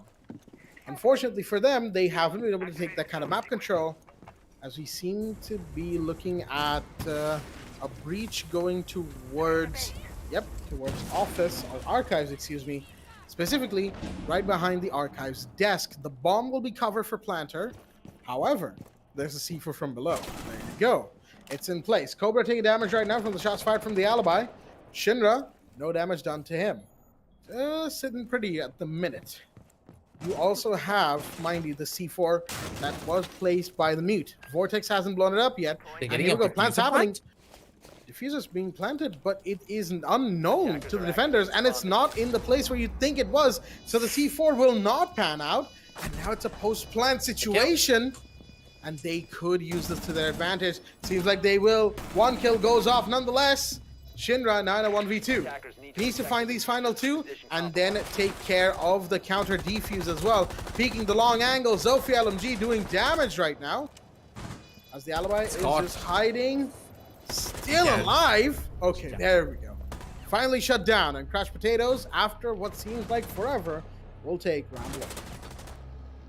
Yeah, as soon as that plan went down, it was just impossible. Too many different entry points you need to worry about. If the player playing from the outside over onto the 90s balcony could have been a little bit more different there if Shinra was able to find that kill, but again, and maybe I'm trying to count my chickens before they hatch, but Copium, they just kind of lost control pretty early on. Could have been different if the Womai was able to find that kill onto the knock, but again, somehow Dark Lord gets away with it. Attackers need to locate Credit and where credit is as due. many bombs as they He gets can. the opening kill, and that just freed up the entire side for the attackers to work their way in and get the diffuser planted. And with that, we're now looking at a 1-0. Now, mind you, it's only the first round, only the second now, so plenty of time to go before we can actually call anything in particular.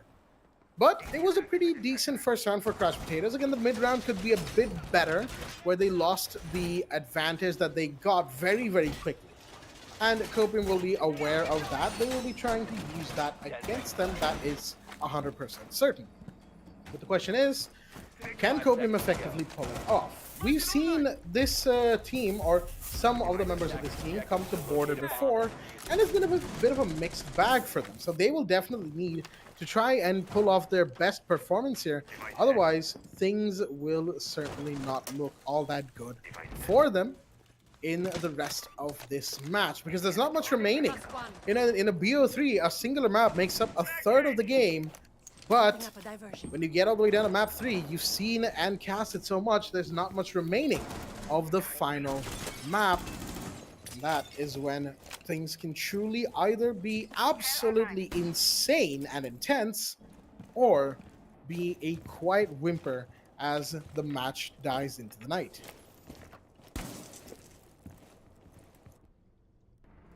Either way, interesting affairs could happen from either side, but for them, this type of slow place will be crucial. And a bit be, never mind, that's the catch that they wanted. Shuts down the Nook before he gets the early presence, and a bit too over ambitious with the peak. The Womai just, again, sometimes a Vidvi just gets the best couple of kills of his entire career, and then suddenly he just falls flat on his face. It's a hit or miss for him, but honestly, the guy always gets the impact cracks for his team. That he does. So, you know, credit where credit is due. Now that it's 4-4, perfect. Grenade will take care of the necessary equipment. But wait a minute, is Vortex gonna pull off a bandit trick here? I swear, if he I have actually never does, seen bandit tricks work. on Border, no less, and they don't even have Thatcher to play with this time. I think he's gonna try it. He might just be successful as well. There's no drones giving away the fact that he's doing it. There we go. Salma goes in, and a line of sight at the very least will be made. There's the Sophia concussions. that will allow for a bit of play around that bandit. Needed, as the hallway is going to be cleared out. Mojo gets that kill onto Shinra, but Vortex has fallen back into that same position. The castle is still alive, and it's going to be now a situation where they need to take back Archives. C4's out, but that's too close. Cobra's been down in the meanwhile. Oh, it picks it Not up. good. Also C4's gonna steal. pick back up. This could be something big right now. The plant cannot happen because that C4 is still in play. Oh, Violet, just to run in, and he's gonna try and go for this. C4's out. It has not been shot in midair. Plant has been denied. And now they just need to get into the site. Otherwise, this round is a goner, and they know it. They see these bodies, but Mojo's the only one to get one, and only one. Copium will take round 2. And once again, lack of information and a lack of coordination allows Copium the second round. Jack, did we just see a bandit pick up a C4 in that clutch of a situation? We did. Your eyes did not deceive you. Tell me a world where you would ever see something like this. The guy just casually got up and he's like, oh, my C4 is just misplaced. Let me just pick it up and then use it to win the game. Mm-hmm. And no one Attackers need to even locate expected and it. No defuse one the traded bomb. it. I was expecting Mojo to just swing out and completely slap the bandit in the face as soon as he tried to take it. I think Mojo wanted to, but I think what Mojo was afraid of was that C4 actually exploding in that minute, right? Because like you never trust a C4 that's just been tossed all banal, like, right? Like, why would you trust it? Just better to not risk it, right? But unfortunately, in that moment, what you suggested, aggressive, to actually peek and swing that C4 to find the bandit would have been the right play. But again, it's just that the fact that Mojo didn't actually know that the C4 wasn't going to go off. So it's really just down to timing and coincidence, if nothing else, as we now move into round 3. But then again, like, would you ever pre-place a C4 and just not explode it on a wall? You heard it getting picked up. Mojo could have made a play there. But again, we're just trying to nitpick at this point because the side of Copium, they played their round really well. And Crouch Potatoes, they were just sitting in power positions, but they had no information. Just as you said, the lack of intel just worked against them there in that particular round. Well, we're gonna have to wait and see how they play this one. The site has, of course, changed. It is on first floor, bathroom, and tellers. The newest addition to sites in Rainbow Six that have become really, really good after a little bit of change to the Okay, map. Cobra. With the Amaru Gara hook, nothing too surprising right here, gets right up on Wasn't there someone on Archives? the second floor Armored Archives, and there might have been, but they have Bomb located by since attackers. long left this area. That is a vertical line of sight made to watch anybody vaulting into this window specifically. Cobra won't be able They to get. left it. Yeah, they left it. They left it entirely because they're playing a turtle hold here. I'm not sure how effective that'll be, given the fact that there is, in fact, a fuse and a sledge in play, along with a Zofia as well, if and when required. And here you go. Violet's going to get started with the cluster charges. Left, right, and center, they are going to be all over the place. Kaid Electroclaws will be taken care of. Frost mats and so on and so forth. Utilities in the site, they will be denied. That's going to be a C4. I think That. Violet is still alive. Okay, so no C4. But the hatch has been now made breachable, and it will be breached. I'm There very we go. interested to see how the strategy is going to pan out. Copium, they gave up second floor control. Oh, sorry, second floor control that quickly? That throws me off of anything that they could be going for in this instance. And yep, they're feeling that pressure. They need to retake that second floor if they want to have an inkling of a chance to try and take this defensive ground for their side. Attackers have recovered their diffuser. The picture is yet to be painted by the side of Crouch Potatoes. Yes, they have no idea where the defenders could be playing, but with the second floor control, they can slowly work their way in. They still have a little bit of utility to play around with and some information to find, but okay, that's a good hit. And Vinci, he already gets taken down by the Frostmat. Pogmat. Pogmat. I There forgot you this is what we used to call it. Yeah. Oh, wait. no, Vortex. What is even going on? They don't know he's here. Attackers They don't know Vortex is here. That's And a he's gonna free get one. that. That's the second rope. Oh, can't get the That was postman though. big. Unfortunate. Alibi should be taken down. There we go. All right. Messi, once again, crouch potatoes. It seems like that's their MO. We're going to take control. We're going to take map control. And as soon as we get inside, boys, remember, we have no idea what we're doing. So, with that, it is now 2-1. Early round lead has gone back to the crouch potatoes. 3 rounds remain in the first half. Oh man, that's just absolutely incredible. But then again, hey, if Crouch Potatoes are able to use the chaos to get their own advantage, then I'm completely for it. But again, you have to give Vortex a little bit of credit. That man could have easily gotten a double kill there and completely shifted the tides of the battle. If he found that kill over onto Mojo, then it was done. This was a guaranteed round win for Copium, but Mojo, he came in clutch. That was the most important kill of the entire round. And them being able to find that was the biggest importance here. And once more, they have taken the side of Backroom. And it's understandable because their hold here could have been a little bit better. They lost second floor control way too early. They didn't waste a lot of time. And it really did come down to the wire at the end time as well. They need to make sure they hold down that second floor as hard as they possibly can. Because if they give that up too easily, without utilizing a lot of the utility that the attackers have, then they're going to face a lot of issues. Attackers are moving out to locate a bomb and defuse it. That they are. Now, they've got the fuse once again. They've got, well, I think it's pretty much the same set of operators we're seeing here from them that we saw not too long ago in the previous round. So, no real surprises here that they would like to stay with the same composition wherever possible because it worked for them in the last round, right? And since it worked, why not stay with it? That is what they're thinking of right now. And, you know, who can blame them? We've got the drones falling in, plenty of drones in fact, for the attackers. 4 that are currently active and 4 that are in their pockets, along with 6 flashbangs this time. 2 Oh, operators. good God. Yep, The Cobra. weekend's now coming back and- over onto oh, R6. yes. I was going to make that reference. Thank you, aggressive. Took the words right out of my mouth.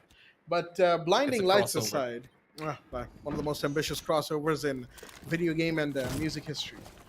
But going back to the game, other than, of course, the blinding lights, we've also got plenty of explosives. So, you know, if you're thinking, hey, where's my Michael Bay references? Well, Sledge and Fuse have got you covered.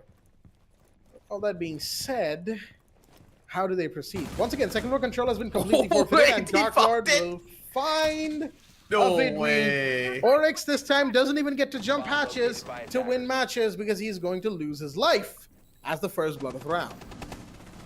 He's jumping into the ground at this point because Oh, yeah. every single time I see an Oryx, I haven't really seen him find a lot of impact. For some reason, he's always the one to die out for. It doesn't matter who plays him. It feels as though Operator is cursed, but Dark Lord, he could just be the magician for it all. Just finds so much value on those air jabs, causing some issues. The Fuse dealing massive chunks of damage, but Cheesy Chimkin equalizes it down just a tiny little bit. He finds a couple of frags, but now they need to break down the doors. They need more map control to play around with. They're huddled in towards the side. And look at the Fuse. Good God, man. The Fuse is still alive and has still 3 more charges to play around with. Could be an angle, but Dark Lord is absolutely relentless. The guy's doing everything that he can, and KW on a pulse has the info, but what's he gonna do with it? Absolutely nothing. Oh, Could be a position's kill. given away. Hello? Wait, what? Dark Lord? Huh? Hakuna Matata. No. It means no worries. No. For all the rest of your days. No. No way. No way. He's gonna go for the counter defuse. You don't have the angle here. Oh, you do actually. Oh, wait a minute. Okay, I swear. I am trying not to shout. My dad's in the next room working. Crouch potatoes. Just finish your rounds. Why must you do this to me? I give up. I think we broke Jack. Yeah, I think we broke Jack at this point. The poor guy's not gonna be feeling anything for a while, but god damn, that round was a little bit too close for comfort. Comms need to be clear, man. Cross potatoes, they're just sometimes going for these plays without any form of information. Dark Lord single-handedly got a triple kill. Yeah, I understand. But again, this was too close for comfort. There needs to be a game plan going into these post plans as well. They get the plan down, you get the diffuser in check, but what are you doing after that? Come on, man. I mean, whatever they're doing after the plant clearly is not enough. At least it's enough to win them the rounds, but other than that, it's not enough. How do you look? Every single one of the gunfights that the Pulse had in that round were all 1v1s. The fuse above should not have lost that. You have height advantage, clear line of sight on the diffuser, and anywhere that anyone can go for a counter defuse from. Why would you just wait for a second? If the audio cue goes away, you have the time. If the audio cue goes away, then he's gotten off the counter. If the audio cue stays, he's still going for it. You peek then. Mini rant over. So we now have another round, this time on second floor armory once again from the Crouch Potatoes. Copium. This is a dangerous situation that they're in. Looks like there's going to be some some vertical grenading going on towards this side of CCTV. But is there any player actually there? Yes, there is one. Actually, two. How many are there? I think just the one, the Malusi, right? Should only be... No, the Malusi is here. So who's in... Okay, there was a player in CC, but they have since abandoned. Yes, they're just in the hallway now. But the rotate is being watched, so Cobra is going to make sure whoever that is, probably the Wamaya Vidwi, isn't able to get away scot-free here. He's about to come under fire. Behind him, though. There is, yeah. He's going to come under fire any second now. There you go. Oh, Shots have been fired. He's trying to find someone on that upper angle here. Sees the head. Can't quite get the shot. He's really going for it. He's got some support from the bandit in the back. He just about misses. Still misses. Can he get one more? No. That's an Needs LMG. to get lucky with this. He's able to walk away. I mean, he's pinged, obviously, so he's not entirely walked away from it with it. Vince is going to take a ton of damage in the meanwhile. 50 seconds in the round, or 55. And map control is there. So dicey. Yeah, but it's very dicey for the Crouch Potatoes right now. Oh! XW finally finds that kill onto Cobra, man. He's been surviving in a lot of instances, but now you don't have the Twitch drones to play around with. That's going to be a big hit. A Vidvi coming in from the Ragdoll, shutting down Dark Lord. Map control galore for the side of the defense. They have every single avenue under hit. They lost out on the picks. This should have been an advantage going in the favor of Crouch Potatoes, but no. They're dropping rounds as if they're dropping like flies. Mojo's going to be able to take down one, but the C4 just puts the final nail in the coffin. It's all up to Violet, but the trades are not going to be in his favor. Too many angles to clear, too many fights to take. And the man just takes a back seat for it all. Rough for the side of Crouch Potatoes, but again, when they have an advantage, it seems as though they tend to throw it away by taking over aggressive fights. They could have reset the entire round in their favor if they just played upon the information of their drones, but they didn't do that at all. Yeah, they really just seem to commit to a weird play, and got punished for it, right? That's really what you saw, what we all saw from these players right now. So it's not exactly the best situation to be in for this team, that is for sure. They need to pick it up, and they need to pick it up fast. Crouch Potatoes, they still have a chance to make it 4-2 in the first half. Copium, bathroom tellers again. They've come close to winning this round, this side a couple of rounds now, primarily because the Crouch Potatoes absolutely cannot end a round properly to save a tune, as it were. But I'll digress. They can still do it. They just have to play their cards right. Copium, if they win this round, then it's a 3-3 in the second half. They will have a good showing of it, and we could go overtime, folks. There's always that chance. Remember, this is the final map. There are no second chances because this is lower brackets as well. Whoever loses is eliminated.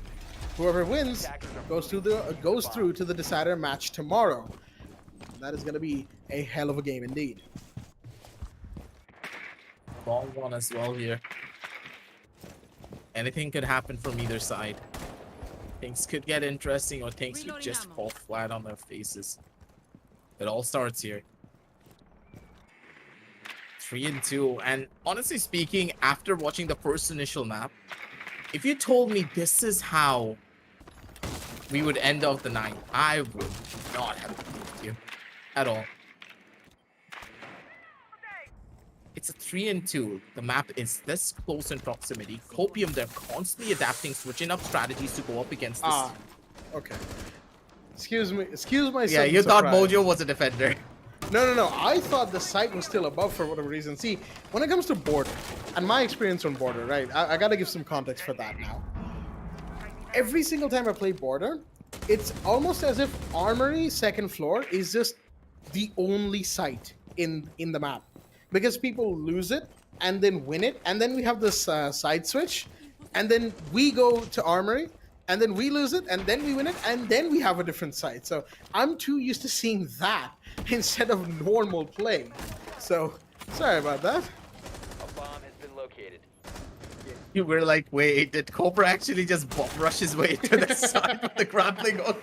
Attackers have dropped the bomb. Hey, that would be some content, that wouldn't it? But It if would it be, be, yeah. okay, never mind. Maybe he's gonna be turning into content himself.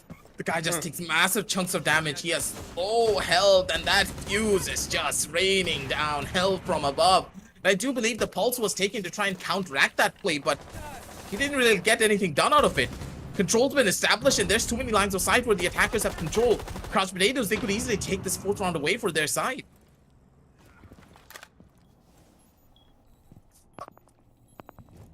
He doesn't have a C4 for this. Imagine if he did. God damn it, man. Oh boy, here we go. Here we go. One more kill taken. This time Cobra gone. I say one more. That's the first blood of the round, mind you. So this is going to be interesting, since the first blood has been taken against the attackers. Cobra no longer in play. There Chang. goes another one. Violet is just in here, shooting away to Kingdom Come, and misses everything. Really unfortunate. Grenades out, but that's going to be caught by a Wamai Magnet. More shots are fired, and Dark Lord will finally put the Kaid out of his misery. Cheesy Chimkins goes down, Seconds remaining. but they don't even have time, and it's now a 1v4, 4v0, excuse me, right there. Oh boy, that was messy from the side of, well, the Crouch Potatoes. They again should have been able to win out the round, but they were not, which means it's a 3-3 first half. We're going to the second half, round 7, with Crouch Potatoes on the defense and Copium on the attack.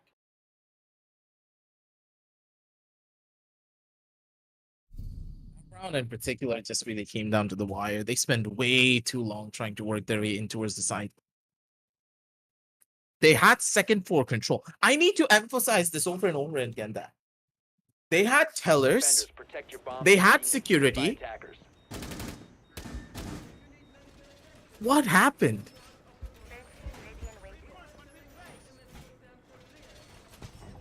You have two of the most important sidelines to hold whenever you are playing the side, whenever you're playing the side of bathroom. And even when you have those instances of control, they're not able to take any form of first initial entry. You need to work your way through the map early on. There was still a minute left on the clock, and not a single bit of utility down in the first floor was actually used. Nor was a pick found, nor was an aggressive play made on the information being gathered by the drones. The drones are there to give you information that you need to play off of. But the thing is, Crouch Potatoes, in their own attacking side, they were not playing off of any of the information the drone gave. It was that they had a ping, and that's it.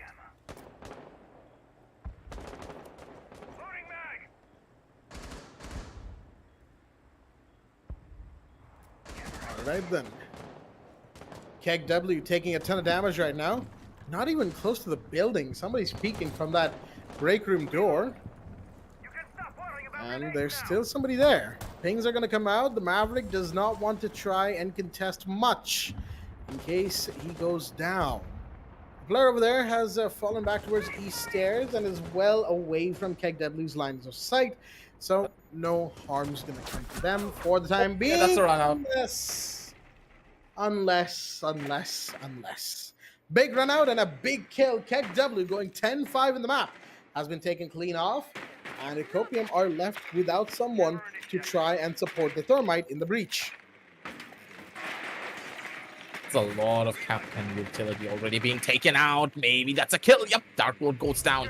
He's been such a nuisance throughout this entire game, and finally with him going down here, it's looking good for their side. A couple of utility placements already being cleared out from each side. The Malusi, though, could just be a nuisance on that side, and the Banshee is just going to hold them down strong. Good shots coming in from Shinra. Does find another kill, and that too onto Vinci. I don't think the Kaid even placed down the claws early on. He normally holds onto it until later on down the line. That's going to be a big hit for the defenders to even try and hold this one down. Ooh. Oh. Wait a minute, what? I swear if Violet had gone down there, nah. How? You're in a body count disadvantage situation. Why would you peek like this? Crouch potatoes. What is this play? What is going on? This is not to their level. I don't know what's up. Not even close. They've been so good throughout this entire tournament, and this is how they're falling? They're just imploding. Like it's like the self-destruct button's been hit, you know?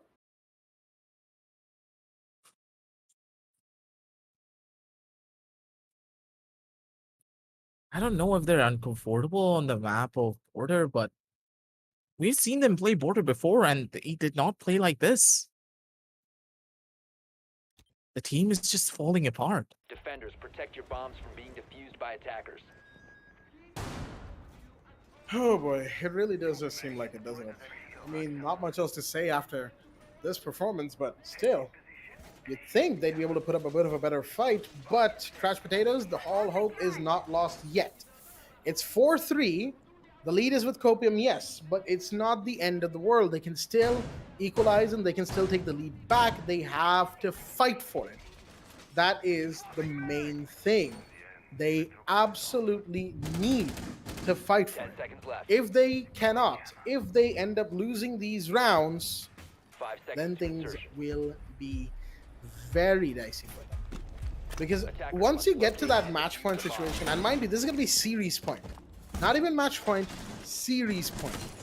So once you get to that series point situation, what are you really going to do, realistically speaking, right?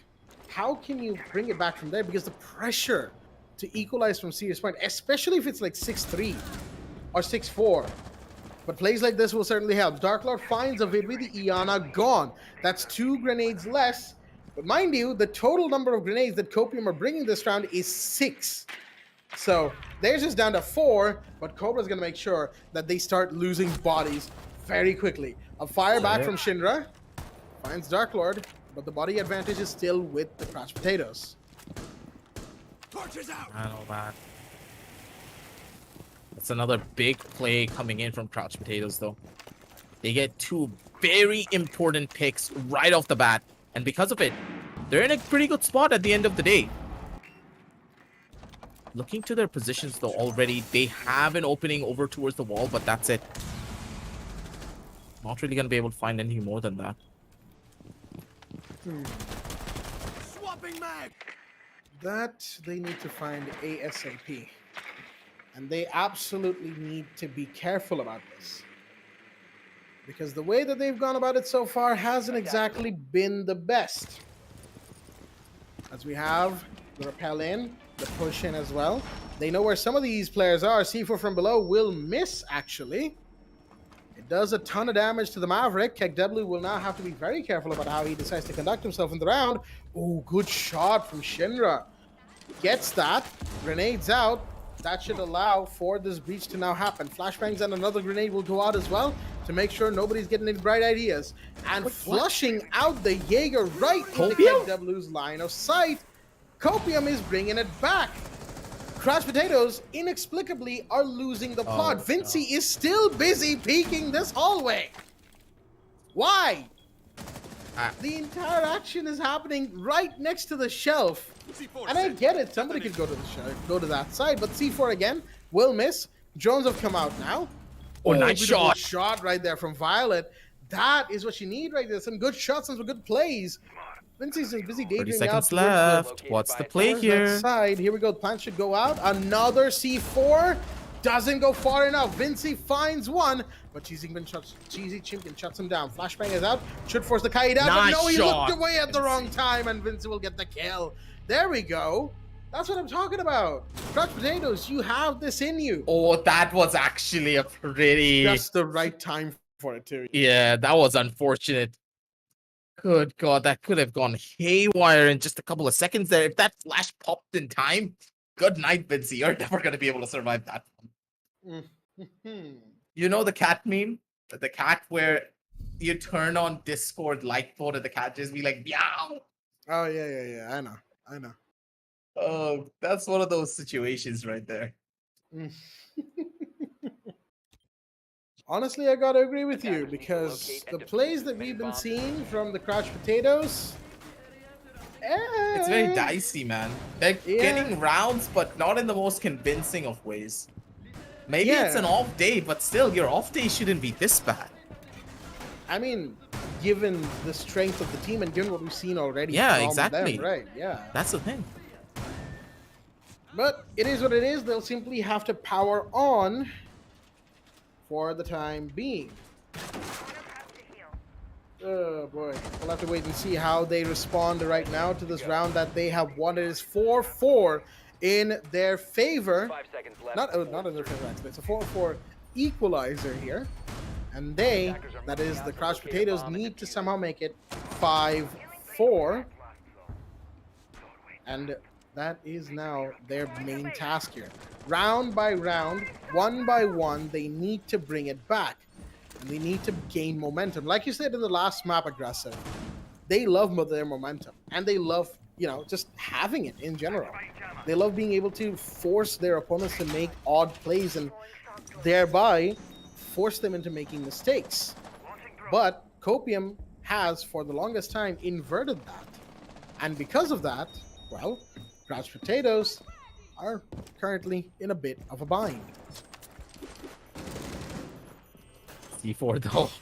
For Mojo, he's really not going to be able to get anything out of it at the end of the day. There's not even a pulse present on the map that will give him that information that he wants to try and utilize it. Default cams though, probably spotted on the foot. Don't tell me. Did he actually see the foot or not? Ah, man. Prediction C4. If that worked out, that was a clip. That would have been one indeed. Would have been a big clip, but Cobra's gonna get a kill. Alvidwi is now down. There goes the Twitch. That's a big drop there. And another one to Dark Lord. This could be huge. This is the Crushed Potatoes that we know and love, ladies and gentlemen. Proper lines of sight made. The team is playing the defensive line so beautifully. The Maverick, though, has the torch in hand to try and open up this hatch, but even if he gets this control, he needs to be very careful, the defender. He's just waiting for one small mistake from this Maverick! And things could go horrible. Those are a couple of shots that could be coming in from over from the side. That's the hatch opened up. They have some control over on the bathroom, but again, not an angle that they want, not an angle that they can play! Oh, got the Kaid! Oh my. Oh my goodness. C4 on the floor. They're trying to get that out. I think it should have been by now, yeah. There's a grenade. Is it gonna find one? No, the Cap can wins that gunfight. What? Mojo walks away with what should have been their life gone, but instead it's the He's gotta get Sledge. another one. Wait, never mind. No. Come on. Lightning can't strike twice. Not like that, at the very least. He nearly got it, though. And Look Vortex at is Cheesy's gonna- health. Yeah. And Vortex in the meanwhile just gonna drop down. Hey, I'm here. Shoot me dead. And that's exactly what happened. And then the flashbang and Cobra getting another one. Again, just seconds away from the flashbang being effective, but not to be. 5-4, Crushed Potatoes, one round away from series point. And they are looking to finally put an end to this, but like we've seen before, they have struggled with actually finishing their plate so many times. Copium, they're going to be high on the hopium as they want to gather back their momentum here. Slang's available, but let's just wait and see how this one's Attackers gonna need to pan locate out. and defuse bombs. Again, you did make a prediction before that it's gonna go on to overtime, so it's gonna happen. We all know it's Jack. Good possibility for it to come through. So Copium, you have Jack on your side, so get that overtime, buddy. It's gonna happen. The curse has already been present, and on this side though, are they really opening up the hatch? I did see the shotgun actually shoot the hatch down. Are they gonna play for heavy second floor control and just leave the first floor open? Maybe, just maybe. Just look at how the defenders are playing. 5 seconds left. Attackers have located a bomb. Wait, Attackers this are could be heading a out to big defuse change the up. Copium, I don't think they're gonna be prepared for this.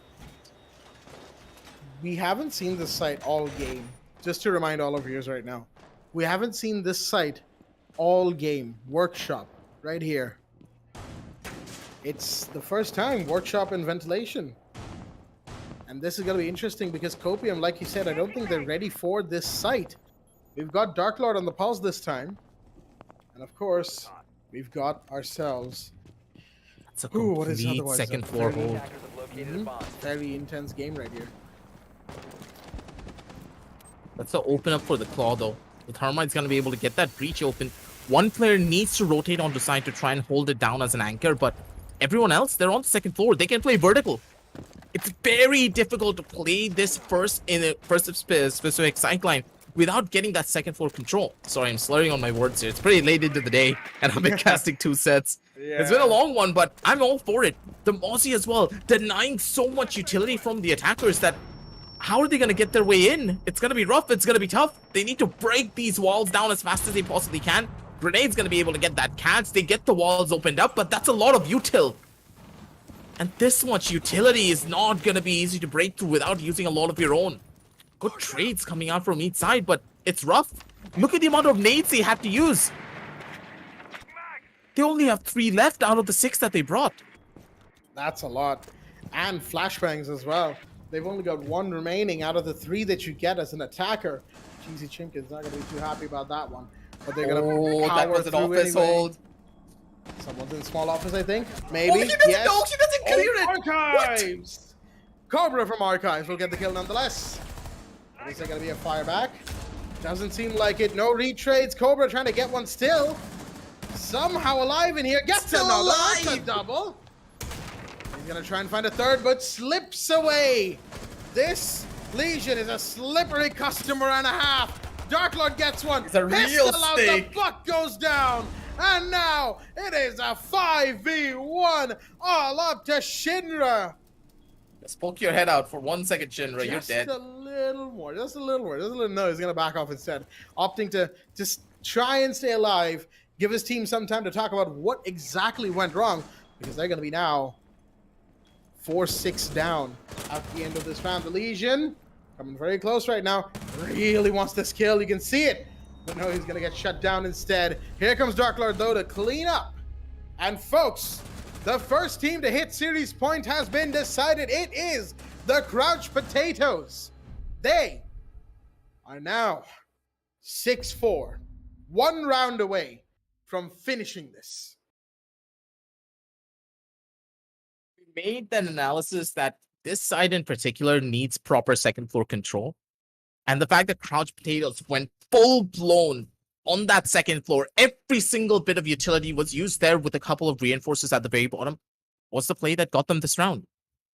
Again, the side of Copium were just not mentally prepared for this at all. They were not ready for it for even a single second. Attackers. And they just got killed 1 by 1, man. Cobra was not droned out as well. Copium, what's happening?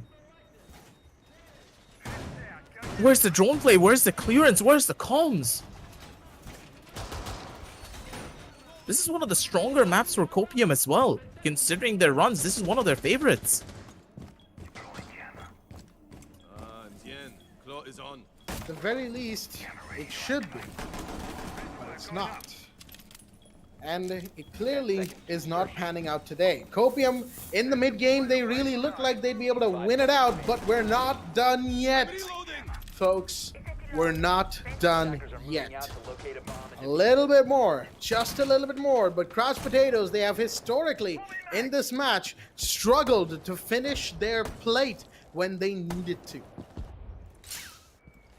And that could very well stand true here if they are not careful. Shots fired a little bit more to the left, and I think that Mozzie would have had an early grave. Mojo would not have been happy about that, but he lives nonetheless. Drones are going out. There's the beat jammers all over the place to try and deny intel, but a Vidwi gets the first one. Vinci goes down. What? Gonna fire back. Dark You Lord forgot from the about back. security? They didn't even drone security properly, which means the player in there just got away with a free kill. That's your Iana gone, so grenades are now less in their pocket. They'll have to play without it. More shots fired. Shinra taking damage. Darklo's playing the smart right now, forcing them to just stay on their toes. And he's got covered as well. The Mute, I think, wants to do a bit of a peek business on the other side. You've got two players peeking this now here in CC. The Mozzie's come to support, and he's just all over the place, as it were. Oh wait a dear, minute, impact why? run Hello? now. Why would you do that? Why would you do that, Dark Lord? That was such a good position you had. You gave it away. Oh no.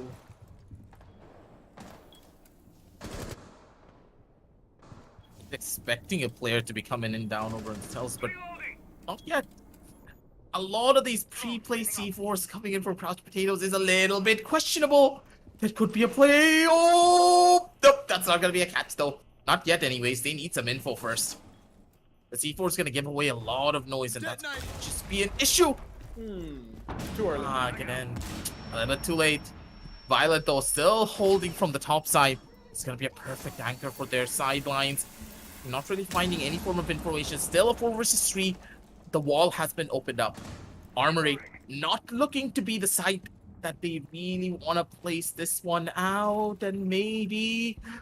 Mojo? Don't tell me. Free kill? I think so, right? Could be Yeah, that's a huge. free one. One, maybe two. No, all he needs to do is get one. And Shinra's been downed as well. So it's effectively a 2v3 situation until Shinra gets picked up. Think he might be. Cheesy might think that the site is clear. There we go. The reset has happened. The sledge is alive. Here we go. Flashbangs and grenades are about to go out towards the half wall, which means the plant is imminent. They're setting up for it. Grenades out. Damage is done, but Cobra lives. The Jaeger That's a slippery peeks. snake. Oh, still goes down though.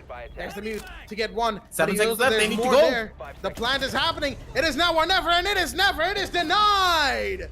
The Crouch Potatoes are the ones to win this intense best of 3 between themselves and Copium.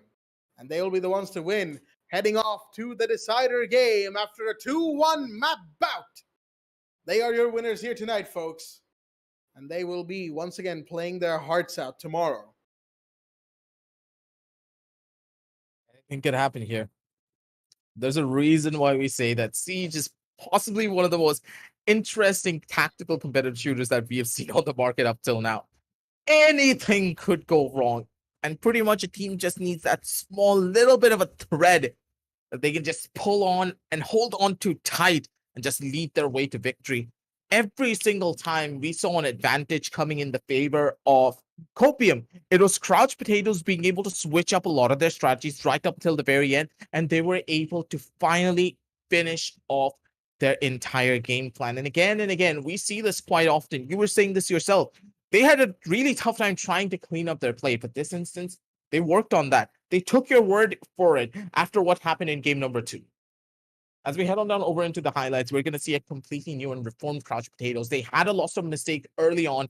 They lost quite a bit of map control when it came down to their own attacking side. They were not quite playing together as a squad as you would have hoped for, but then at the end of the day, it's about trying to be consistent, and consistency was there. They worked on the problems that they had previously. They were not overconfident in a lot of their situations.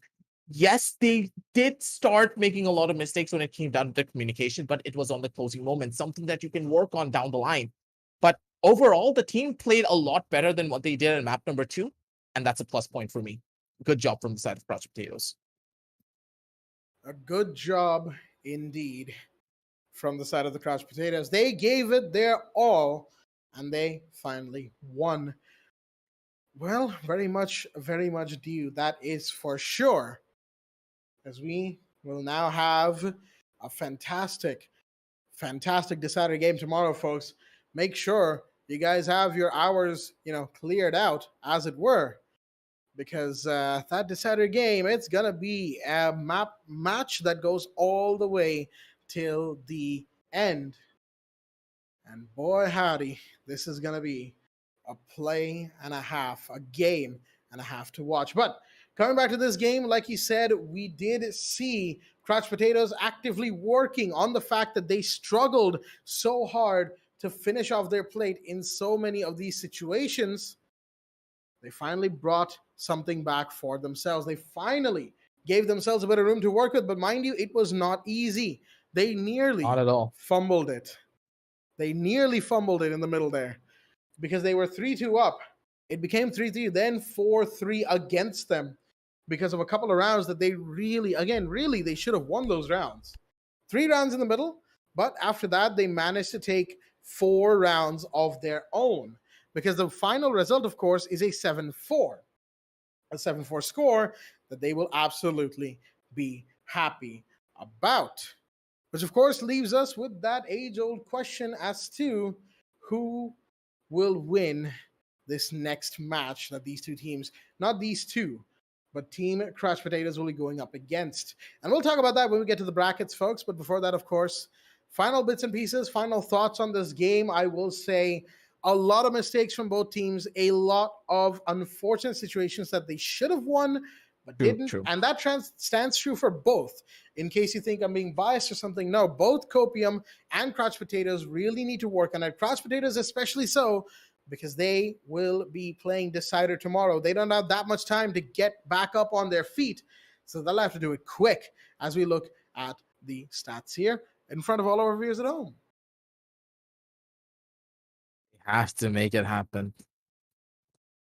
At the end of the day, it really does come down to how the team will perform as they move things forward. Because currently, Copium, they did take it in a very cool and convincing fashion. And looking at the stat screen, you already see 82% cost coming in from Mojo, Dark Lord, and of course Violet. They had a lot of impact throughout the entire game. They got the frags as well, but wasn't in the most clean manner. Not exactly. The team starts to get a little bit too over aggressive and a little bit too over eager in a lot of the rounds that they did lose out on, and eventually took it down over to a 1v1 situation where they could have won on a clean 4-1. These mistakes going up against much more highly coordinated teams will not work out. Imagine if they went up against waterboyz and it was Sandy in a 1v4 clutch situation and the side of Copium started making mistakes like this. He's not going to let it slide that easily. He's going to play like that he could just be able to get those clutches. They need to treat each and every situation, each and every 4 versus 1, as if it was a 5v4 situation as well. They cannot get over eager because that one player alone can completely turn the round on its head. And Siege is one of those games you don't have a lot of rounds to play around with. The game only lasts for 16 rounds. Sorry, not 16, 14 rounds. If plus minus, depending on what you do. So you don't really have a lot of room to make mistakes. And at the end of the day, Copium, they have won out on this game, but they need to iron out a couple of flaws. But, sorry, not Copium, sorry. Crouch Potatoes, they won out on the game. Yeah, my brain's fried right now. It's been a long day, okay? But the statement goes for the side of Copium as well. They had a pretty good run, couple of mistakes here and there. They had the same issues as Crouch Potatoes in a lot of different instances where they became overeager, started taking fights that they really shouldn't. But the main thing that Copium had over Crouch Potatoes was the discipline that they had and the way that they played. Crouch Potatoes need to work on their discipline. And on the other side, Copium, they need to play a little bit more together as a roster. But that's that. Team Uwu versus Crouch Potatoes. Now that will be an interesting fight down the line. Oh, yes. That's going to be a very interesting fight indeed. Team Uwu. Oh man, they are not going to be happy about the fact that they have been knocked into the lower bracket, aka the decider match. But hey, if Hey, they it's a win, revenge story for both teams. Look at it. exactly. Crouch Potatoes, they lost to the Waterboyz not too long ago, so they'll be looking to try and get to that grand finals for a bit of revenge. Team Woo as well. They were the ones who lost to Waterboyz earlier, and they want revenge in a couple days as well. But that, of course, the only thing that stands between them is themselves. So with that being said, folks, that's going to do it for us tonight here at the Community Cup, the Esports Club Community Cup Season 3 for Rainbow-Six-Siege, supported by Ubisoft. Excuse me, they're supported by Ubisoft, powered by Ziltai Gaming, and our broadcast partner, Loco. Fantastic streams over there on Loco. Make sure to check it out with the link in the description. And if you're looking for some good computer parts, some good GPUs, Ziltai Gaming, that's your name to go to. That's your go-to name right there. And of course, get the game. Come on, you're watching a Siege stream, a Siege Esports, yeah, and it's Community Cup, but still, There's it's a lot an of esports discounts. stream. There's a lot of discounts, a lot of cool skins that you won't be able to see in the esports scene. That's a whole different thing we won't talk about right now. But anyhow, get the game. It's there. It's on discount every now and again. Make sure to pick it up. Ubisoft, of course, fantastic game. Thank you for that. And with that, we're going to be closing things out here at the Community Cup Season 3. Myself, Blackjack, my co-host, Aggravate, and earlier, Baba Gusta, who hosted the match with Aggravate as well. We'll be signing off, and we'll see you tomorrow. Stay tuned, and good night.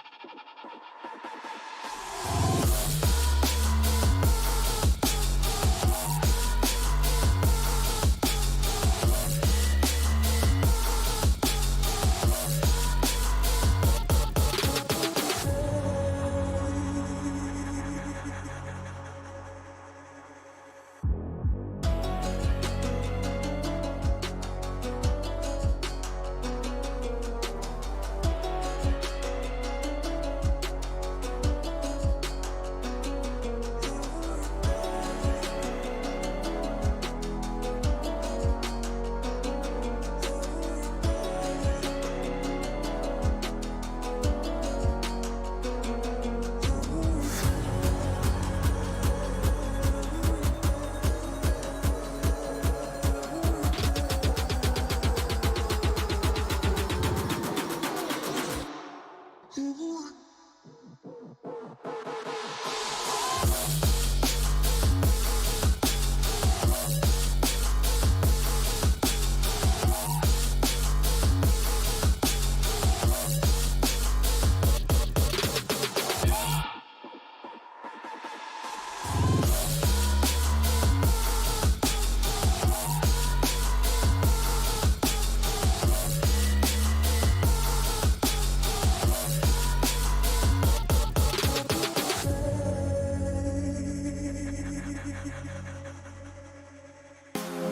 don't know if I can make it when I walk alone.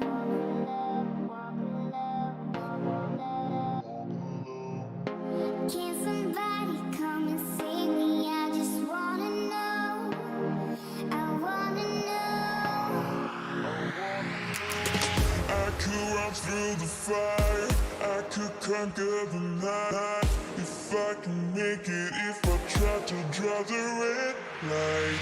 I could run through the fire, I could conquer the night.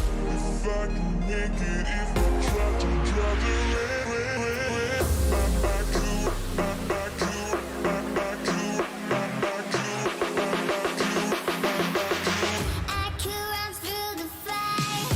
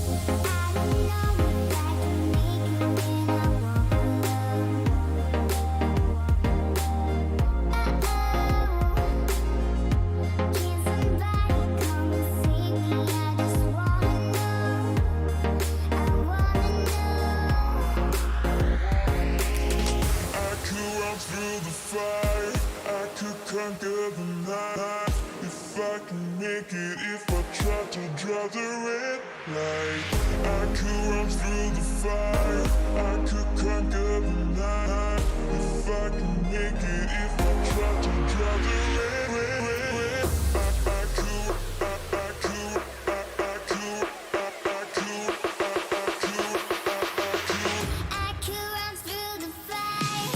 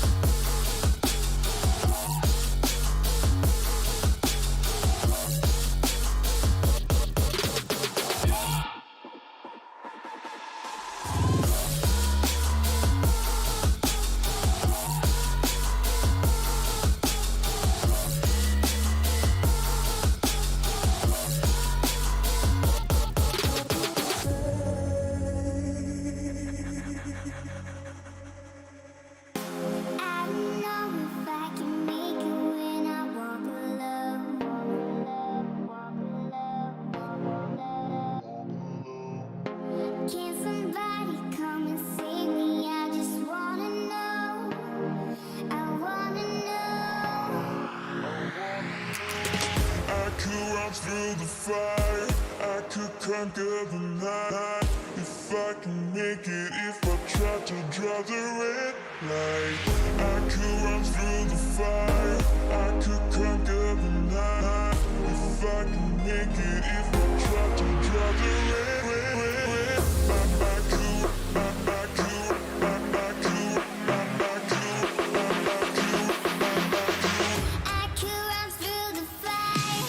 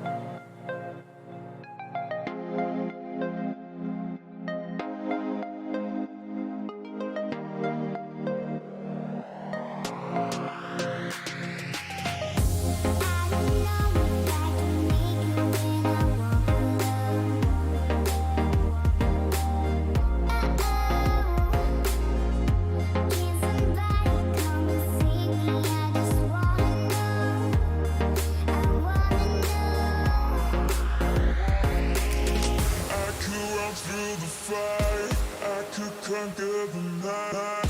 If I can make it, if I try to draw the red light, I could run through the fire. I could conquer the night. If I can make it, if I try to draw the red